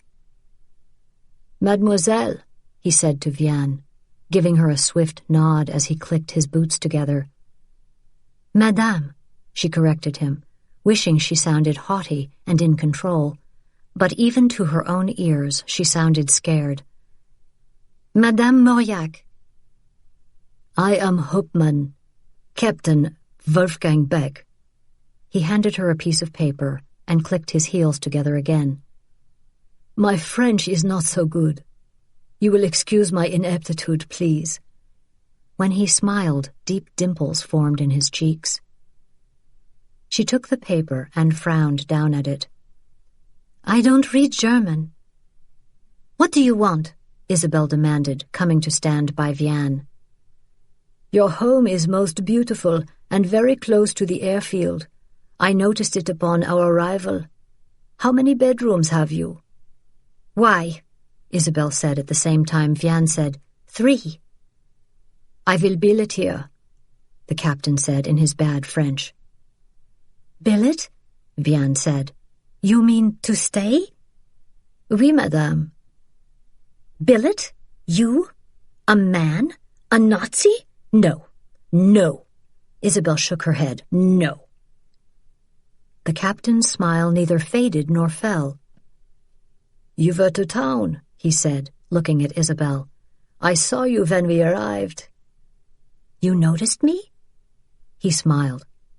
"I am sure every red-blooded man in my regiment noticed you." "Funny you would mention blood," Isabelle said. Vianne elbowed her sister. "I am sorry, Captain. My young sister is obstinate on occasion. But I am married, you see, and my husband is at the front, and there is my sister and my daughter here, so you must see how inappropriate it would be to have you here." "Ah, so you would rather leave the house to me. How difficult that must be for you." "Leave?" Vianne said. "I believe you aren't understanding the captain," Isabelle said, not taking her gaze from him. "He's moving into your home, taking it over, really, and that piece of paper is a requisition order that makes it possible. And Pétain's armistice, of course. We can either make room for him or abandon a home that has been in our family for generations."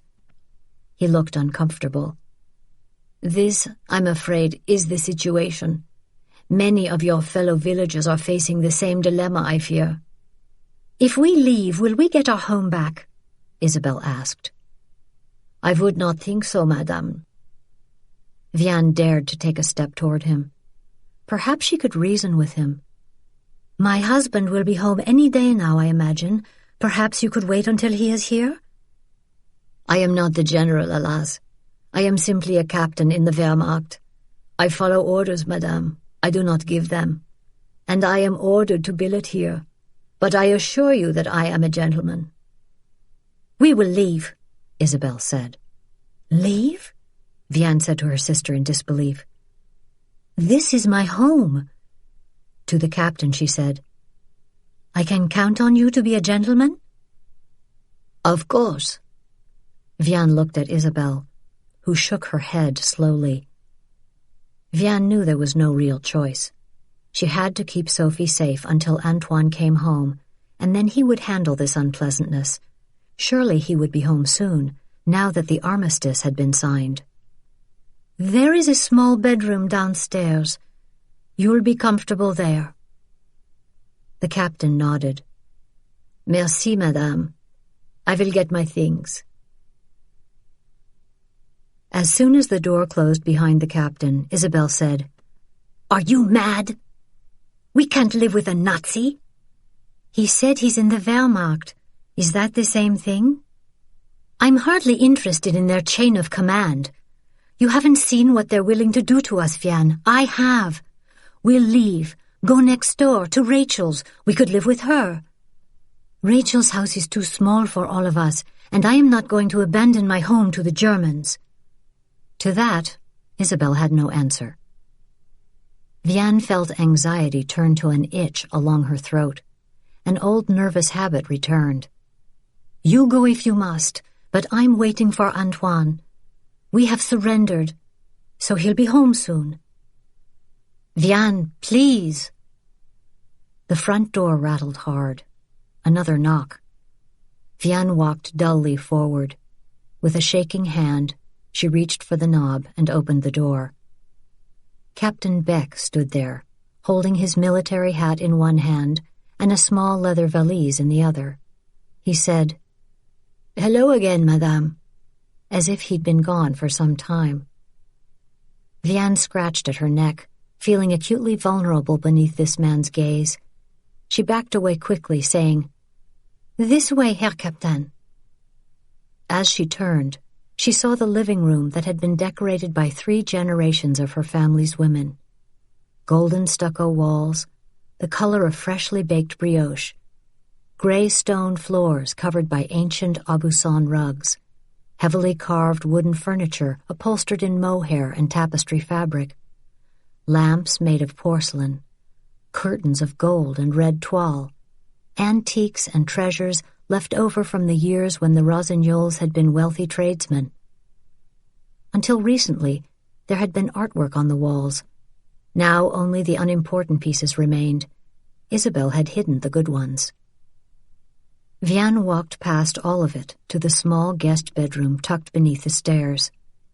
At the closed door, to the left of the bathroom that had been added in the early 20s, she paused. She could hear him breathing behind her. She opened the door to reveal a narrow room with a large window, bracketed by blue-gray curtains that pooled on the wooden floor. A painted chest of drawers supported a blue pitcher and ewer. In the corner was an aged oak armoire with mirrored doors. By the double bed sat a nightstand. On it, an antique ormolu clock. Isabelle's clothes lay everywhere, as if she were packing for an extended holiday. Vianne picked them up quickly, and the valise, too. When she finished, she turned. His suitcase plunked to the floor. She looked at him, compelled by simple politeness to offer a tense smile. You needn't worry, madame, he said gently.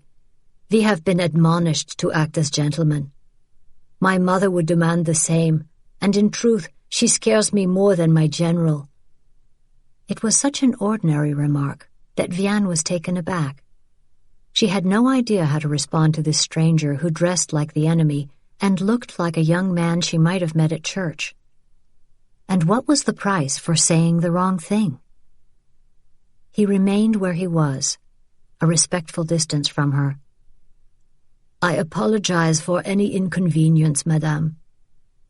My husband will be home soon. We all hope to be home soon. Another unnerving comment. Vianne nodded politely and left him alone in the room, closing the door behind her. Tell me he's not staying, Isabelle said, rushing at her. He says he is, Vianne said tiredly, pushing back the hair from her eyes. She realized just now that she was trembling. I know how you feel about these Nazis. Just make sure he doesn't know it. I won't let you put Sophie at risk with your childish rebellion. Childish rebellion? Are you? The guest room door opened, silencing Isabelle. Captain Beck strode confidently toward them, smiling broadly.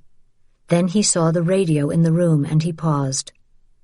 Do not worry, ladies. I am most pleased to deliver your radio to the Commandant. Really? Isabelle said. You consider this a kindness?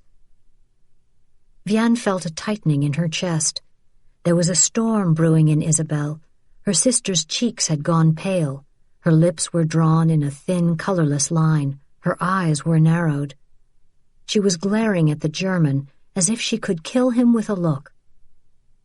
Of course. He smiled, looking a little confused. The sudden silence seemed to unnerve him. Suddenly he said, You have beautiful hair, mademoiselle.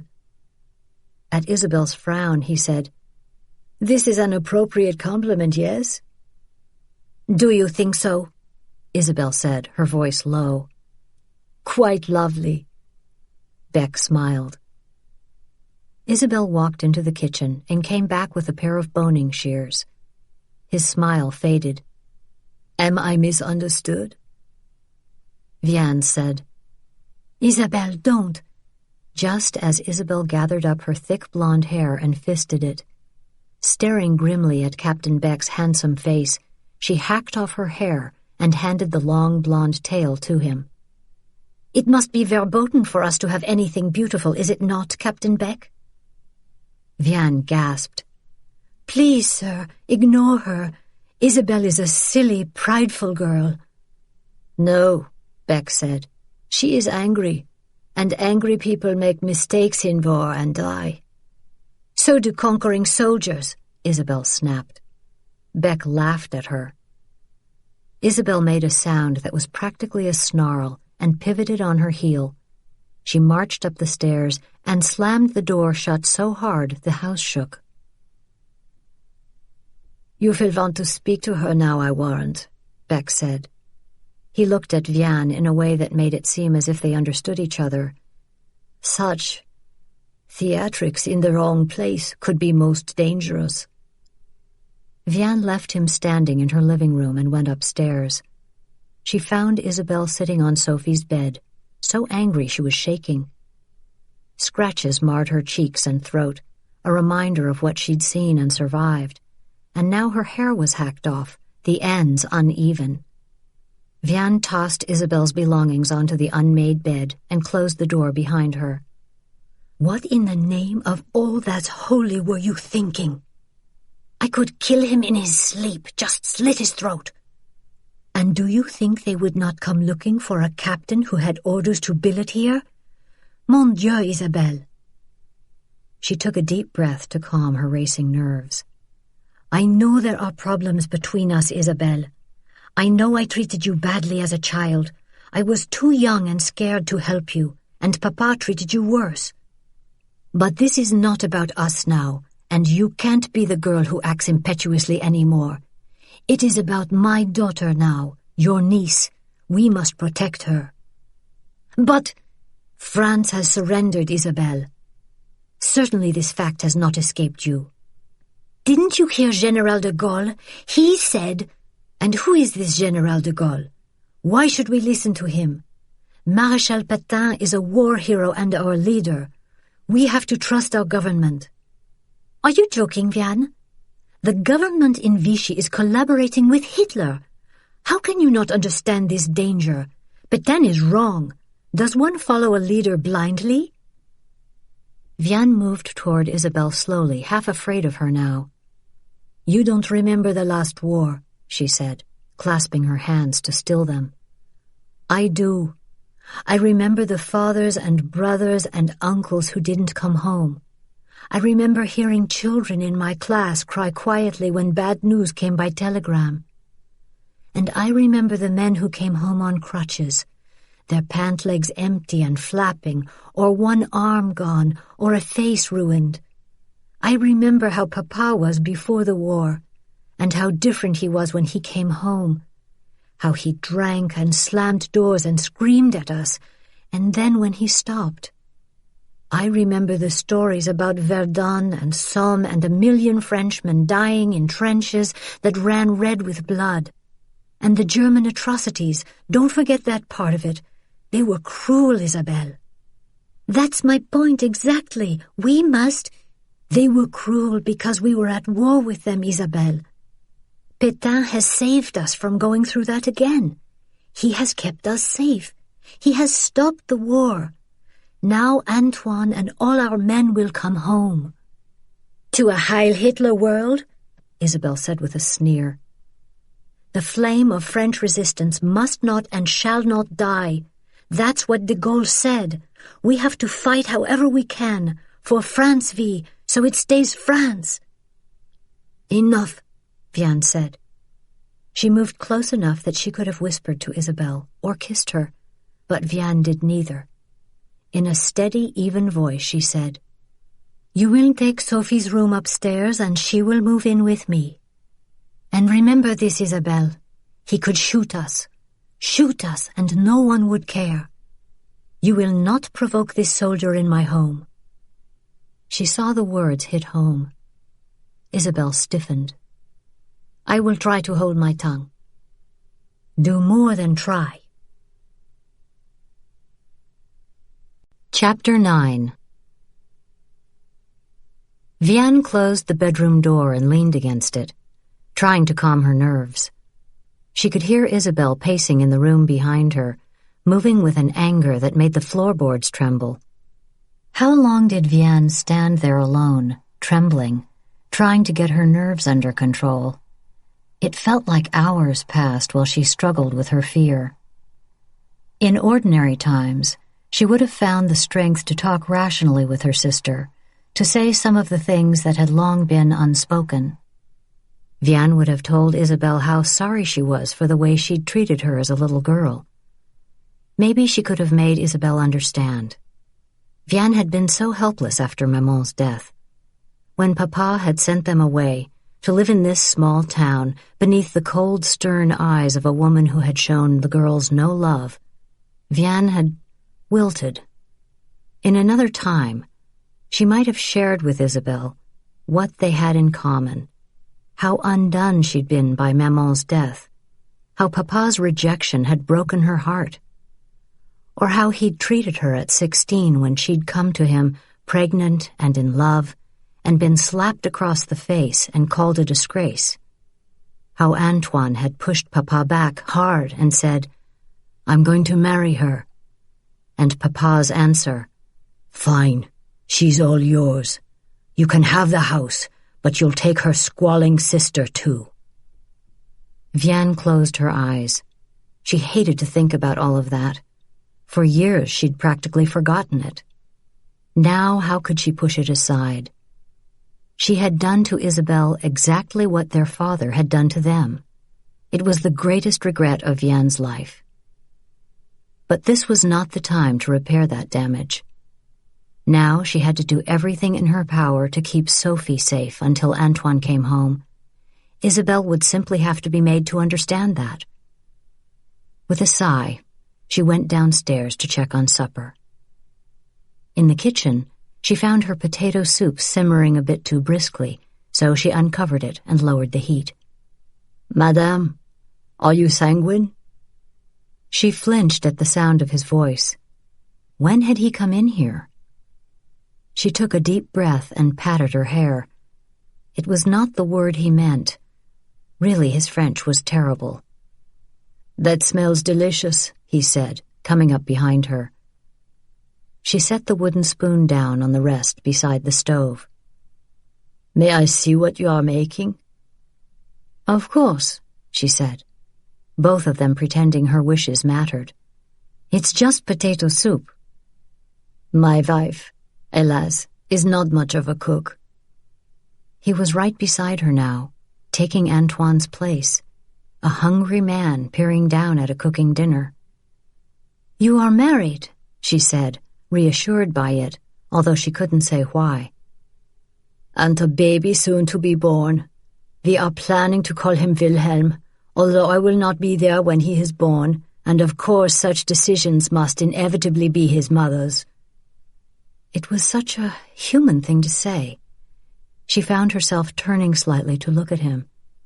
He was her height, almost exactly, and it unnerved her. Looking directly into his eyes made her feel vulnerable.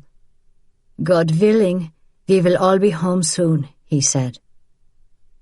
He wants this over too, she thought, with relief. "It's supper time, Herr Captain. Will you be joining us?" "It would be an honor, madame. Although you will be pleased to hear that most evenings I will be working late and enjoying my supper with the officers. I shall also often be out on campaigns. You shall sometimes hardly notice my presence." Vianne left him in the kitchen and carried silverware into the dining room, where she almost ran into Isabelle. "You shouldn't be alone with him," Isabelle hissed. The captain came into the room. "You cannot think I would accept your hospitality and then do harm. Consider this night. I have brought you wine, a lovely Sancerre." "You brought us wine," Isabelle said. "As any good guest would," he answered. Vianne thought, "Oh no," but there was nothing she could do to stop Isabelle from speaking. "You know about Tours, Herr Captain?" Isabelle asked. "How your Stukas fired on innocent women and children who were fleeing for their lives and dropped bombs on us?" "Us?" he said, his expression turning thoughtful. "I was there. You see the marks on my face." "Ah," he said, "that must have been most unpleasant." Isabelle went very still. The green of her eyes seemed to blaze against the red marks and bruises on her pale skin. "Unpleasant." "Think about Sophie," Vianne reminded her evenly. Isabelle gritted her teeth, and then turned it into a fake smile. "Here, Captain Beck, let me show you to your seat." Vianne took her first decent breath in at least an hour. Then, slowly, she headed into the kitchen to dish up supper. Vianne served supper in silence. The atmosphere at the table was as heavy as coal soot, settling on all of them. It frayed Vianne's nerves to the breaking point. Outside, the sun began to set. Pink light filled the windows. "Would you care for wine, mademoiselle?" Beck said to Isabelle, pouring himself a large glass of the Sancerre he had brought to the table. "If ordinary French families can't afford to drink it, Herr Captain, how can I enjoy it?" "A sip perhaps would not be—" Isabelle finished her soup and got to her feet. "Excuse me, I'm feeling sick to my stomach." "Me too," Sophie said. She got to her feet and followed her aunt out of the room like a puppy follows the lead dog, with her head down. Vianne sat perfectly still, her soup spoon held above her bowl. They were leaving her alone with him. Her breathing was a flutter in her chest. She carefully set down her spoon and dabbed at her mouth with her serviette. "Forgive my sister, Herr Captain. She is impetuous and willful." "My oldest daughter is such a girl. We expect nothing but trouble when she gets a little older." That surprised Vianne so much that she turned. "You have a daughter?" "Gisela," he said, his mouth curving into a smile. "She is 6, and already her mother is unable to get her to reliably do the simplest of tasks, like brush her teeth. Our Gisela would rather build a fort than read a book." He sighed, smiling. It flustered her, knowing this about him. She tried to think of a response, but her nerves were too overwrought. She picked up her spoon and began eating again. The meal seemed to go on forever, in a silence that was her undoing. The moment he finished, saying, "A lovely meal, my thanks," she got to her feet and began clearing the table. Thankfully, he didn't follow her into the kitchen. He remained in the dining room, at the table by himself, drinking the wine he'd brought, which she knew would have tasted of autumn, pears and apples. By the time she'd washed and dried the dishes and put them away, night had fallen. She left the house, stepping into the starlit front yard for a moment's peace. On the stone garden wall, a shadow moved. It was a cat, perhaps. Behind her, she heard a footfall, then a match strike and the smell of sulfur. She took a quiet step backward, wanting to melt into the shadows. If she could move quietly enough, perhaps she could return by the side door without alerting him to her presence. She stepped on a twig, heard it snap beneath her heel, and she froze. He stepped out from the orchard. "Madame," he said, "so you love the starlight also? I am sorry to intrude upon you." She was afraid to move. He closed the distance between them, taking up a place beside her as if he belonged there, looking out across her orchard. "You would never know there is a war on out here," he said. Vianne thought he sounded sad, and it reminded her that they were alike in a way, both of them far away from the people they loved. "Your superior, he said that all prisoners of war will remain in Germany. What does this mean? What of our soldiers? Surely you did not capture all of them?" "I do not know, madame. Some will return, many will not." "Well, isn't this a lovely little moment between new friends?" Isabelle said, her voice as sharp as cut steel. Vianne flinched, horrified that she'd been caught standing out here with a German, the enemy, a man. Isabelle stood in the moonlight, wearing a caramel-colored suit. She held her valise in one hand and Vianne's best Deauville in the other. "You have my hat," Vianne said. "I may have to wait for a train. My face is still tender from the Nazi attack." She was smiling at Beck as she said this. It wasn't really a smile. Beck inclined his head in a curt nod. "You have sisterly things to discuss, obviously. I will take my leave." With a brisk, polite nod, he returned to the house, closing the door behind him. "I can't stay here," Isabelle said. "Of course you can.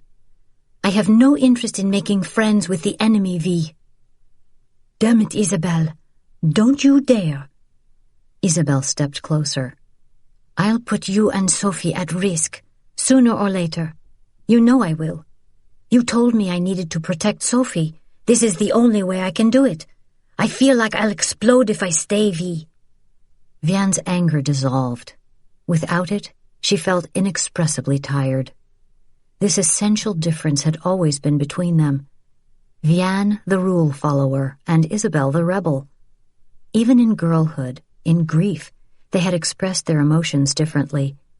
Vianne had gone silent after Maman's death, tried to pretend that Papa's abandonment didn't wound her, while Isabelle had thrown tantrums and run away and demanded attention.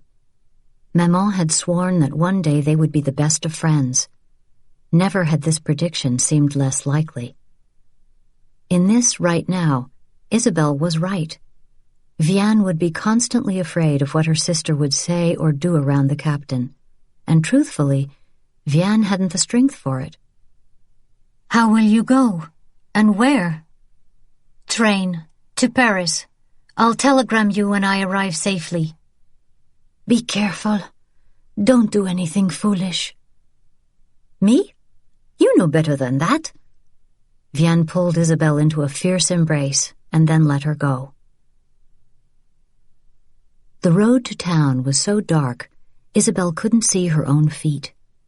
It was preternaturally quiet, suspenseful as a held breath, until she came to the airfield. There, she heard boots marching on hard-packed dirt, motorcycles and trucks rolling alongside the skein of barbed wire that now protected the ammunitions dump. A lorry appeared out of nowhere, its headlamps off, thundering up the road. She lurched out of its way, stumbling into the ditch. In town, it was no easier to navigate with the shops closed and the street lamps off and the windows blacked out. The silence was eerie and unnerving. Her footsteps seemed too loud.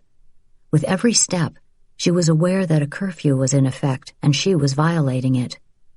She ducked into one of the alleys, feeling her way along the rough sidewalk, her fingertips trailing along the storefronts for guidance. Whenever she heard voices, she froze, shrinking into the shadows until silence returned. It seemed to take forever to reach her destination, the train station on the edge of town. Halt! Isabelle heard the word at the same time a floodlight sprayed white light over her. She was a shadow hunched beneath it. A German sentry approached her, his rifle held in his arms. You are just a girl, he said, drawing close. You know about the curfew, yeah? He demanded. She rose slowly, facing him with a courage she didn't feel. I know we aren't allowed to be out this late. It's an emergency, though. I must go to Paris. My father is ill. Where is your Ausweis? I don't have one. He eased the rifle off his shoulder and into his hands. No travel without an Ausweis. But... Go home, girl, before you get hurt. But... Now, before I decide not to ignore you. Inside, Isabelle was screaming in frustration. It took considerable effort to walk away from the sentry without saying anything. On the way home, she didn't even keep to the shadows. She flaunted her disregard of the curfew, daring them to stop her again. A part of her wanted to get caught so she could let loose the string of invective screaming inside her head. This could not be her life. Trapped in a house with a Nazi in a town that had given up without a whimper of protest. Vianne was not alone in her desire to pretend that France had neither surrendered nor been conquered. In town, the shopkeepers and bistro owners smiled at the Germans and poured them champagne and sold them the best cuts of meat. The villagers, peasants mostly, shrugged and went on with life. Oh, they muttered disapprovingly and shook their heads and gave out wrong directions when asked. But beyond those small rebellions, there was nothing. No wonder the German soldiers were swollen with arrogance. They had taken over this town without a fight. Hell, they had done the same thing to all of France. But Isabelle could never forget what she'd seen in the field near Tours. At home, when she was upstairs again, in the bedroom that had been hers as a child, she slammed the door shut behind her. A few moments later, she smelled cigarette smoke, and it made her so angry she wanted to scream. He was down there smoking a cigarette. Captain Beck, with his cut-stone face and fake smile, could toss them all out of this house at will. For any reason or no reason at all. Her frustration curdled into an anger that was like nothing she'd ever known. She felt as if her insides were a bomb that needed to go off. One wrong move or word, and she might explode. She marched over to Vianne's bedroom and opened the door. You need a pass to leave town, she said, her anger expanding. The bastards won't let us take a train to see family. From the darkness, Vianne said, So that's that.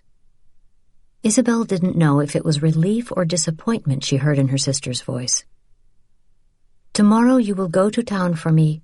You will stand in the queues while I am at school and get what you can. But... No buts, Isabelle. You are here now and staying. It's time you pulled your weight. I need to be able to count on you. For the next week, Isabelle tried to be on her best behavior. But it was impossible with that man living under the same roof. Night after night she didn't sleep. She lay in her bed, alone in the dark, imagining the worst. This morning, well before dawn, she She gave up the pretense and got out of bed. She washed her face and dressed in a plain cotton day dress, wrapping a scarf around her butchered hair as she went downstairs. Vianne sat on the divan, knitting, an oil lamp lit beside her. In the ring of lamplight that separated her from the darkness, Vianne looked pale and sickly. She obviously hadn't slept much this week either. She looked up at Isabelle in surprise. "You're up early." "I have a long day of standing in lines ahead of me. Might as well get started," Isabelle said. "The first in line gets the best food." Vianne put her knitting aside and stood, smoothing her dress, another reminder that he was in the house. Neither of them came downstairs in nightdresses. She went into the kitchen and then returned with ration cards. "It's meat today." Isabelle grabbed the ration cards from Vianne and left the house, plunging into the darkness of a blacked-out world. Dawn rose as she walked, illuminating a world within a world, one that looked like Carriveau but felt entirely foreign. As she passed the airfield, a small green car with the letters POL on the rear roared past her. Gestapo. The airfield was already a hive of activity. She saw 4 guards out front, 2 at the newly constructed gated entrance, and 2 at the building's double doors. Nazi flags snapped in the early morning breeze. Several aeroplanes stood ready for takeoff, to drop bombs on England and across Europe. Guards marched in front of red signs that read, "Verboten," keep out under penalty of death. She kept walking. There were already 4 women queued up in front of the butcher shop when she arrived. She took her place at the back of the line. That was when she saw a piece of chalk lying in the road, tucked in against the curb. She knew instantly how she could use it. She glanced around, but no one was looking at her. Why would they be, when there were German soldiers everywhere? Men in uniform strode through town like peacocks buying whatever caught their eye. Rambunctious and loud and quick to laugh. They were unfailingly polite, opening doors for women and tipping their hats, but Isabelle wasn't fooled. She bent down and palmed the bit of chalk, hiding it in her pocket. It felt dangerous and wonderful just having it. She tapped her foot impatiently after that, waiting for her turn.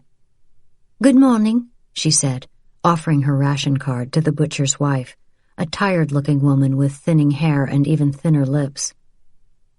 "Ham hocks, 2 pounds. That's what is left." "Bones?" "The Germans take all the good meat, mademoiselle. You're lucky, in fact. Pork is verboten for the French, don't you know, but they don't want the hocks. Do you want them or not?" "I'll take them," someone said behind her. "So will I," yelled another woman. "I'll take them," Isabelle said. She took the small packet, wrapped up in wrinkled paper and tied with twine. Across the street, she heard the sound of jackboots marching on cobblestone, the rattling of sabers in scabbards, the sound of male laughter, and the purring voices of the French women who warmed their beds. A trio of German soldiers sat at a bistro table not far away. "Mademoiselle," one of them said, waving to her, "come have coffee with us." She clutched her willow basket with its paper-wrapped treasures, small and insufficient as they were, and ignored the soldiers. She slipped around the corner and into an alley that was narrow and crooked, like all such passageways in town. Entrances were slim, and from the street they appeared to be dead ends.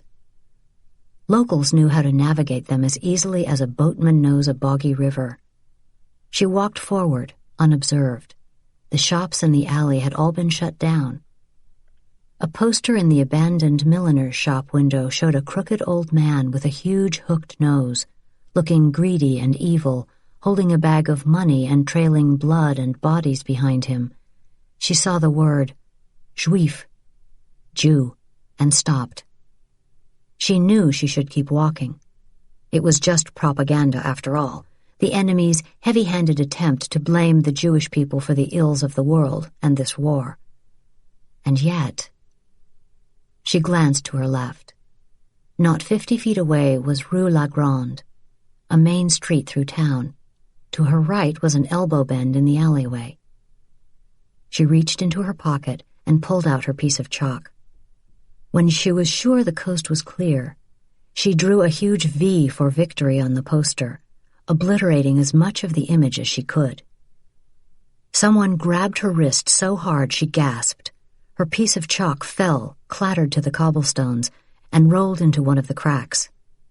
"Mademoiselle," a man said, shoving her against the poster she'd just defaced, pressing her cheek into the paper so that she couldn't see him. "Do you know it is verboten to do that? And punishable by death?" Chapter 10. Vianne closed her eyes and thought, "Hurry home, Antoine." It was all she allowed herself, just that one small plea. How could she handle all of this? War, and Captain Beck, and Isabelle, alone. She wanted to daydream, pretend that her world was upright instead of fallen on its side, that the closed guest room door meant nothing, that Sophie had slept with Vianne last night because they'd fallen asleep reading, that Antoine was outside on this dewy dawn morning chopping wood for a winter that was still months away. Soon he would come in and say, "Well, I am off to a day of delivering mail." Perhaps he would tell her of his latest postmark, a letter in from Africa or America, and he would spin her a romantically imagined tale to go along with it. Instead, she returned her knitting to the basket by the divan, put on her boots, and went outside to chop wood. It would be autumn again in no time, and then winter, and the devastation of her garden by the refugees had reminded her how perilously balanced her survival was. She lifted the axe and brought it down, hard. Grasp. Raise. Steady. Chop. Every chop reverberated up her arms and lodged painfully in the muscles of her shoulders. Sweat squeezed from her pores, dampened her hair. "Allow me, please, to do this for you." She froze, the axe in mid-air. Beck stood nearby, dressed in his breeches and boots, with only a thin white t-shirt covering his chest. His pale cheeks were reddened from a morning shave, and his blonde hair was wet. Droplets fell onto his t-shirt, making a pattern of small gray sunbursts. She felt acutely uncomfortable in her robe and work boots, with her hair pinned in curls. She lowered the axe. "There are some things a man does around the house. You are much too fragile to chop wood." "I can do it." "Of course you can, but why should you? Go, madame. See to your daughter. I can do this small thing for you. Otherwise my mother will beat me with a switch." She meant to move, but somehow she didn't. And then he was there, pulling the axe gently out of her hand. She held on instinctively for a moment. Their gazes met, held. She released her hold and stepped back so quickly she stumbled. He caught her by the wrist, steadied her. Mumbling a thank you, she turned and walked away from him, keeping her spine as straight as she could. It took all of her limited courage not to speed up. Even so, by the time she reached the door, she felt as if she'd run from Paris. She kicked free of the oversized gardening boots, saw them hit the house with a thunk and fall in a heap. The last thing she wanted was kindness from this man who had invaded her home. She slammed the door shut behind her and went to the kitchen, where she lit the stove and put a pot of water on to boil. Then she went to the bottom of the stairs and called her daughter down for breakfast. She had to call 2 more times, and then threaten, before Sophie came trudging down the stairs, her hair a mess, the look in her eyes sullen. She was wearing her sailor dress, again. In the 10 months Antoine had been gone, she'd outgrown it, but she refused to stop wearing it. "I'm up," she said, shuffling to the table, taking her seat. Vianne placed a bowl of cornmeal mush in front of her daughter. She had splurged this morning and added a tablespoon of preserved peaches on top. "Maman, can't you hear that? There's someone knocking at the door. Vianne shook her head. All she'd heard was the thunk, thunk, thunk of the axe, and went to the door, opening it. Rachel stood there, with the baby in her arms, and Sarah tucked in close to her side. You are teaching today with your hair pinned? Oh! Vianne felt like a fool. What was wrong with her? Today was the last day of school before the summer break. Let's go, Sophie. We are late. She rushed back inside and cleared the table. Sophie had licked her plate clean, so Vianne laid it in the copper sink to wash later.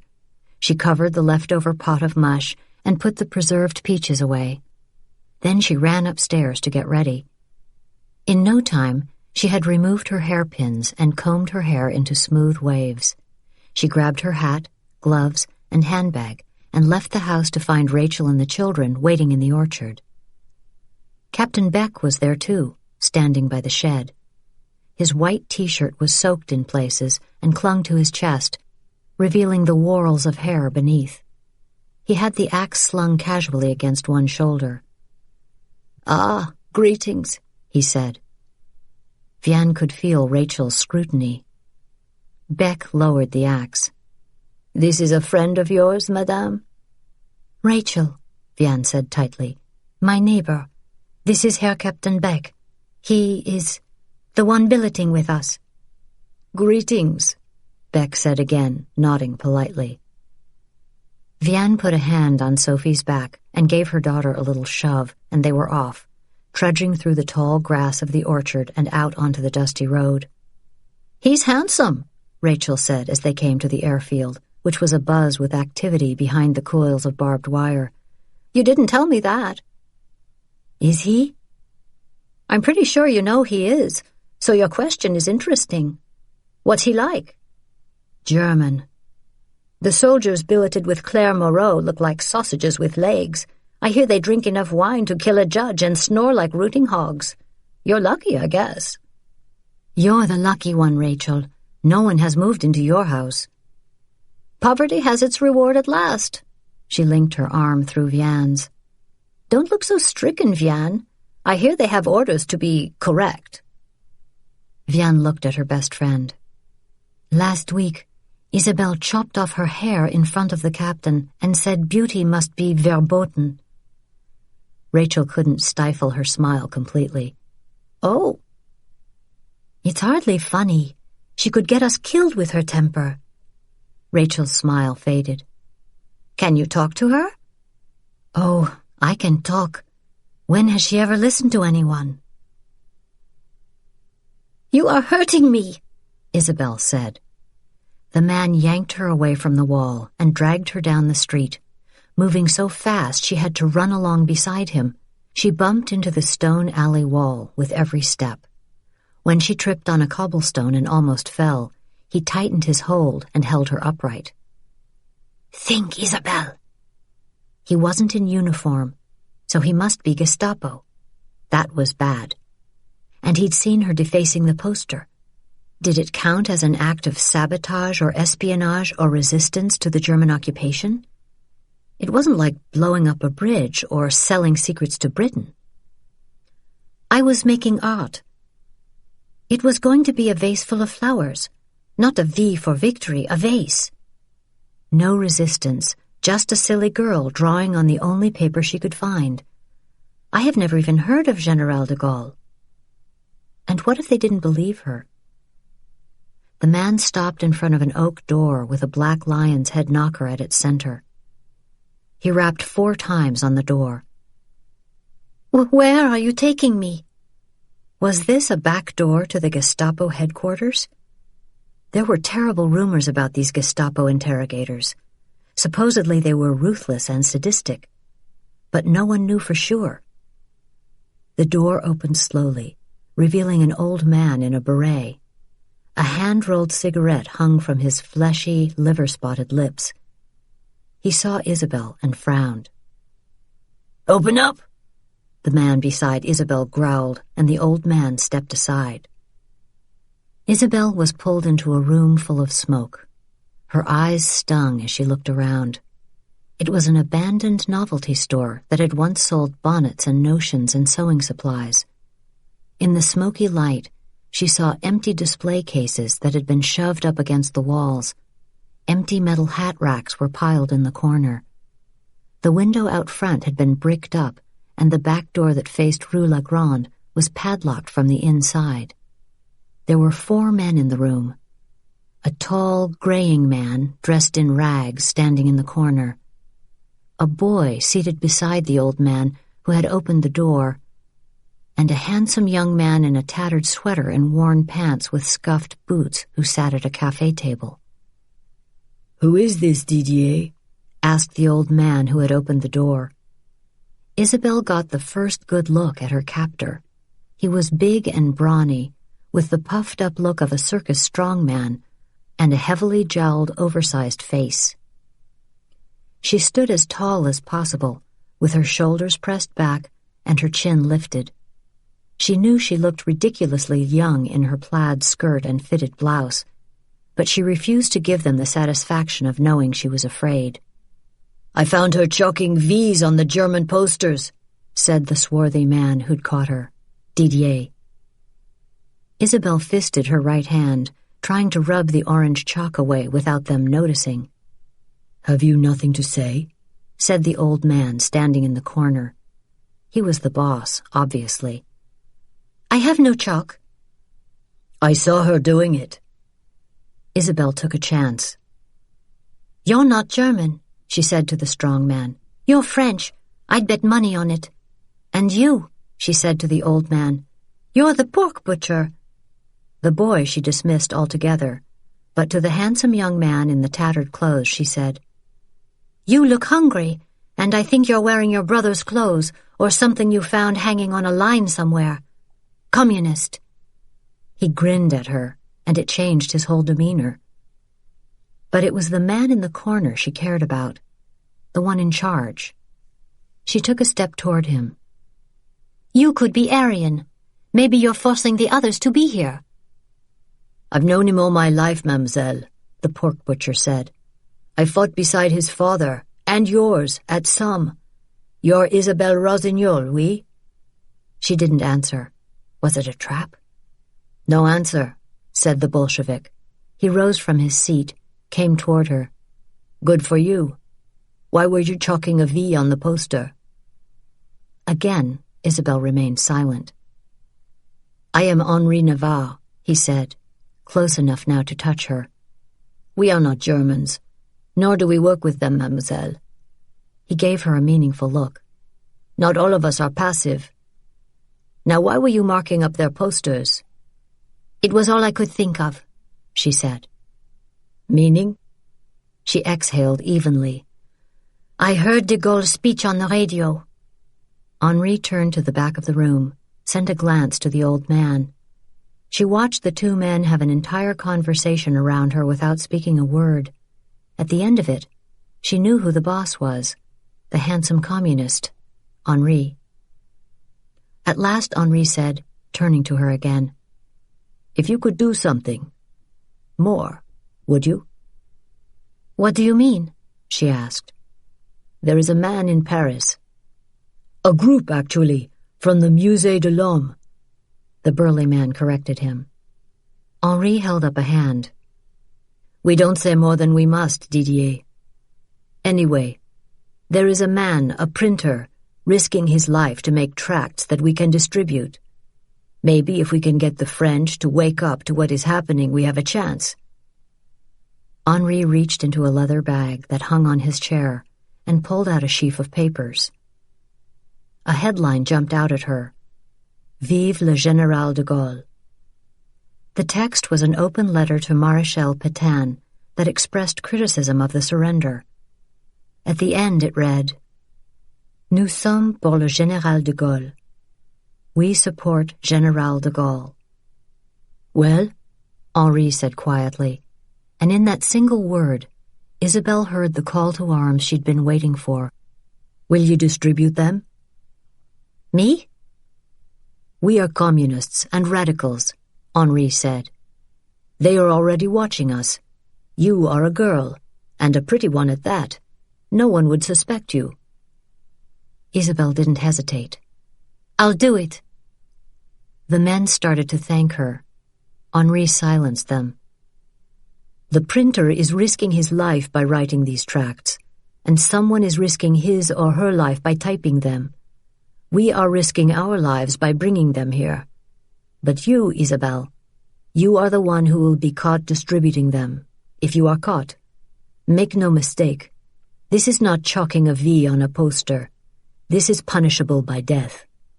I won't get caught, she said. Henri smiled at that. How old are you? Almost 19.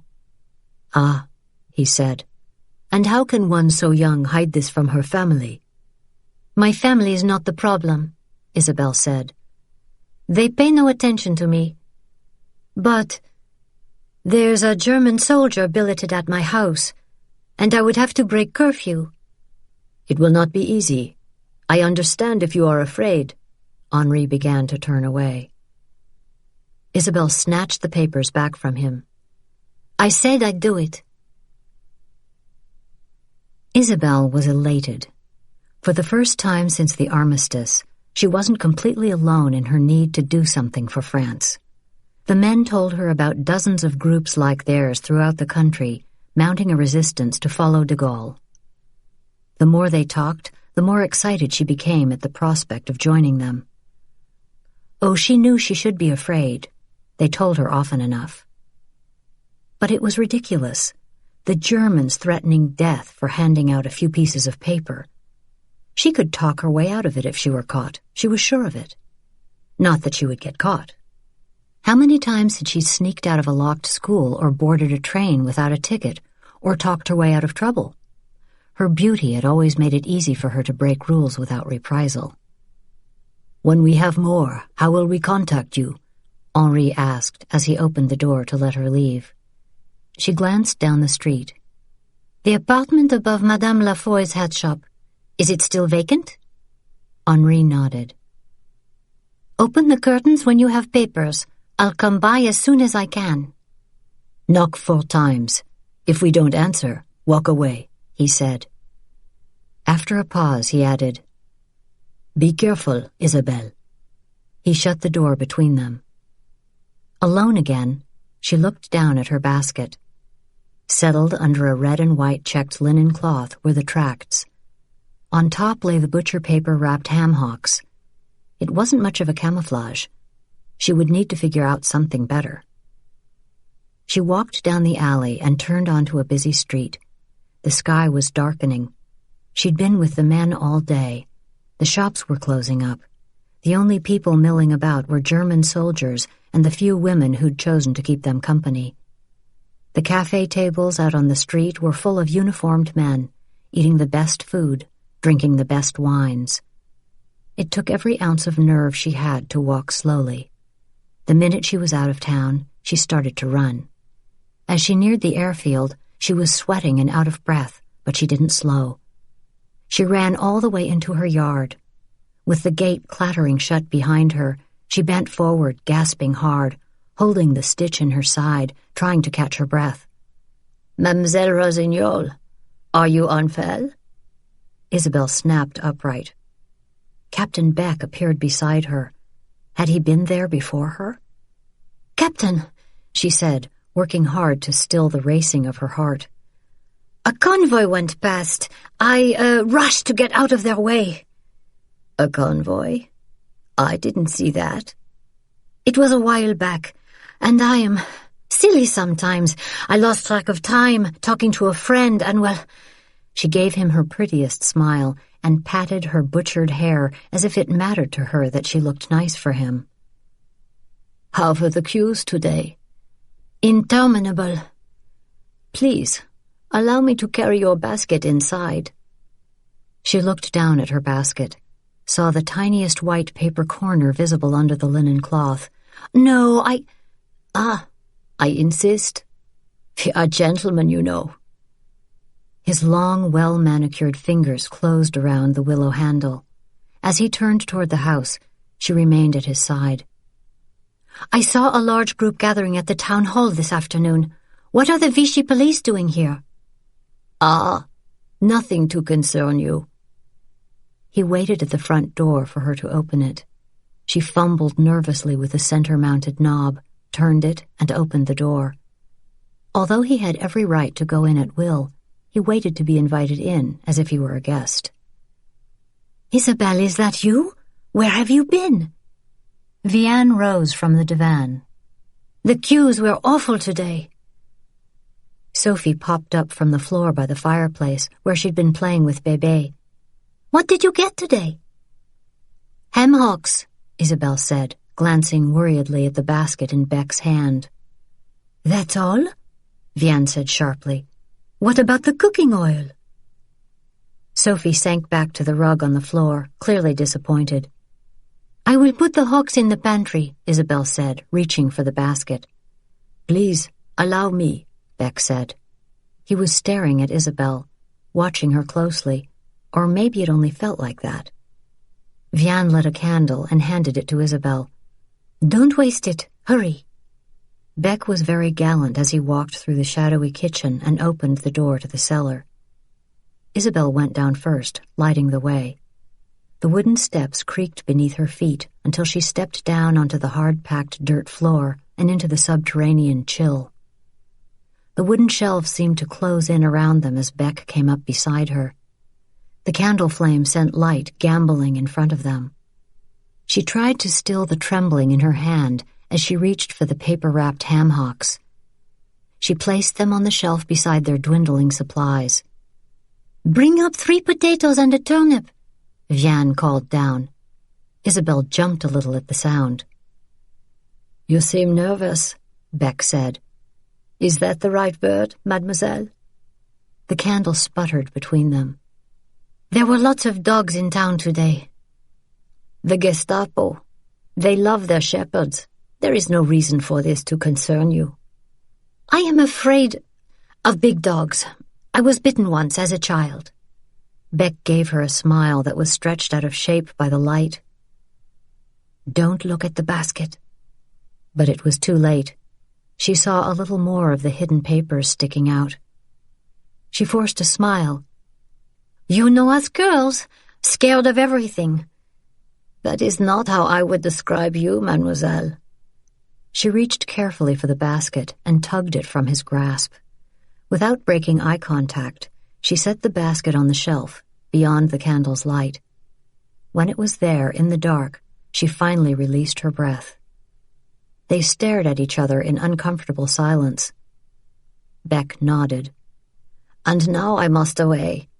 I have only come here to pick up some papers for a meeting tonight."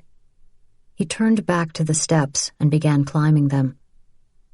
Isabelle followed the captain up the narrow stairs. When she emerged into the kitchen, Vianne was standing there with her arms crossed, frowning. "Where are the potatoes and a turnip?" Vianne asked. "I forgot." Vianne sighed. "Go," she said. "Get them." Isabelle turned and went back into the cellar. After she'd gathered up the potatoes and turnip, she went to the basket, lifted the candle to expose the basket to light. There it was, the tiny white triangle of paper peeking out. She quickly withdrew the papers from the basket and shoved them into her panty girdle. Feeling the papers against her skin, she went upstairs, smiling. At supper, Isabelle sat with her sister and niece, eating watery soup and day-old bread, trying to think of something to say, but nothing came to her. Sophie, who seemed not to notice, rambled on, telling one story after another. Isabelle tapped her foot nervously, listening for the sound of a motorcycle approaching the house, for the clatter of German jackboots on the walkway out front, for a sharp, impersonal knock at the door.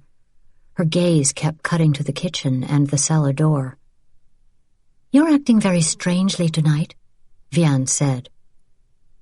Isabelle ignored her sister's observation. When the meal was finally over, Isabelle popped out of her seat and said, "I'll do the dishes, Vi. Why don't you and Sophie finish your game of checkers?" "You'll do the dishes?" Vianne said, giving Isabelle a suspicious look. "Come on, I've offered before," Isabelle said. "Not in my memory." Isabelle gathered the empty soup bowls and utensils. She had offered, only to keep busy, to do something with her hands. Afterward, Isabelle could find nothing to do. The night dragged on.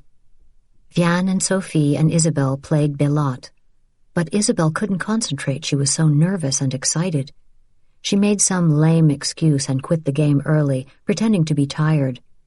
In her upstairs bedroom, she lay atop the blankets, fully dressed, waiting.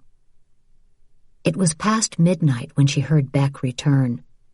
She heard him enter the yard, then she smelled the smoke from his cigarette drift up.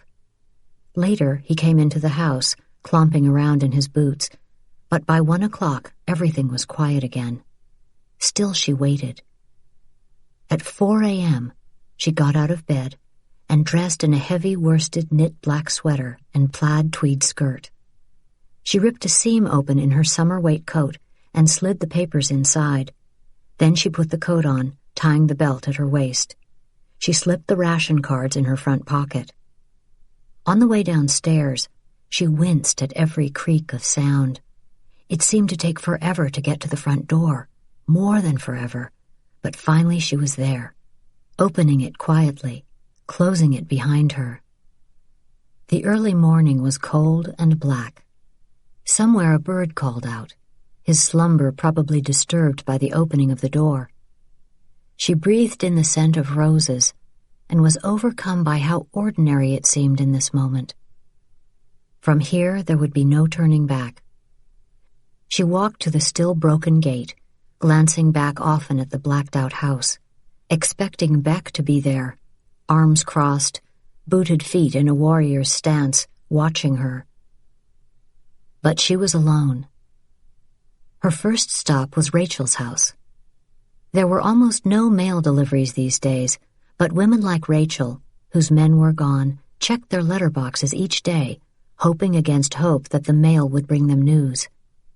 Isabelle reached inside her coat, felt for the slit in the silk lining, and pulled out a single piece of paper. In one movement, she opened the letterbox and slid the paper inside and quietly shut the lid. Out on the road again, she looked around and saw no one. She had done it! Her second stop was Old Man Rivet's farm. He was a communist through and through, a man of the revolution, and he'd lost a son at the front. By the time she gave away her last tract, she felt invincible. It was just past dawn.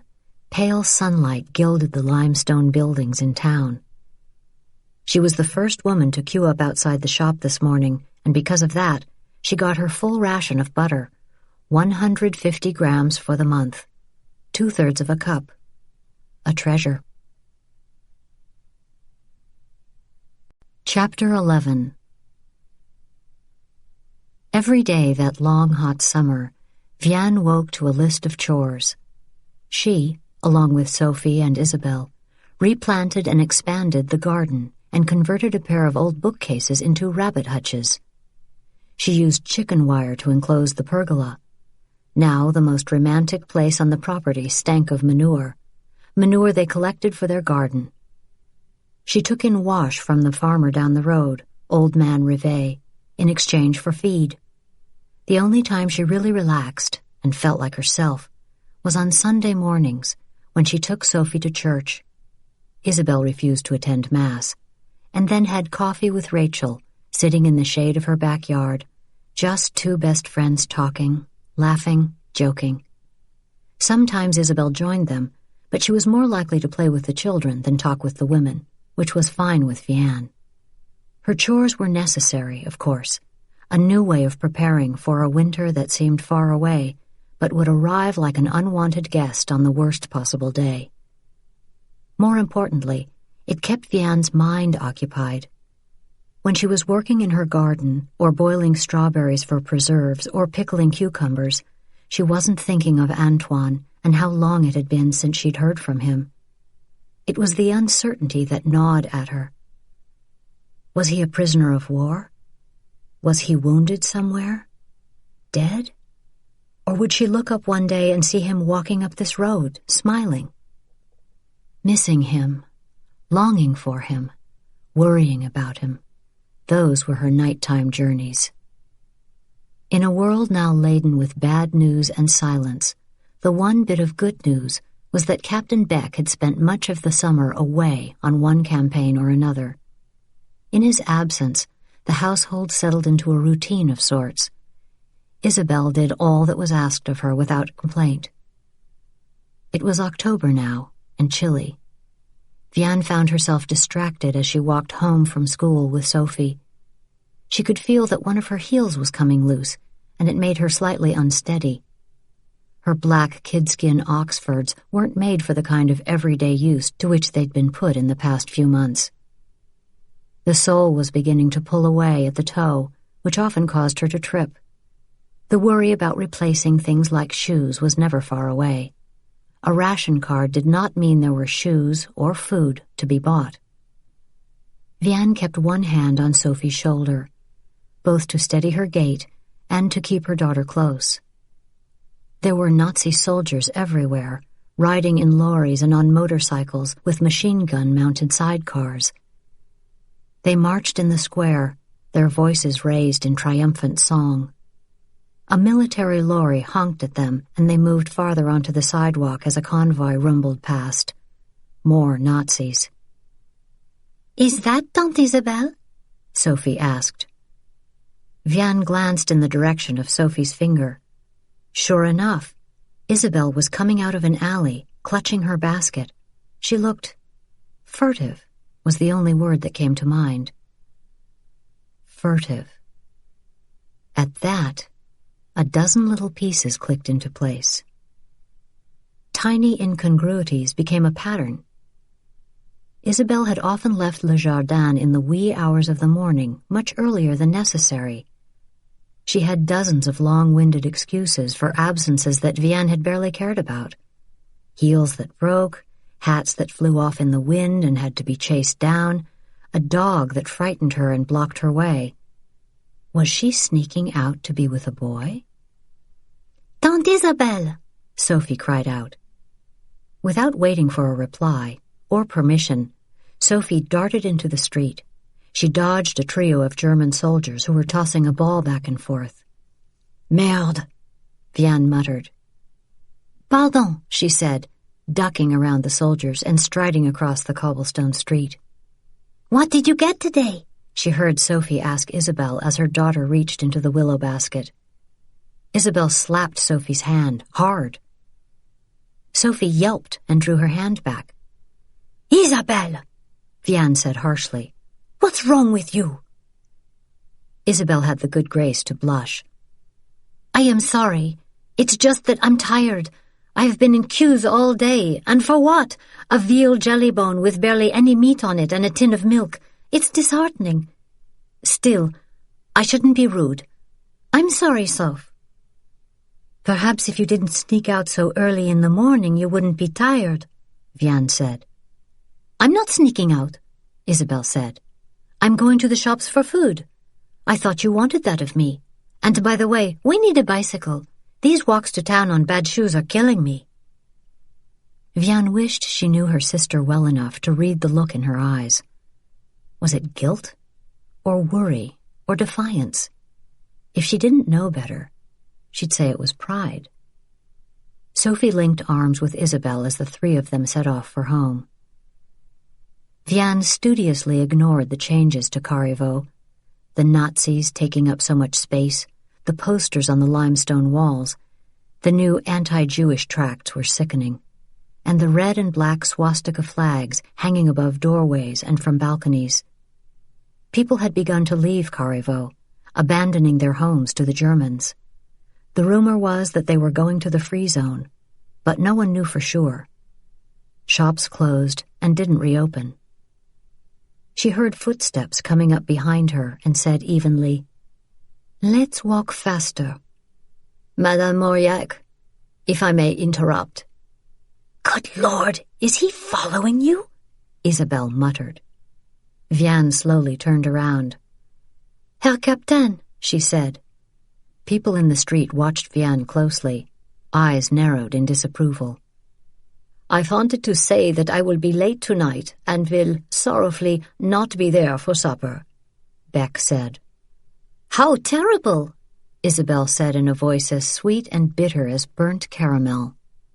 Vianne tried to smile, but really, she didn't know why he'd stopped her. I will save you something. Nein, you are most kind. He fell silent. Vianne did the same. Finally, Isabelle sighed heavily. We are on our way home, Herr Captain. Is there something I can do for you, Herr Captain? Said Vianne. Beck moved closer. I know how worried you have been about your husband, so I did some checking. Oh. It is not fine news. I am sorrowful to report. Your husband, Antoine Mauriac, has been captured along with many of your town's men. He is in a prisoner of war camp. He handed her a list of names and a stack of official postcards. He will not be coming home. Vianne barely remembered leaving town. She knew Isabelle was beside her, holding her upright, urging her to put one foot in front of the other, and that Sophie was beside her, chirping out questions as sharp as fishhooks. What is a prisoner of war? What did Herr Captain mean that Papa would not be coming home? Never? Vianne knew when they'd arrived home because the scents of her garden greeted her, welcomed her. She blinked, feeling a little like someone who had just wakened from a coma to find the world impossibly changed. Sophie, Isabelle said firmly, go make your mother a cup of coffee. Open a tin of milk. But... Go, Isabelle said. When Sophie was gone, Isabelle turned to Vianne, cupped her face with cold hands. He'll be all right. Vianne felt as if she were breaking apart, bit by bit, losing blood and bone as she stood here, contemplating something she had studiously avoided thinking about, a life without him. She started to shiver. Her teeth chattered. Come inside for coffee, Isabelle said. Into the house? Their house? His ghost would be everywhere in there. A dent in the divan where he sat to read, the hook that held his coat, and the bed. She shook her head, wishing she could cry, but there were no tears in her. This news had emptied her.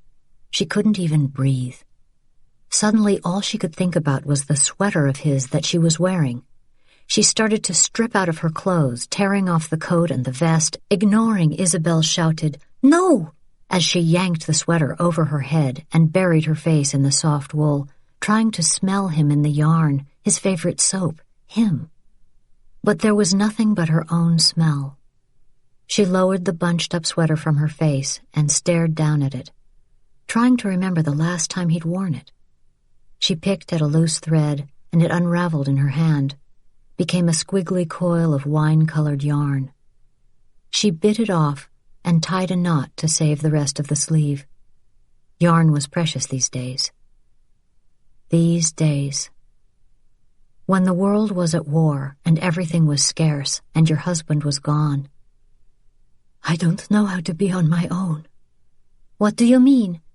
We were on our own for years, from the moment Maman died. Vianne blinked. Her sister's words sounded a little jumbled, as if they were running on the wrong speed.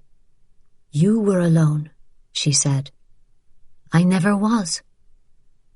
I met Antoine when I was 14 and got pregnant at 16 and married him when I was barely 17. Papa gave me this house to get rid of me.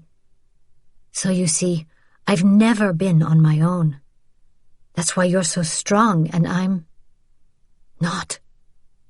You will have to be, Isabelle said, for Sophie. Vianne drew in a breath. And there it was. The reason she couldn't eat a bowl of arsenic or throw herself in front of a train. She took the short coil of crooked yarn and tied it to an apple tree branch. The burgundy color stood out against the green and brown.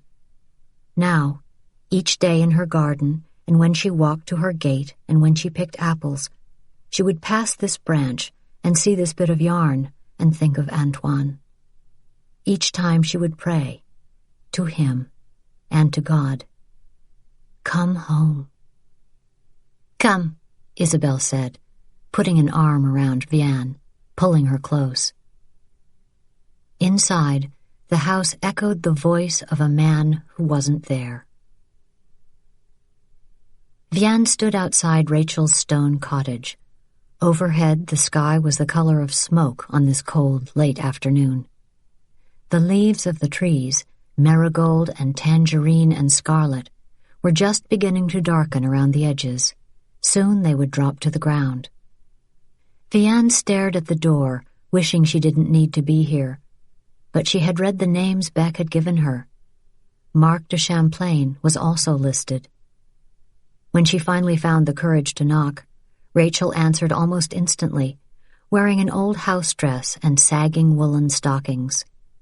A cardigan sweater hung askew, buttoned incorrectly. It gave her an odd, tilted look. "Vianne, come in. Sarah and I were just making a rice pudding. It's mostly water and gelatin, of course, but I used a bit of milk." Vianne managed to smile. She let her friend sweep her into the kitchen and pour her a cup of the bitter ersatz coffee. That was all they could get. Vianne was remarking on the rice pudding. What she even said she didn't know. When Rachel turned and asked, "What's wrong?" Vianne stared at her friend. She wanted to be the strong one, for once, but she couldn't stop the tears that filled her eyes. "Stay in the kitchen," Rachel said to Sarah. "If you hear your brother wake up, get him." "You," she said to Vianne, "come with me." She took Vianne by the arm and guided her through the small salon and into Rachel's bedroom. Vianne sat on the bed and looked up at her friend. Silently, she held out the list of names she'd gotten from Beck. "They're prisoners of war, Rachel. Antoine and Marc and all the others. They won't be coming home." 3 days later, on a frosty Saturday morning, Vianne stood in her classroom and stared out at the group of women seated in desks that were too small for them. They looked tired and a little wary. No one felt comfortable gathering these days. It was never clear exactly how far verboten extended into conversations about the war, and besides that, the women of Carriveau were exhausted. They spent their days standing in line for insufficient quantities of foods, and when they weren't in line, they were foraging the countryside or trying to sell their dancing shoes or a silk scarf for enough money to buy a loaf of good bread.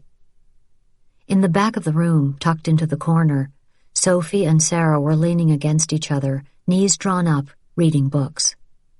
Rachel moved her sleeping son from one shoulder to the other and closed the door of the classroom. "Thank you all for coming. I know how difficult it is these days to do anything more than the absolutely necessary."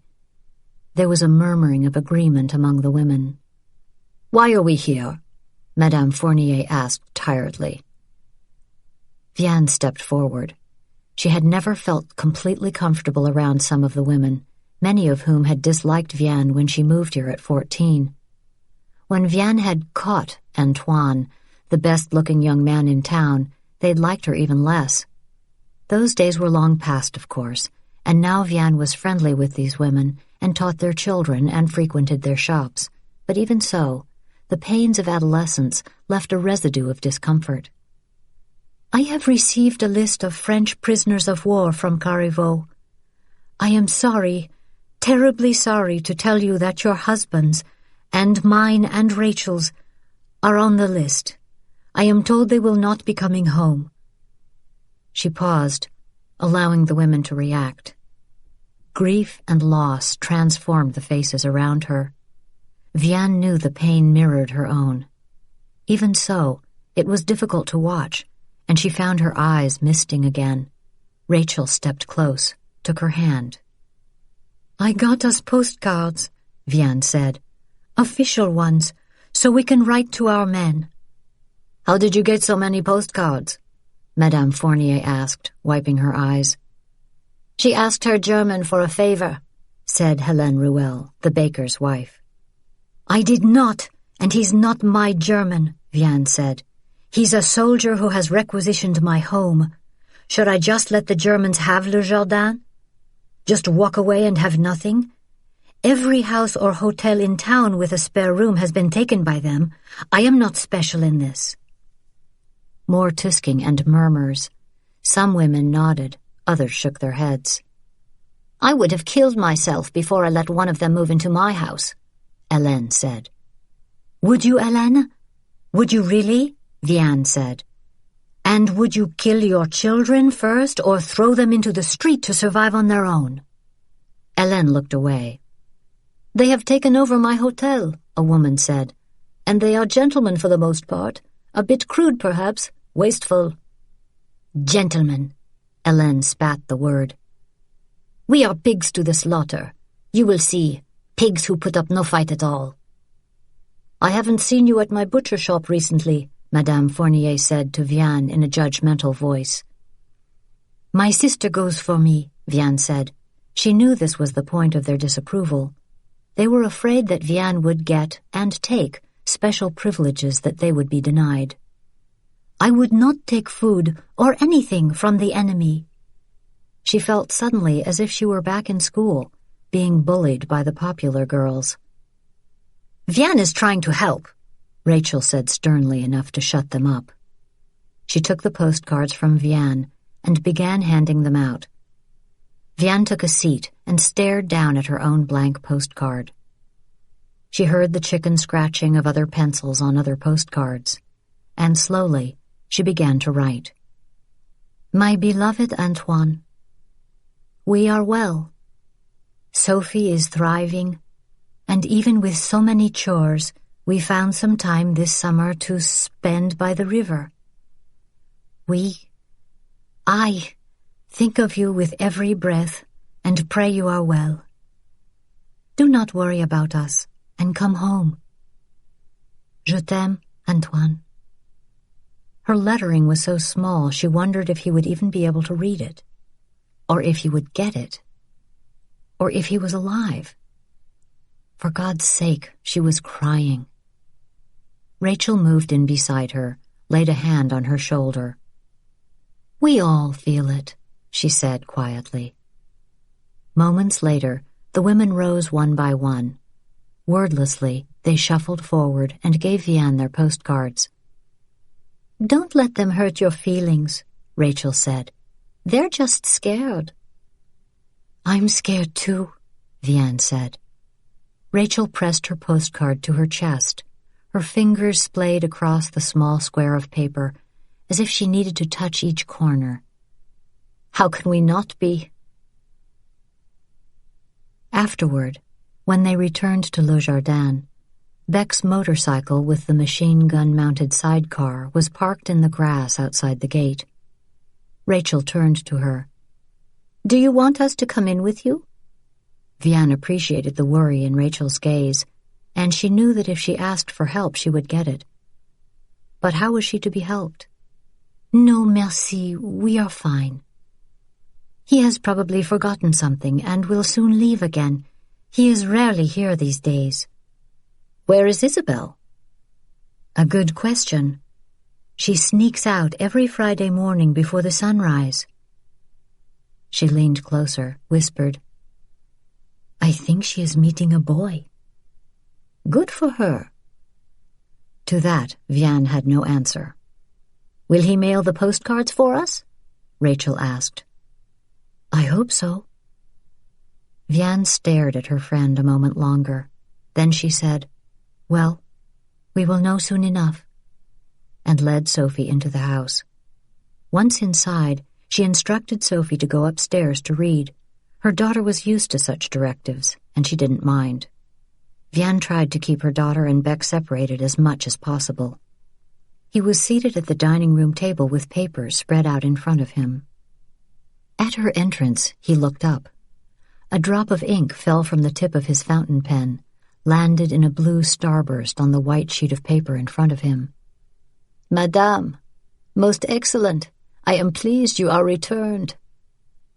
She moved forward cautiously, holding the packet of postcards tightly. They'd been tied up with a scrap of twine. "I have some postcards here, written by friends in town, to our husbands, but we don't know where to send them. I hoped perhaps you could help us." She shifted uncomfortably from one foot to the other, feeling acutely vulnerable. "Of course, madame. I would be pleased to do this favor for you, although it will take much time and research to accomplish." He rose politely. "As it happens, I am now concocting a list for my superiors at the commandantur. They need to know the names of some of the teachers at your school." "Oh," she said, uncertain as to why he would tell her this. He never spoke of his work. Of course, they didn't speak often about anything. "Jews, communists, homosexuals, Freemasons, Jehovah's Witnesses. Do you know these people?" "I am Catholic, Herr Captain, as you know. We do not speak of such things at school. I hardly know who are homosexuals and Freemasons at any rate." "Ah, so you know the others." "I don't understand." "I am unclear. My pardons. I would appreciate it most sternly if you would let me know the names of the teachers in your school who are Jewish or communist." "Why do you need their names?" "It is clerical, merely. You know us Germans. We are list makers." He smiled and pulled a chair out for her. Vianne stared down at the blank paper on the table, then at the postcards in her hand. If Antoine received one, he might write back. She might know at last if he was alive. "This is not secret information, Herr Captain. Anyone can give you these names." He moved in close to her. "With some effort, madame. I believe I can find your husband's address and mail a package for you also. Would this be sanguine?" "Sanguine is not the right word, Herr Captain. You mean to ask me if it would be all right." She was stalling, and she knew it. Worse, she was pretty sure that he knew it. "Ah, thank you so much for tutoring me in your beautiful language. My apologies." He offered her a pen. "Do not worry, madame. It is clerical, merely." Vianne wanted to say that she wouldn't write down any names, but what would be the point? It was easy enough for him to get this information in town. Everyone knew whose names belonged on the list, and Beck could throw her out of her own house for such a defiance. And what would she do then? She sat down and picked up the pen and began to write down names. It wasn't until the end of the list that she paused and lifted the pen tip from the paper. "I'm done," she said in a soft voice. "You have forgotten your friend." "Did I?" "Surely you meant to be accurate." She bit her lip nervously and looked down at the list of names. She was certain suddenly that she shouldn't have done this. But what choice did she have? He was in control of her home. What would happen if she defied him? Slowly, feeling sick to her stomach, she wrote the last name on the list. Rachel de Champlain. Chapter 12. On a particularly cold morning in late November, Vianne woke with tears on her cheeks. She had been dreaming about Antoine again. With a sigh, she eased out of bed, taking care not to waken Sophie. Vianne had slept fully dressed, wearing a woolen vest, a long-sleeved sweater, woolen stockings, a pair of flannel pants, Antoine's cut down to fit her, and a knit cap and mittens. It wasn't even Christmas, and already layering had become de rigueur. She added a cardigan, and still she was cold. She burrowed her mittened hands into the slit at the foot of the mattress and withdrew the leather pouch Antoine had left for her. Not much money remained in it. Soon they would have to live on her teaching salary alone. She returned the money, Counting it had become an obsession since the weather turned cold, and went downstairs. There was never enough of anything anymore. The pipes froze at night, and so there was no water until midday. Vianne had taken to leaving buckets full of water positioned near the stove and fireplaces for washing. Gas and electricity were scarce, as was money to pay for them, so she was miserly with both. The flames on her stove were so low it barely boiled water. They rarely turned on the lights. She made a fire and then wrapped herself in a heavy eiderdown and sat on the divan. Beside her was a bag of yarn that she'd collected by pulling apart one of her old sweaters. She was making Sophie a scarf for Christmas, and these early morning hours were the only time she could find. With only the creaking of the house for company, she focused on the pale blue yarn and the way the knitting needles dove in and out of the soft strands, creating every moment something that hadn't existed before. It calmed her nerves, this once ordinary morning ritual. If she loosed her thoughts, she might remember her mother sitting beside her, teaching her, saying, "Knit one, purl two. That's right. Beautiful." Or Antoine, coming down the stairs in his stockinged feet, smiling, asking her what she was making for him. Antoine. The front door opened slowly, bringing a burst of ice-cold air and a flurry of leaves. Isabelle came in, wearing Antoine's old wool coat and knee-high boots and a scarf that coiled around her head and neck, obscuring all but her eyes. She saw Vianne and came to a sudden stop. "Oh, you're up." She unwound the scarf and hung up her coat. There was no mistaking the guilty look on her face. "I was out checking on the chickens." Vianne's hands stilled. The needles paused.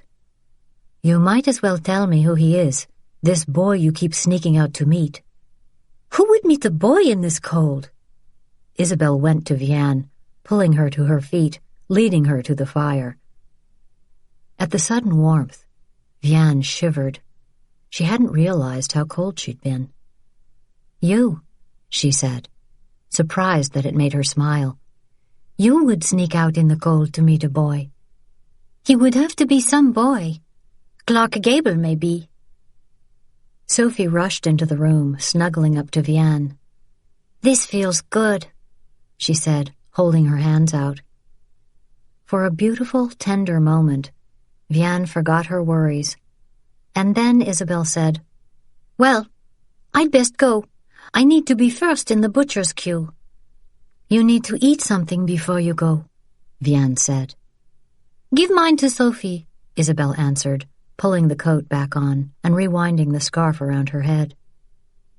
Vianne walked her sister to the door, watched her slip out into the darkness, then returned to the kitchen and lit an oil lamp, and went down to the cellar pantry, where rows of shelving ran along the stone wall. 2 years ago, this pantry had been full to overflowing with ham smoked in ash and jars full of duck fat set beside coils of sausage, bottles of aged champagne vinegar, tins of sardines, jars of jam. Now they were nearly to the end of the chicory coffee. The last of the sugar was a sparkly white residue in the glass container, and the flour was more precious than gold. Thank God the garden had produced a good crop of vegetables in spite of the war refugees' rampage. She had canned and preserved every single fruit and vegetable, no matter how undersized. She reached for a piece of wholemeal bread that was about to go bad. As breakfast for growing girls went, a boiled egg and a piece of toast wasn't much, but it could be worse. "I want more," Sophie said when she'd finished. "I can't," Vianne said. "The Germans are taking all of our food," Sophie said, just as Beck emerged from his room, dressed in his gray-green uniform. "Sophie," Vianne said sharply. "Well, it is true, young lady, that we German soldiers are taking much of the food France produces, but men who are fighting need to eat, do they not?" Sophie frowned up at him. "Doesn't everyone need to eat?" "Oui, mademoiselle. And we Germans do not only take, we give back to our friends." He reached into the pocket of his uniform and drew out a chocolate bar. "Chocolate!" "Sophie, no," Vianne said. But Beck was charming her daughter, teasing her as he made the chocolate bar disappear and reappear by sleight of hand. At last, he gave it to Sophie, who squealed and ripped the paper off. Beck approached Vianne. "You look sad this morning," he said quietly. Vianne didn't know how to respond. He smiled and left. Outside, she heard his motorcycle start up and putter away. "That was good chocolate," Sophie said, smacking her lips. "You know, it would have been a good idea to have a small piece each night rather than to gobble it all up at once. And I shouldn't have to mention the virtues of sharing. Aunt Isabelle says it's better to be bold than meek. She says if you jump off a cliff, at least you'll fly before you fall." "Ah, yes, that sounds like Isabelle. Perhaps you should ask her about the time she broke her wrist jumping from a tree she shouldn't have been climbing in the first place. Come on, let's go to school." Outside, they waited at the side of the muddy, icy road for Rachel and the children. Together, they set off on the long, cold walk to school. "I ran out of coffee 4 days ago," Rachel said. "In case you've been wondering why I've been such a witch." "I'm the one who has been short-tempered lately," Vianne said. She waited for Rachel to disagree, but Rachel knew her well enough to know when a simple statement wasn't so simple. "It's that I've had some things on my mind." The list. She'd written the names down weeks ago, and nothing had come of it. Still, worry lingered. "Antoine? Starvation? Freezing to death?" Rachel smiled. "What small worry has obsessed you this week?" The school bell pealed. "Hurry, Maman, we are late," Sophie said, grabbing her by the arm, dragging her forward. Vianne let herself be led up the stone steps. She and Sophie and Sarah turned into Vianne's classroom, which was already filled with students. "You're late, Madame Mauriac," Gilles said with a smile. "That's one demerit for you." Everyone laughed. Vianne took off her coat and hung it up. "You are very humorous, Gilles, as usual. Let's see if you're still smiling after our spelling test." This time they groaned, and Vianne couldn't help smiling at their crestfallen faces. They all looked so disheartened. It was difficult, honestly, to feel otherwise in this cold, blacked-out room that didn't have enough light to dispel the shadows. "Oh, what the heck. It's a cold morning. Maybe a game of tag is what we need to get our blood running." A roar of approval filled the room. Vianne barely had time to grab her coat before she was swept out of the classroom on a tide of laughing children. They had only been outside a few moments when Vianne heard the grumble of automobiles coming toward the school. The children didn't notice. They only noticed airplanes these days, it seemed, and went on with their play. Vianne walked down to the end of the building and peered around the corner. A black Mercedes-Benz roared up the dirt driveway, its fenders decorated with small swastika flags that flapped in the cold. Behind it was a French police car. "Children," Vianne said, rushing back to the courtyard, "come here, stand by me." 2 men rounded the corner and came into view. One she had never seen before. He was a tall, elegant, almost effete blonde man, wearing a long black leather coat and spit-shined boots. An iron cross decorated his stand-up collar. The other man she knew. He had been a policeman in Carrivaux for years, Paul Jolaire. Antoine had often remarked that he had a mean and cowardly streak. "Madame Mauriac," the French police officer said with an officious nod. She didn't like the look in his eyes. It reminded her of how boys sometimes looked at each other when they were about to bully a weaker child. "Bonjour, Paul." "We are here for some of your colleagues. There is nothing to concern you, madame. You are not on our list." List. "What do you want with my colleagues?" she heard herself asking, but her voice was almost inaudible, even though the children were silent. Some teachers will be dismissed today. Dismissed? Why? The Nazi agent flicked his pale hand as if he were batting at a fly. Jews and communists and Freemasons. Others, he sneered, who are no longer permitted to teach school or work in civil service or in the judiciary. But... The Nazi nodded at the French policeman, and the two turned as one and marched into the school. Madame Mauriac, someone said, tugging on her sleeve. Maman, Sophie said, whining. They can't do that, can they? Course they can, Gilles said. Damn Nazi bastards. Vianne should have disciplined him for his language, but she couldn't think of anything except the list of names she'd given to Beck. Vianne wrestled with her conscience for hours. She'd continued teaching for much of the day, although she couldn't remember how. All that stuck in her mind was the look Rachel had given her as she walked out of the school with the other dismissed teachers. Finally, at noon, although they were already short-handed at school, Vianne had asked another teacher to take over her classroom. Now, she stood at the edge of the town square. All the way here, she had planned what she would say, but when she saw the Nazi flag flying above the Hôtel de Ville, her resolve faltered. Everywhere she looked, there were German soldiers, walking in pairs or riding gorgeous, well-fed horses, or darting up the streets in shiny black Citroëns. Across the square, a Nazi blew his whistle and used his rifle to force an old man to his knees. "Go, Vianne." She walked up the stone steps to the closed oak doors, where a fresh-faced young guard stopped her and demanded to know her business. "I am here to see Captain Beck," she said. "Ah." The guard opened the door for her and pointed up the wide stone staircase, making the number 2 with his fingers. Vianne stepped into the main room of the town hall. It was crowded with men in uniforms. She tried not to make eye contact with anyone as she hurried across the lobby to the stairs, which she ascended under the watchful eyes of the Führer, whose portrait took up much of the wall. On the second floor, she found a man in uniform, and she said to him, "Captain Beck, s'il vous plaît?" "Oui, madame." He showed her to a door at the end of the hall and rapped smartly upon it. At a response from within, he opened the door for her. Beck was seated behind an ornate black and gold desk, obviously taken from one of the grand homes in the area. Behind him, a portrait of Hitler and a collection of maps were affixed to the walls.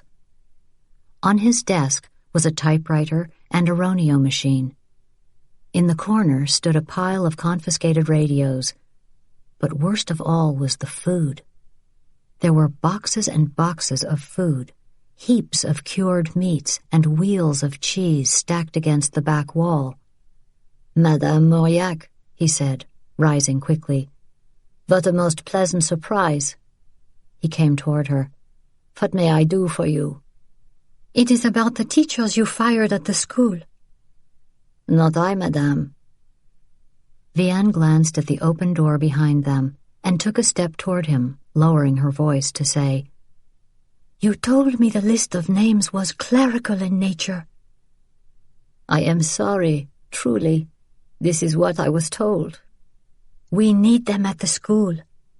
"Your being here, it is dangerous, perhaps." He closed the small distance between them. "You do not want to draw attention to yourself, Madame Mauriac. Not here. There is a man." He glanced at the door and stopped speaking. "Go, madame." "I wish you hadn't asked me." "As do I, madame." He gave her an understanding look. "Now, go. Please, you should not be here." Vianne turned away from Captain Beck, and all that food and the picture of the Führer, and left his office. On her way down the stairs, she saw how the soldiers observed her, smiling to one another, no doubt joking about another French woman courting a dashing German soldier who had just broken her heart. But it wasn't until she stepped back out into the sunshine that she realized fully her mistake. Several women were in the square or near it, and they saw her step out of the Nazis' lair. One of the women was Isabelle. Vianne hurried down the steps toward Hélène Ruel, the baker's wife, who was delivering bread to the commandantur. "Socializing, Madame Mauriac?" Hélène said archly as Vianne rushed past her. Isabelle was practically running across the square toward her. With a defeated sigh, Vianne came to a standstill, waiting for her sister to reach her. "What are you doing in there?" Isabelle demanded, her voice too loud, or maybe that was only to Vianne's ears. "They fired the teachers today. No, not all of them, just the Jews and the Freemasons and the Communists." The memory welled up in her, made her feel sick. She remembered the quiet hallway and the confusion among the teachers who remained. No one knew what to do, how to defy the Nazis. "Just them, huh?" Isabelle said, her face tightening. "I didn't mean it to sound that way. I meant to clarify. They didn't fire all the teachers." Even to her own ears, it sounded a feeble excuse, so she shut up. "And this says nothing to explain your presence at their headquarters." "I thought Captain Beck could help us, help Rachel." "You went to Beck for a favor?" "I had to." "French women do not ask Nazis for help, Vianne. Mon Dieu, you must know this." "I know," Vianne said defiantly. But what?" Vianne couldn't hold it in anymore. "I gave him a list of names." Isabelle went very still. For an instant, she seemed not to be breathing. The look she gave Vianne stung more than a slap across the face. "How could you do that? Did you give him Rachel's name?" I didn't know," Vianne stammered. "How could I know? He said it was clerical." She grabbed Isabelle's hand. "Forgive me, Isabelle. Truly, I didn't know." "It is not my forgiveness you need to seek, Vianne." Vianne felt a stinging, profound shame. How could she have been so foolish? And how in God's name could she make amends? She glanced at her wristwatch. Classes would be ending soon. "Go to the school," Vianne said. "Get Sophie and Sarah and take them home. There's something I need to do. Whatever it is, I hope you've thought it through." "Go," Vianne said tiredly. The chapel of St. Jean was a small stone Norman church at the edge of town. Behind it, and within its medieval walls, lay the convent of the Sisters of St. Joseph, nuns who ran both an orphanage and a school. Vianne went into the church, her footsteps echoing on the cold stone floor, her breath plumed in front of her. She took off her mittens, just long enough to touch her fingertips to the frozen holy water. She made the sign of the cross and went to an empty pew. She genuflected and then knelt. Closing her eyes, she bent her head in prayer. She needed guidance and forgiveness. But for the first time in her life, she could find no words for her prayer. How could she be forgiven for such a foolish, thoughtless act? God would see her guilt and fear, and he would judge her. She lowered her clasped hands and climbed back up to sit on the wooden pew. "Vianne Mauriac, is that you?" Mother Superior Marie-Thérèse moved in beside Vianne and sat down. She waited for Vianne to speak. It had always been this way between them. The first time Vianne had come to Mother for advice, Vianne had been 16 years old and pregnant. It had been Mother who comforted Vianne after Papa had called her a disgrace. Mother who had planned for a rushed wedding and talked Papa into letting Vianne and Antoine have Le Jardin. Mother who'd promised Vianne that a child was always a miracle and that young love could endure. "You know there is a German billeted at my house," Vianne said finally. They are at all of the big homes and in every hotel. He asked me which of the teachers at school were Jewish or Communist or Freemasons. Ah, and you answered him. That makes me the fool Isabelle calls me, doesn't it? You are no fool, Vianne. She gazed at Vianne. And your sister is quick to judge. That much I remember about her. I ask myself if they would have found these names without my help. They have dismissed Jews from positions all over town. Do you not know this? Monsieur Penoir is not the postmaster anymore, and Judge Breat has been replaced. I have had news from Paris that the headmistress of College Savigny was forced to resign, as have all of the Jewish singers at the Paris Opera. Perhaps they needed your help, perhaps they did not. Certainly they would have found the names without your help, Mother said in a voice that was both gentle and stern. But that is not what matters. What do you mean? I think as this war goes on, we will all have to look more deeply. These questions are not about them, but about us. Vianne felt tears sting her eyes. I don't know what to do anymore. Antoine always took care of everything. The Wehrmacht and the Gestapo are more than I can handle. Don't think about who they are. Think about who you are and what sacrifices you can live with and what will break you. It's all breaking me. I need to be more like Isabelle. She is so certain of everything. This war is black and white for her. Nothing seems to scare her. Isabelle will have her crisis of faith in this too, as will we all. I have been here before in the Great War. I know the hardships are just beginning. You must stay strong. By believing in God. Yes, of course, but not only by believing in God. Prayers and faith will not be enough, I'm afraid. The path of righteousness is often dangerous. Get ready, Vianne. This is only your first test. Learn from it. Mother leaned forward and hugged Vianne again. Vianne held on tightly, her face pressed to the scratchy wool habit. When she pulled back, she felt a little better. Mother Superior stood, took Vianne's hand, and drew her to a stand. Perhaps you could find the time to visit the children this week and give them a lesson? They loved it when you taught them painting. As you can imagine, there's a lot of grumbling about empty bellies these days. Praise the Lord, the sisters have an excellent garden and the goat's milk and cheese is a godsend. Still...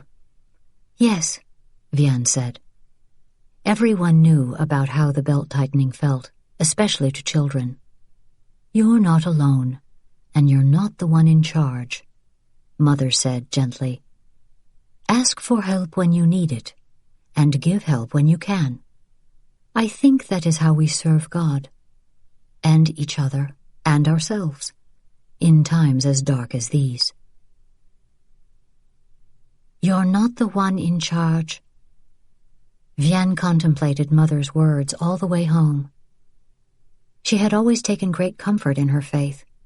When Maman had first begun to cough, and then when that coughing deepened into a hacking shudder that left sprays of blood on handkerchiefs, Vianne had prayed to God for all that she needed: help, guidance, a way to cheat the death that had come to call. At 14, she'd promised God anything, everything, if he would just spare her Maman's life. With her prayers unanswered, she returned to God and prayed for the strength to deal with the aftermath, her loneliness, Papa's bleak, angry silences and drunken rages, Isabelle's wailing neediness. Time and again, she had returned to God, pleading for help, promising her faith. She wanted to believe that she was neither alone nor in charge, but rather that her life was unfolding according to his plan, even if she couldn't see it. Now, though, such hope felt as slight and bendable as tin. She was alone, and there was no one else in charge, no one but the Nazis. She had made a terrible, grievous mistake. She couldn't take it back, however much she might hope for such a chance. She couldn't undo it. But a good woman would accept responsibility, and blame, and apologize. Whatever else she was or wasn't, whatever her failings, she intended to be a good woman. And so she knew what she needed to do. She knew it, and still when she came to the gate at Rachel's cottage, she found herself unable to move. Her feet felt heavy, her heart even more so. She took a deep breath and knocked on the door. There was a shuffling of feet within, and then the door opened. Rachel held her sleeping son in one arm and had a pair of dungarees slung over the other. "Vianne," she said, smiling. "Come in." Vianne almost gave in to cowardice. "Oh, Rachel, I just stopped by to say hello."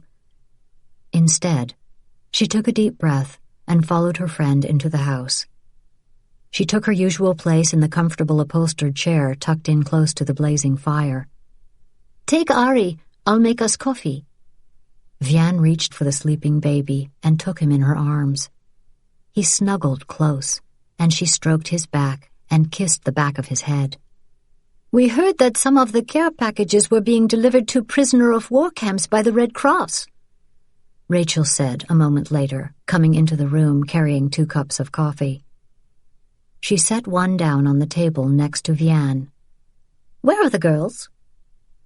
"At my house, with Isabelle. Probably learning how to shoot a gun." Rachel laughed. "There are worse skills to have." She pulled the dungarees from her shoulder and tossed them onto a straw basket with the rest of her sewing. Then she sat down across from Vianne. Vianne breathed in deeply of the sweet scent that was pure baby. When she looked up, Rachel was staring at her. "Is it one of those days?" she asked quietly. Vianne gave an unsteady smile. Rachel knew how much Vianne sometimes mourned her lost babies, and how deeply she'd prayed for more children. It had been difficult between them, not a lot, but a little, when Rachel had gotten pregnant with Ari. There was joy for Rachel, and a thread of envy. "No," she said. She lifted her chin slowly, looked her best friend in the eyes. "I have something to tell you." "What?" Vianne drew in a breath. "Do you remember the day we wrote the postcards, and Captain Beck was waiting for me when we got home?" I offered to come in with you." "I wish you had, although I don't suppose it would have made a difference. He just would have waited until you left." Rachel started to rise. "Did he?" No, she said quickly.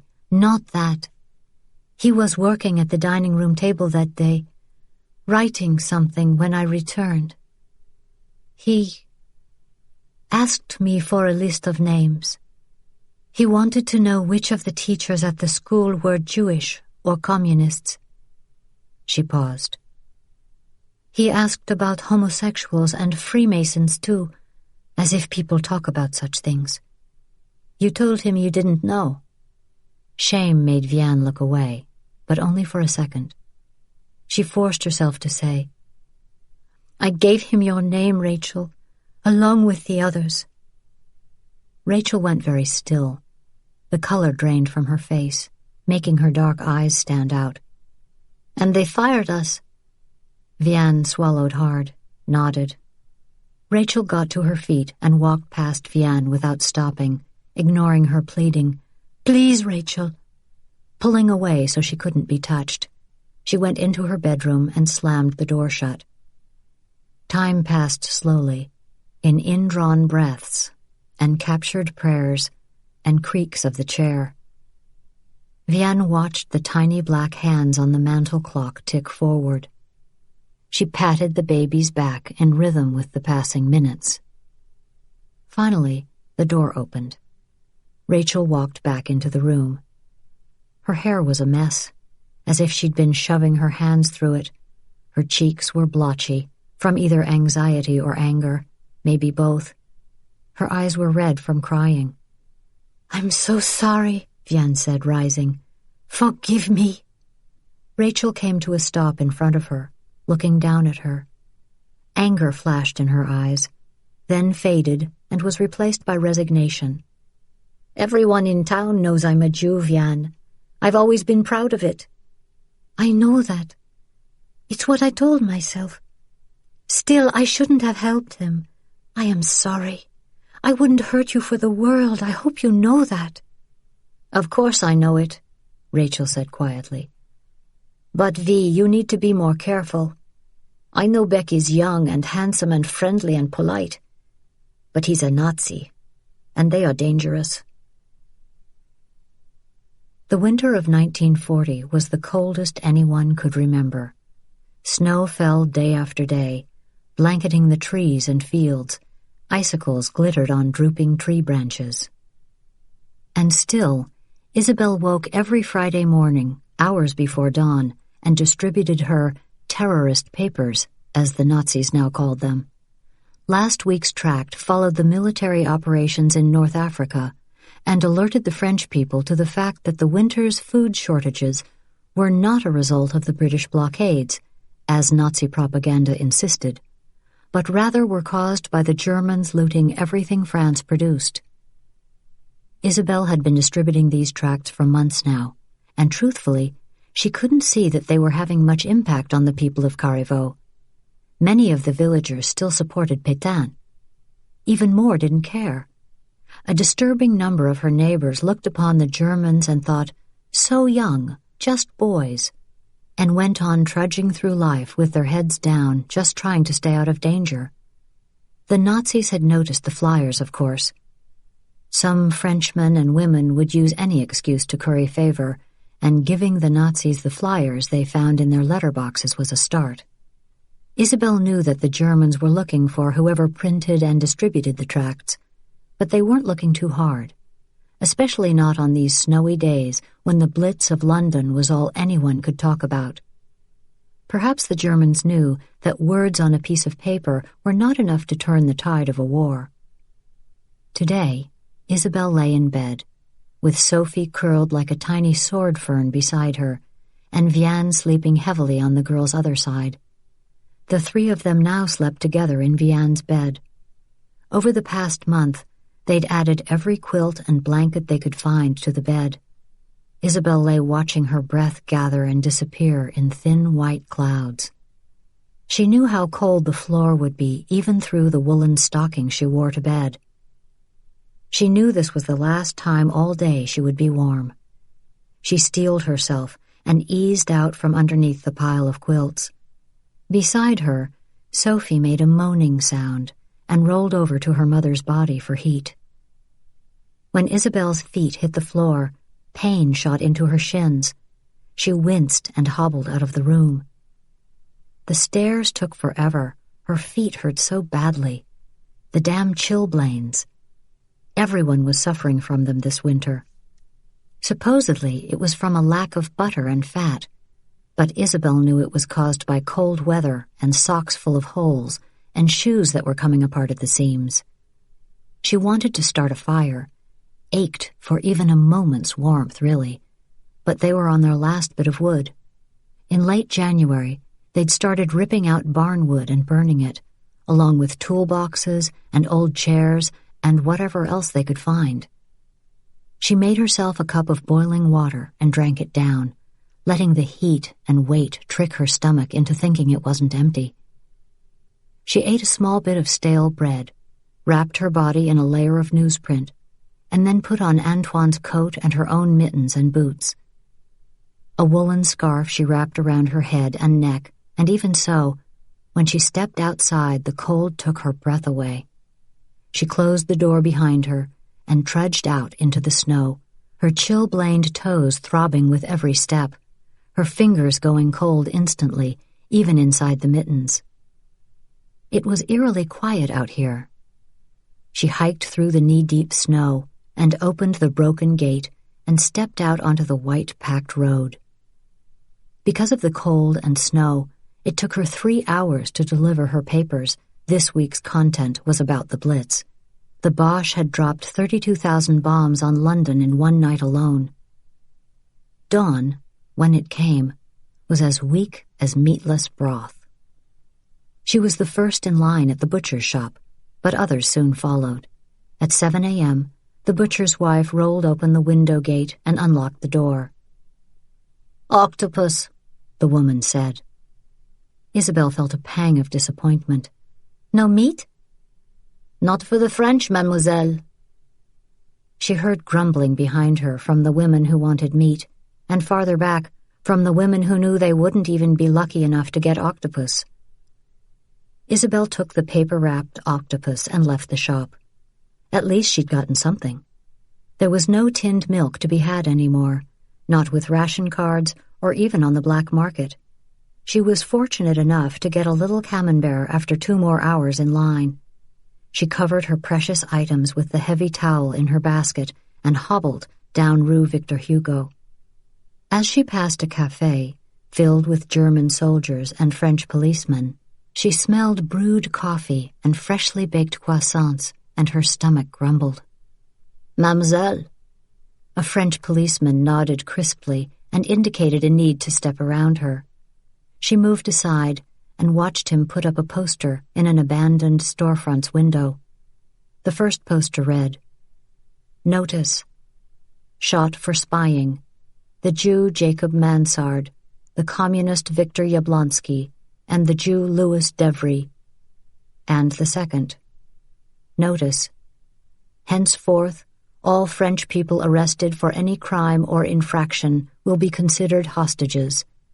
When a hostile act against Germany occurs in France, hostages will be shot." "They're shooting ordinary French people for nothing?" she said. "Don't look so pale, mademoiselle. These warnings are not for beautiful women such as yourself." Isabelle glared at the man. He was worse than the Germans, a Frenchman doing this to his own people. This was why she hated the Vichy government. What good was self-rule for half of France if it turned them into Nazi puppets? "Are you unwell, mademoiselle?" So solicitous, so caring. What would he do if she called him a traitor and spat in his face? "I am fine, merci." She watched him cross the street confidently, his back straight, his hat positioned just so on his cropped brown hair.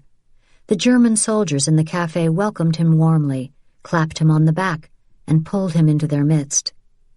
Isabelle turned away in disgust. That was when she saw it. A bright silver bicycle leaning against the side wall of the cafe. At the sight of it, she thought how much it would change her life, ease her pain, to ride to town and back each day.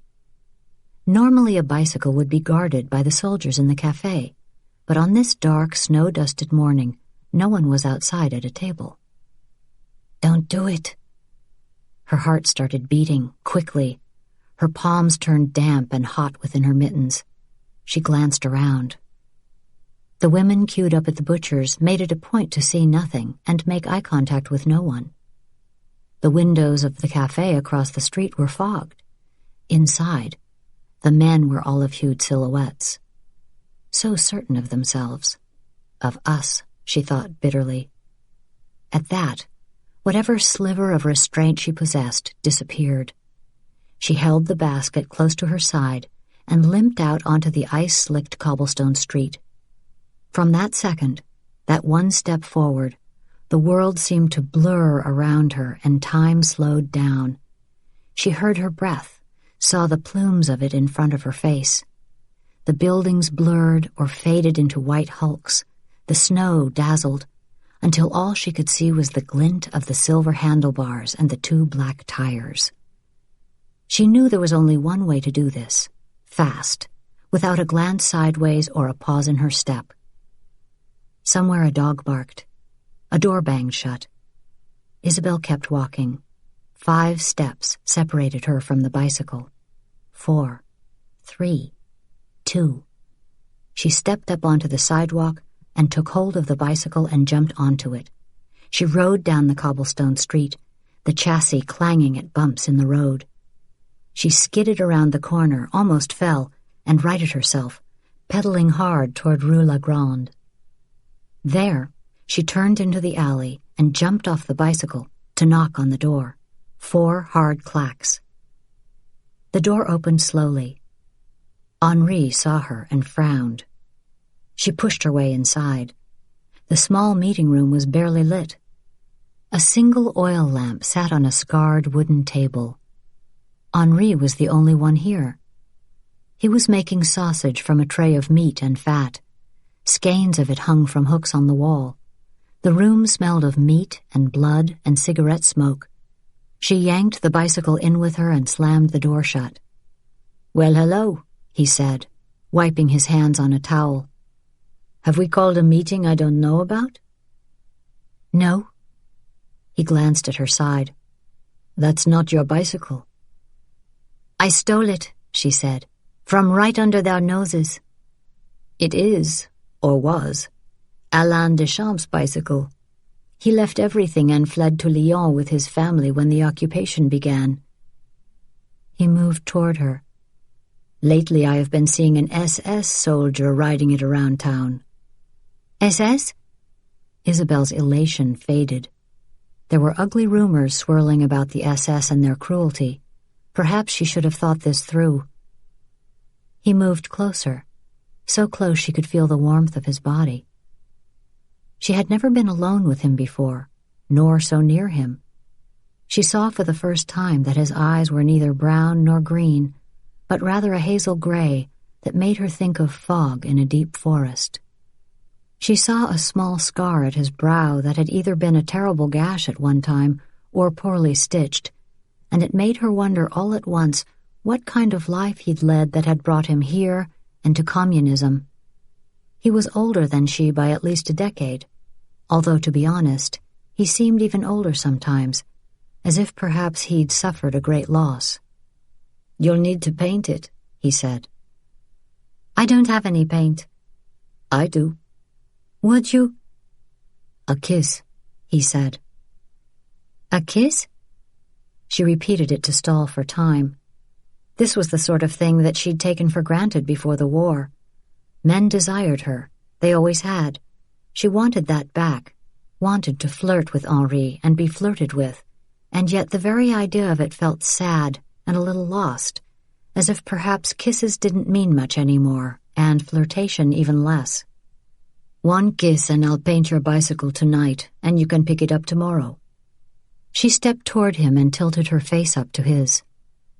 They came together easily, even with all the coats and layers of newsprint and wool between them.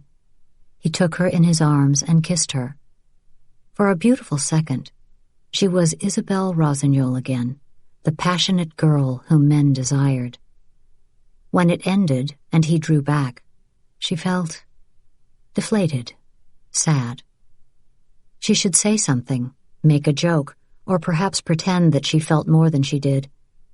That's what she would have done before, when kisses had meant more, or maybe less.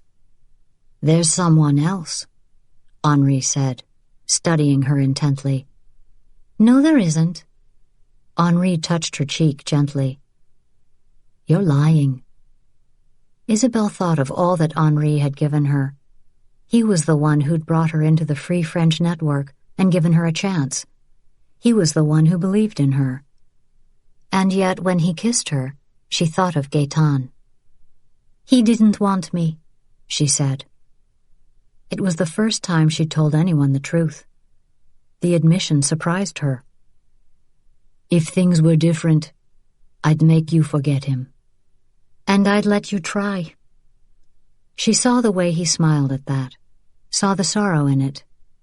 "Blue," he said after a pause. "Blue?" "It's the paint color I have." Isabelle smiled. "How fitting."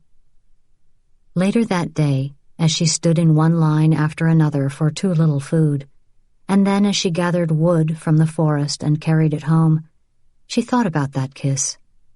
What she thought, over and over again, was, if only. Chapter 13. On a beautiful day in late April of 1941, Isabelle lay stretched out on a woolen blanket in the field across from the house. The sweet smell of ripening hay filled her nostrils.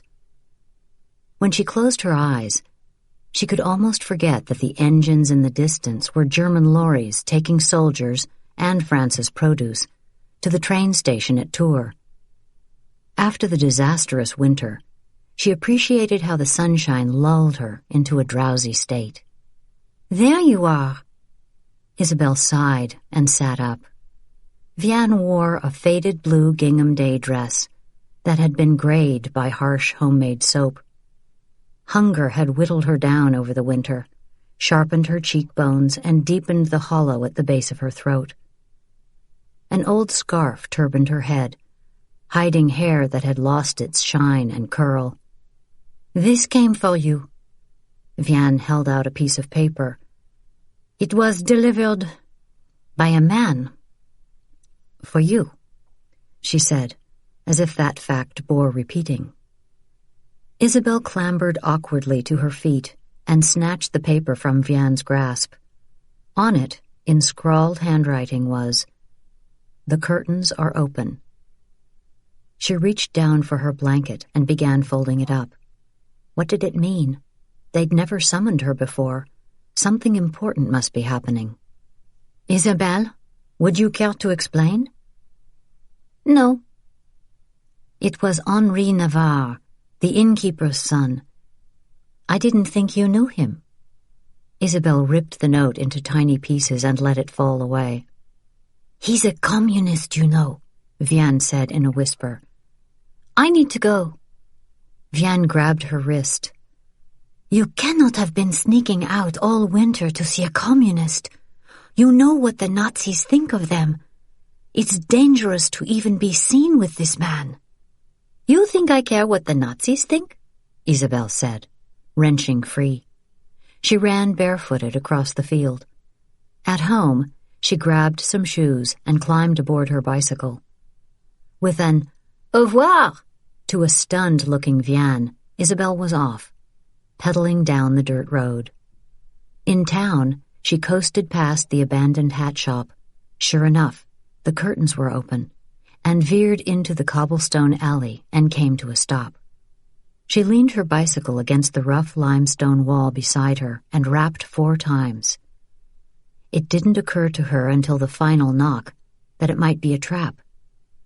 The idea, when it came, made her draw in a sharp breath and glance left and right, but it was too late now. Henri opened the door. Isabelle ducked inside. The room was hazy with cigarette smoke and reeked of burnt chicory coffee. There was about the place a lingering scent of blood, sausage-making. The burly man who had first grabbed her, Didier, was seated on an old hickory-backed chair. He was leaning back so far the 2 front chair legs were off the floor and his back grazed the wall behind him. "You shouldn't have brought a notice to my house, Henri. My sister is asking questions." "It was important we talk to you immediately." Isabelle felt a little bump of excitement. Would they finally ask her to do something more than dropping papers in letterboxes? "I am here." Henri lit up a cigarette. She could feel him watching her as he exhaled the gray smoke and put down his match. "Have you heard of a prefect in Chartres who was arrested and tortured for being a communist?" Isabelle frowned. "No." "He cut his own throat with a piece of glass rather than name anyone or confess." Henri snubbed his cigarette out on the bottom of his shoe and saved the rest for later in his coat pocket. "He is putting a group together of people like us who want to heed de Gaulle's call.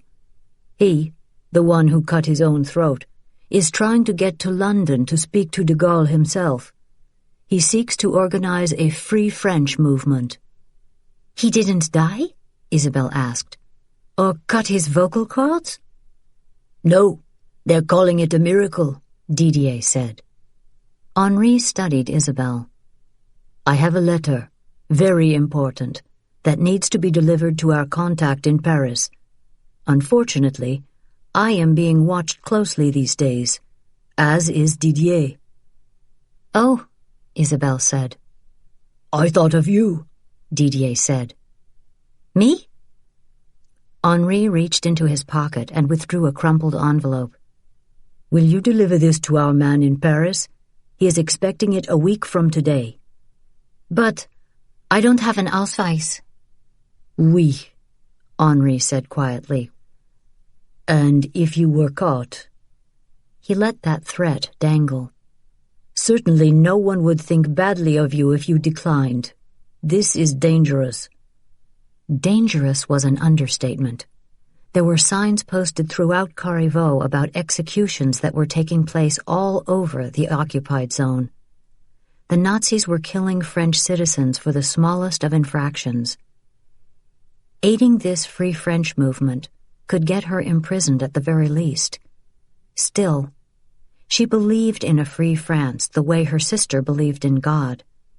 So you want me to get a pass, go to Paris, deliver a letter, and come home? It didn't sound so perilous when put that way. No, Henri said. We need you to stay in Paris and be our letterbox, as it were. In the coming months, there will be many such deliveries. Your father has an apartment there, oui? Paris. It was what she'd longed for from the moment her father had exiled her, to leave Carrivaux and return to Paris, and to be part of a network of people who resisted this war. My father will not offer me a place to stay. Convince him otherwise, Didier said evenly, watching her, judging her. He is not a man who is easily convinced, she said. So you can't do it. Voila, we have our answer. Wait, Isabelle said. Henri approached her. She saw reluctance in his eyes and knew that he wanted her to turn down this assignment. No doubt he was worried about her. She lifted her chin and looked him in the eyes. I will do this. You will have to lie to everyone you love and always be afraid. Can you live that way? You'll not feel safe anywhere. Isabelle laughed grimly. It was not so different from the life she'd lived since she was a little girl. Will you watch over my sister? She asked Henri. Make sure she's safe? There is a price for all our work, Henri said. He gave her a sad look. In it was the truth they had all learned. There was no safety. I hope you see that. All Isabelle saw was her chance to do something that mattered. When do I leave? As soon as you get an Ausweis, which will not be easy. What in heaven's name is that girl thinking? Really, a schoolyard-style note from a man? A communist? Vianne unwrapped the stringy piece of mutton that had been this week's ration and set it on the kitchen counter. Isabelle had always been impetuous, a force of nature, really, a girl who liked to break rules. Countless nuns and teachers had learned that she could be neither controlled nor contained. But this was not kissing a boy on the dance floor or running away to see the circus or refusing to wear a girdle and stockings. This was wartime in an occupied country. How could Isabelle still believe that her choices had no consequences? Vianne began finely chopping the mutton.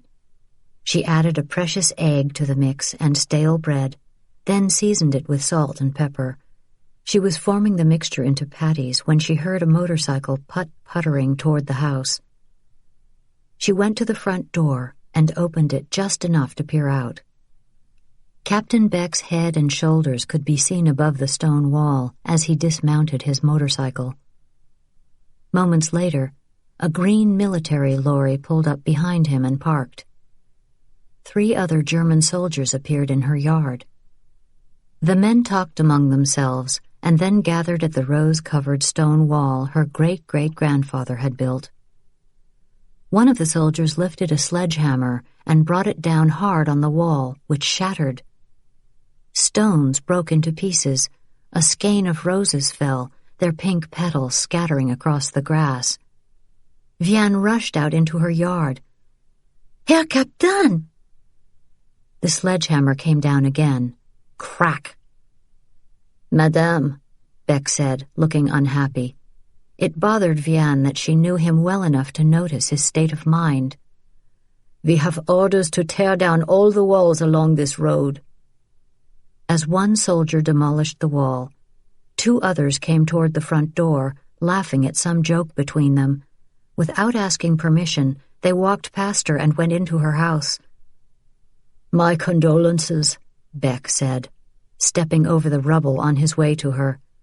I know you love the roses, and, most sorrowfully, my men will be fulfilling a requisition order from your house.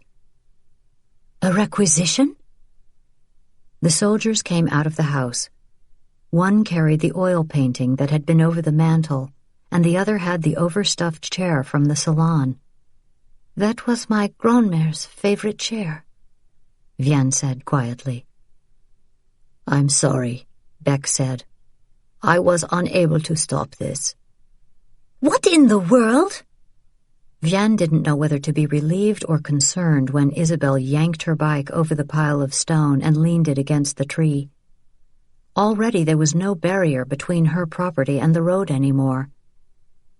Isabelle looked beautiful, even with her face pink from the exertion of riding her bicycle and shiny with perspiration. Glossy blonde waves framed her face. Her faded red dress clung to her body in all the right places. The soldiers stopped to stare at her. The rolled-up Aubusson rug from the living room slung between them. Beck removed his military cap. He said something to the soldiers who were carrying the rolled-up carpet, and they hurried toward the lorry. You've torn down our wall? Isabelle said.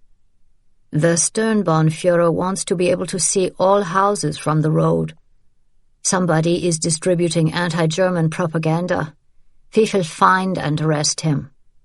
You think harmless pieces of paper are worth all of this? Isabelle asked. They are far from harmless, mademoiselle. They encourage terrorism. Terrorism must be avoided, Isabelle said, crossing her arms. Vianne couldn't look away from Isabelle. There was something going on. Her sister seemed to be drawing her emotions back, going still, like a cat preparing to pounce. Herr Captain, Isabelle said after a while. Oui, mademoiselle. Soldiers walked past them, carrying out the breakfast table. Isabelle let them pass and then walked to the captain. My papa is ill. He is? Vianne said. Why don't I know this? What's wrong with him? Isabelle ignored Vianne. He has asked that I come to Paris to nurse him, but... He wants you to nurse him? Vianne said, incredulous. Beck said, You need a travel pass to leave, mademoiselle. You know this. I know this. Isabelle seemed to barely breathe. I thought perhaps you would procure one for me. You are a family man. Certainly you understand how important it is to answer a father's call.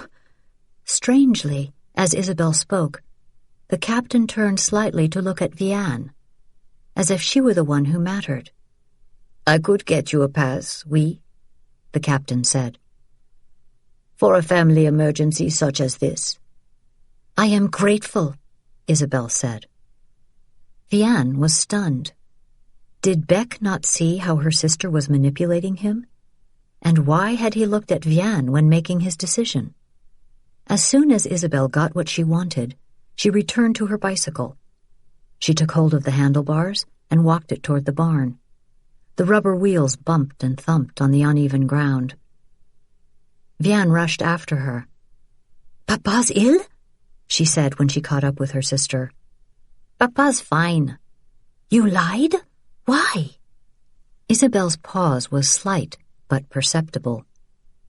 I suppose there is no reason to lie. It's all out in the open now. I have been sneaking out on Friday mornings to meet Henri, and now he has asked me to go to Paris with him. He has a lovely little pied-à-terre in the Montmartre, apparently. Are you mad? I am in love, I think. A little. Maybe. You are going to cross Nazi-occupied France to spend a few nights in Paris in the bed of a man whom you might love a little. I know, Isabelle said. It's so romantic. You must be feverish. Perhaps you have a brain sickness of some kind. She put her hands on her hips and made a huff of disapproval. If love is a disease, I suppose I'm infected. Good God! Vianne crossed her arms. Is there anything I can say to stop this foolishness? Isabelle looked at her. You believe me? You believe I would cross Nazi-occupied France on a lark? This is not like running away to see the circus, Isabelle. But you believe this of me? Of course, Vianne shrugged. So foolish. Isabelle looked oddly crestfallen. Just stay away from Beck while I'm gone. Don't trust him.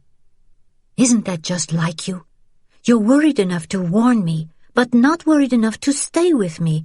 What you want is really what matters. Sophie and I can rot for all you care. That's not true. Isn't it? Go to Paris. Have your fun, but don't for 1 minute forget that you are abandoning your niece and me. Vianne crossed her arms and glanced back at the man in her yard, who was supervising the looting of her house. With him. Chapter 14.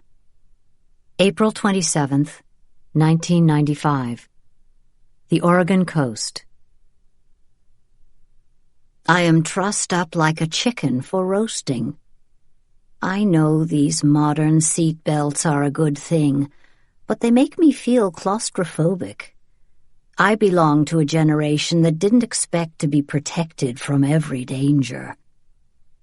I remember what it used to be like back in the days when one was required to make smart choices. We knew the risks and took them anyway. I remember driving too fast in my old Chevrolet, my foot pressed hard on the gas, smoking a cigarette and listening to Price sing "Lawdy, Miss Claudy" through small black speakers while children rolled around in the back seat like bowling pins. My son is afraid that I will make a break for it, I suppose, and it is a reasonable fear. In the past month, my entire life has been turned upside down. There is a sold sign in my front yard, and I am leaving home. It's a pretty driveway, don't you think? My son says. It's what he does. He fills space with words, and he chooses them carefully. It is what makes him a good surgeon. Precision. Yes.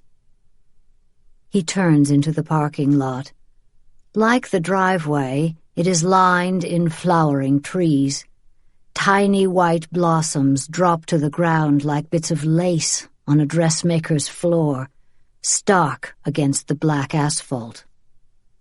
I fumble with my seatbelt as we park. My hands do not obey my will these days. It frustrates me so much that I curse out loud. I'll do that, my son says, reaching sideways to unhook my seatbelt. He is out of the automobile and at my door before I have even retrieved my handbag. The door opens. He takes me by the hand and helps me out of the car. In the short distance between the parking lot and the entrance, I have to stop twice to catch my breath. The trees are so pretty this time of year, he says as we walk together across the parking lot. Yes. They are flowering plum trees, gorgeous and pink, but I think suddenly of chestnut trees in bloom along the Champs-Élysées. My son tightens his hold on my hand. It is a reminder that he understands the pain of leaving a home that has been my sanctuary for nearly 50 years. But now it is time to look ahead, not behind. To the Ocean Crest Retirement Community and Nursing Home. To be fair, it doesn't look like a bad place. A little industrial, maybe, with its rigidly upright windows and perfectly maintained patch of grass out front, and the American flag flying above the door. It is a long, low building, built in the 70s, I'd guess, back when just about everything was ugly. There are 2 wings that reach out from a central courtyard, where I imagine old people sit in wheelchairs with their faces turned to the sun, waiting. Thank God I am not housed in the east side of the building, the nursing home wing. Not yet, anyway. I can still manage my own life, thank you very much, and my own apartment. Julian opens the door for me, and I go inside. The first thing I see is a large reception area decorated to look like the hospitality desk of a seaside hotel, complete with a fishing net full of shells hung on the wall. I imagine that at Christmas they hang ornaments from the netting and stockings from the edge of the desk. There are probably sparkly ho-ho-ho signs tacked up to the wall on the day after Thanksgiving. "Come on, Mom." "Oh, right. Mustn't dawdle." The place smells of what? Tapioca pudding and chicken noodle soup. Soft foods. Somehow I keep going. If there's one thing I never do, it's stop. "Here we are," my son says, opening the door to room 317A. It's nice, honestly. A small, 1-bedroom apartment. The kitchen is tucked into the corner by the door, and from it one can look out over a Formica counter and see a dining table with 4 chairs and the living room, where a coffee table and sofa and 2 chairs are gathered around a gas fireplace. The TV in the corner is brand new, with a built-in VCR player. Someone, my son probably, has stacked a bunch of my favorite movies in the bookcase.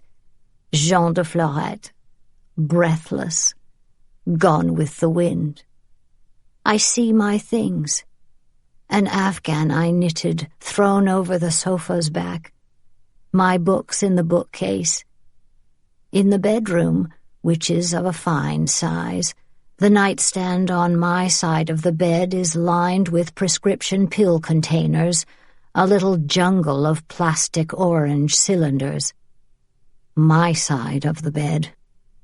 It's funny, but some things don't change after the death of a spouse, and that's one of them. The left side of the bed is mine, even though I'm alone in it. At the foot of the bed is my trunk, just as I have requested. "You could still change your mind," he says quietly. "Come home with me." "We've talked about this, Julian. Your life is too busy. You needn't worry about me 24/7. "Do you think I will worry less when you are here?" I look at him, loving this child of mine and knowing my death will devastate him. I don't want him to watch me die by degrees. I don't want that for his daughters either. I know what it is like. Some images, once seen, can never be forgotten. I want them to remember me as I am, not as I will be when the cancer has had its way. He leads me into the small living room and gets me settled on the couch. While I wait, he pours us some wine and then sits beside me. I am thinking of how it will feel when he leaves, and I'm sure the same thought occupies his mind. With a sigh, he reaches into his briefcase and pulls out a stack of envelopes. The sigh is in place of words, a breath of transition. In it, I hear that moment where I go from one life to another. In this new, pared-down version of my life, I am to be cared for by my son instead of vice versa. It's not really comfortable for either of us. I've paid this month's bills. These are things I don't know what to do with. Junk mostly, I think. I take the stack of letters from him and shuffle through them. A personalized letter from the Special Olympics Committee, a free estimate awning offer, a notice from my dentist that it has been 6 months since my last appointment. A letter from Paris. There are red markings on it, as if the post office has shuffled it around from place to place, or delivered it incorrectly. "Mom?" Julian says. He is so observant. He misses nothing. "What is that?" When he reaches for the envelope, I mean to hold on to it, keep it from him, but my fingers don't obey my will. My heartbeat is going all which a way. Julian opens the envelope, extracts an écru card. An invitation. "It's in French," he says. "Something about the Croix de Guerre. So it's about World War II? Is this for Dad?" Of course. Men always think war is all about them. And there's something handwritten in the corner. What is it? Guerre. The word expands around me, unfolds its black crow wings, becoming so big I cannot look away. Against my will, I take up the invitation. It is to a passeurs reunion in Paris. They want me to attend. How can I possibly go without remembering all of it? The terrible things I have done, the secret I kept, the man I killed, and the one I should have. Mom, what's a passeur? I can hardly find enough voice to say. It's someone who helped people. In the war,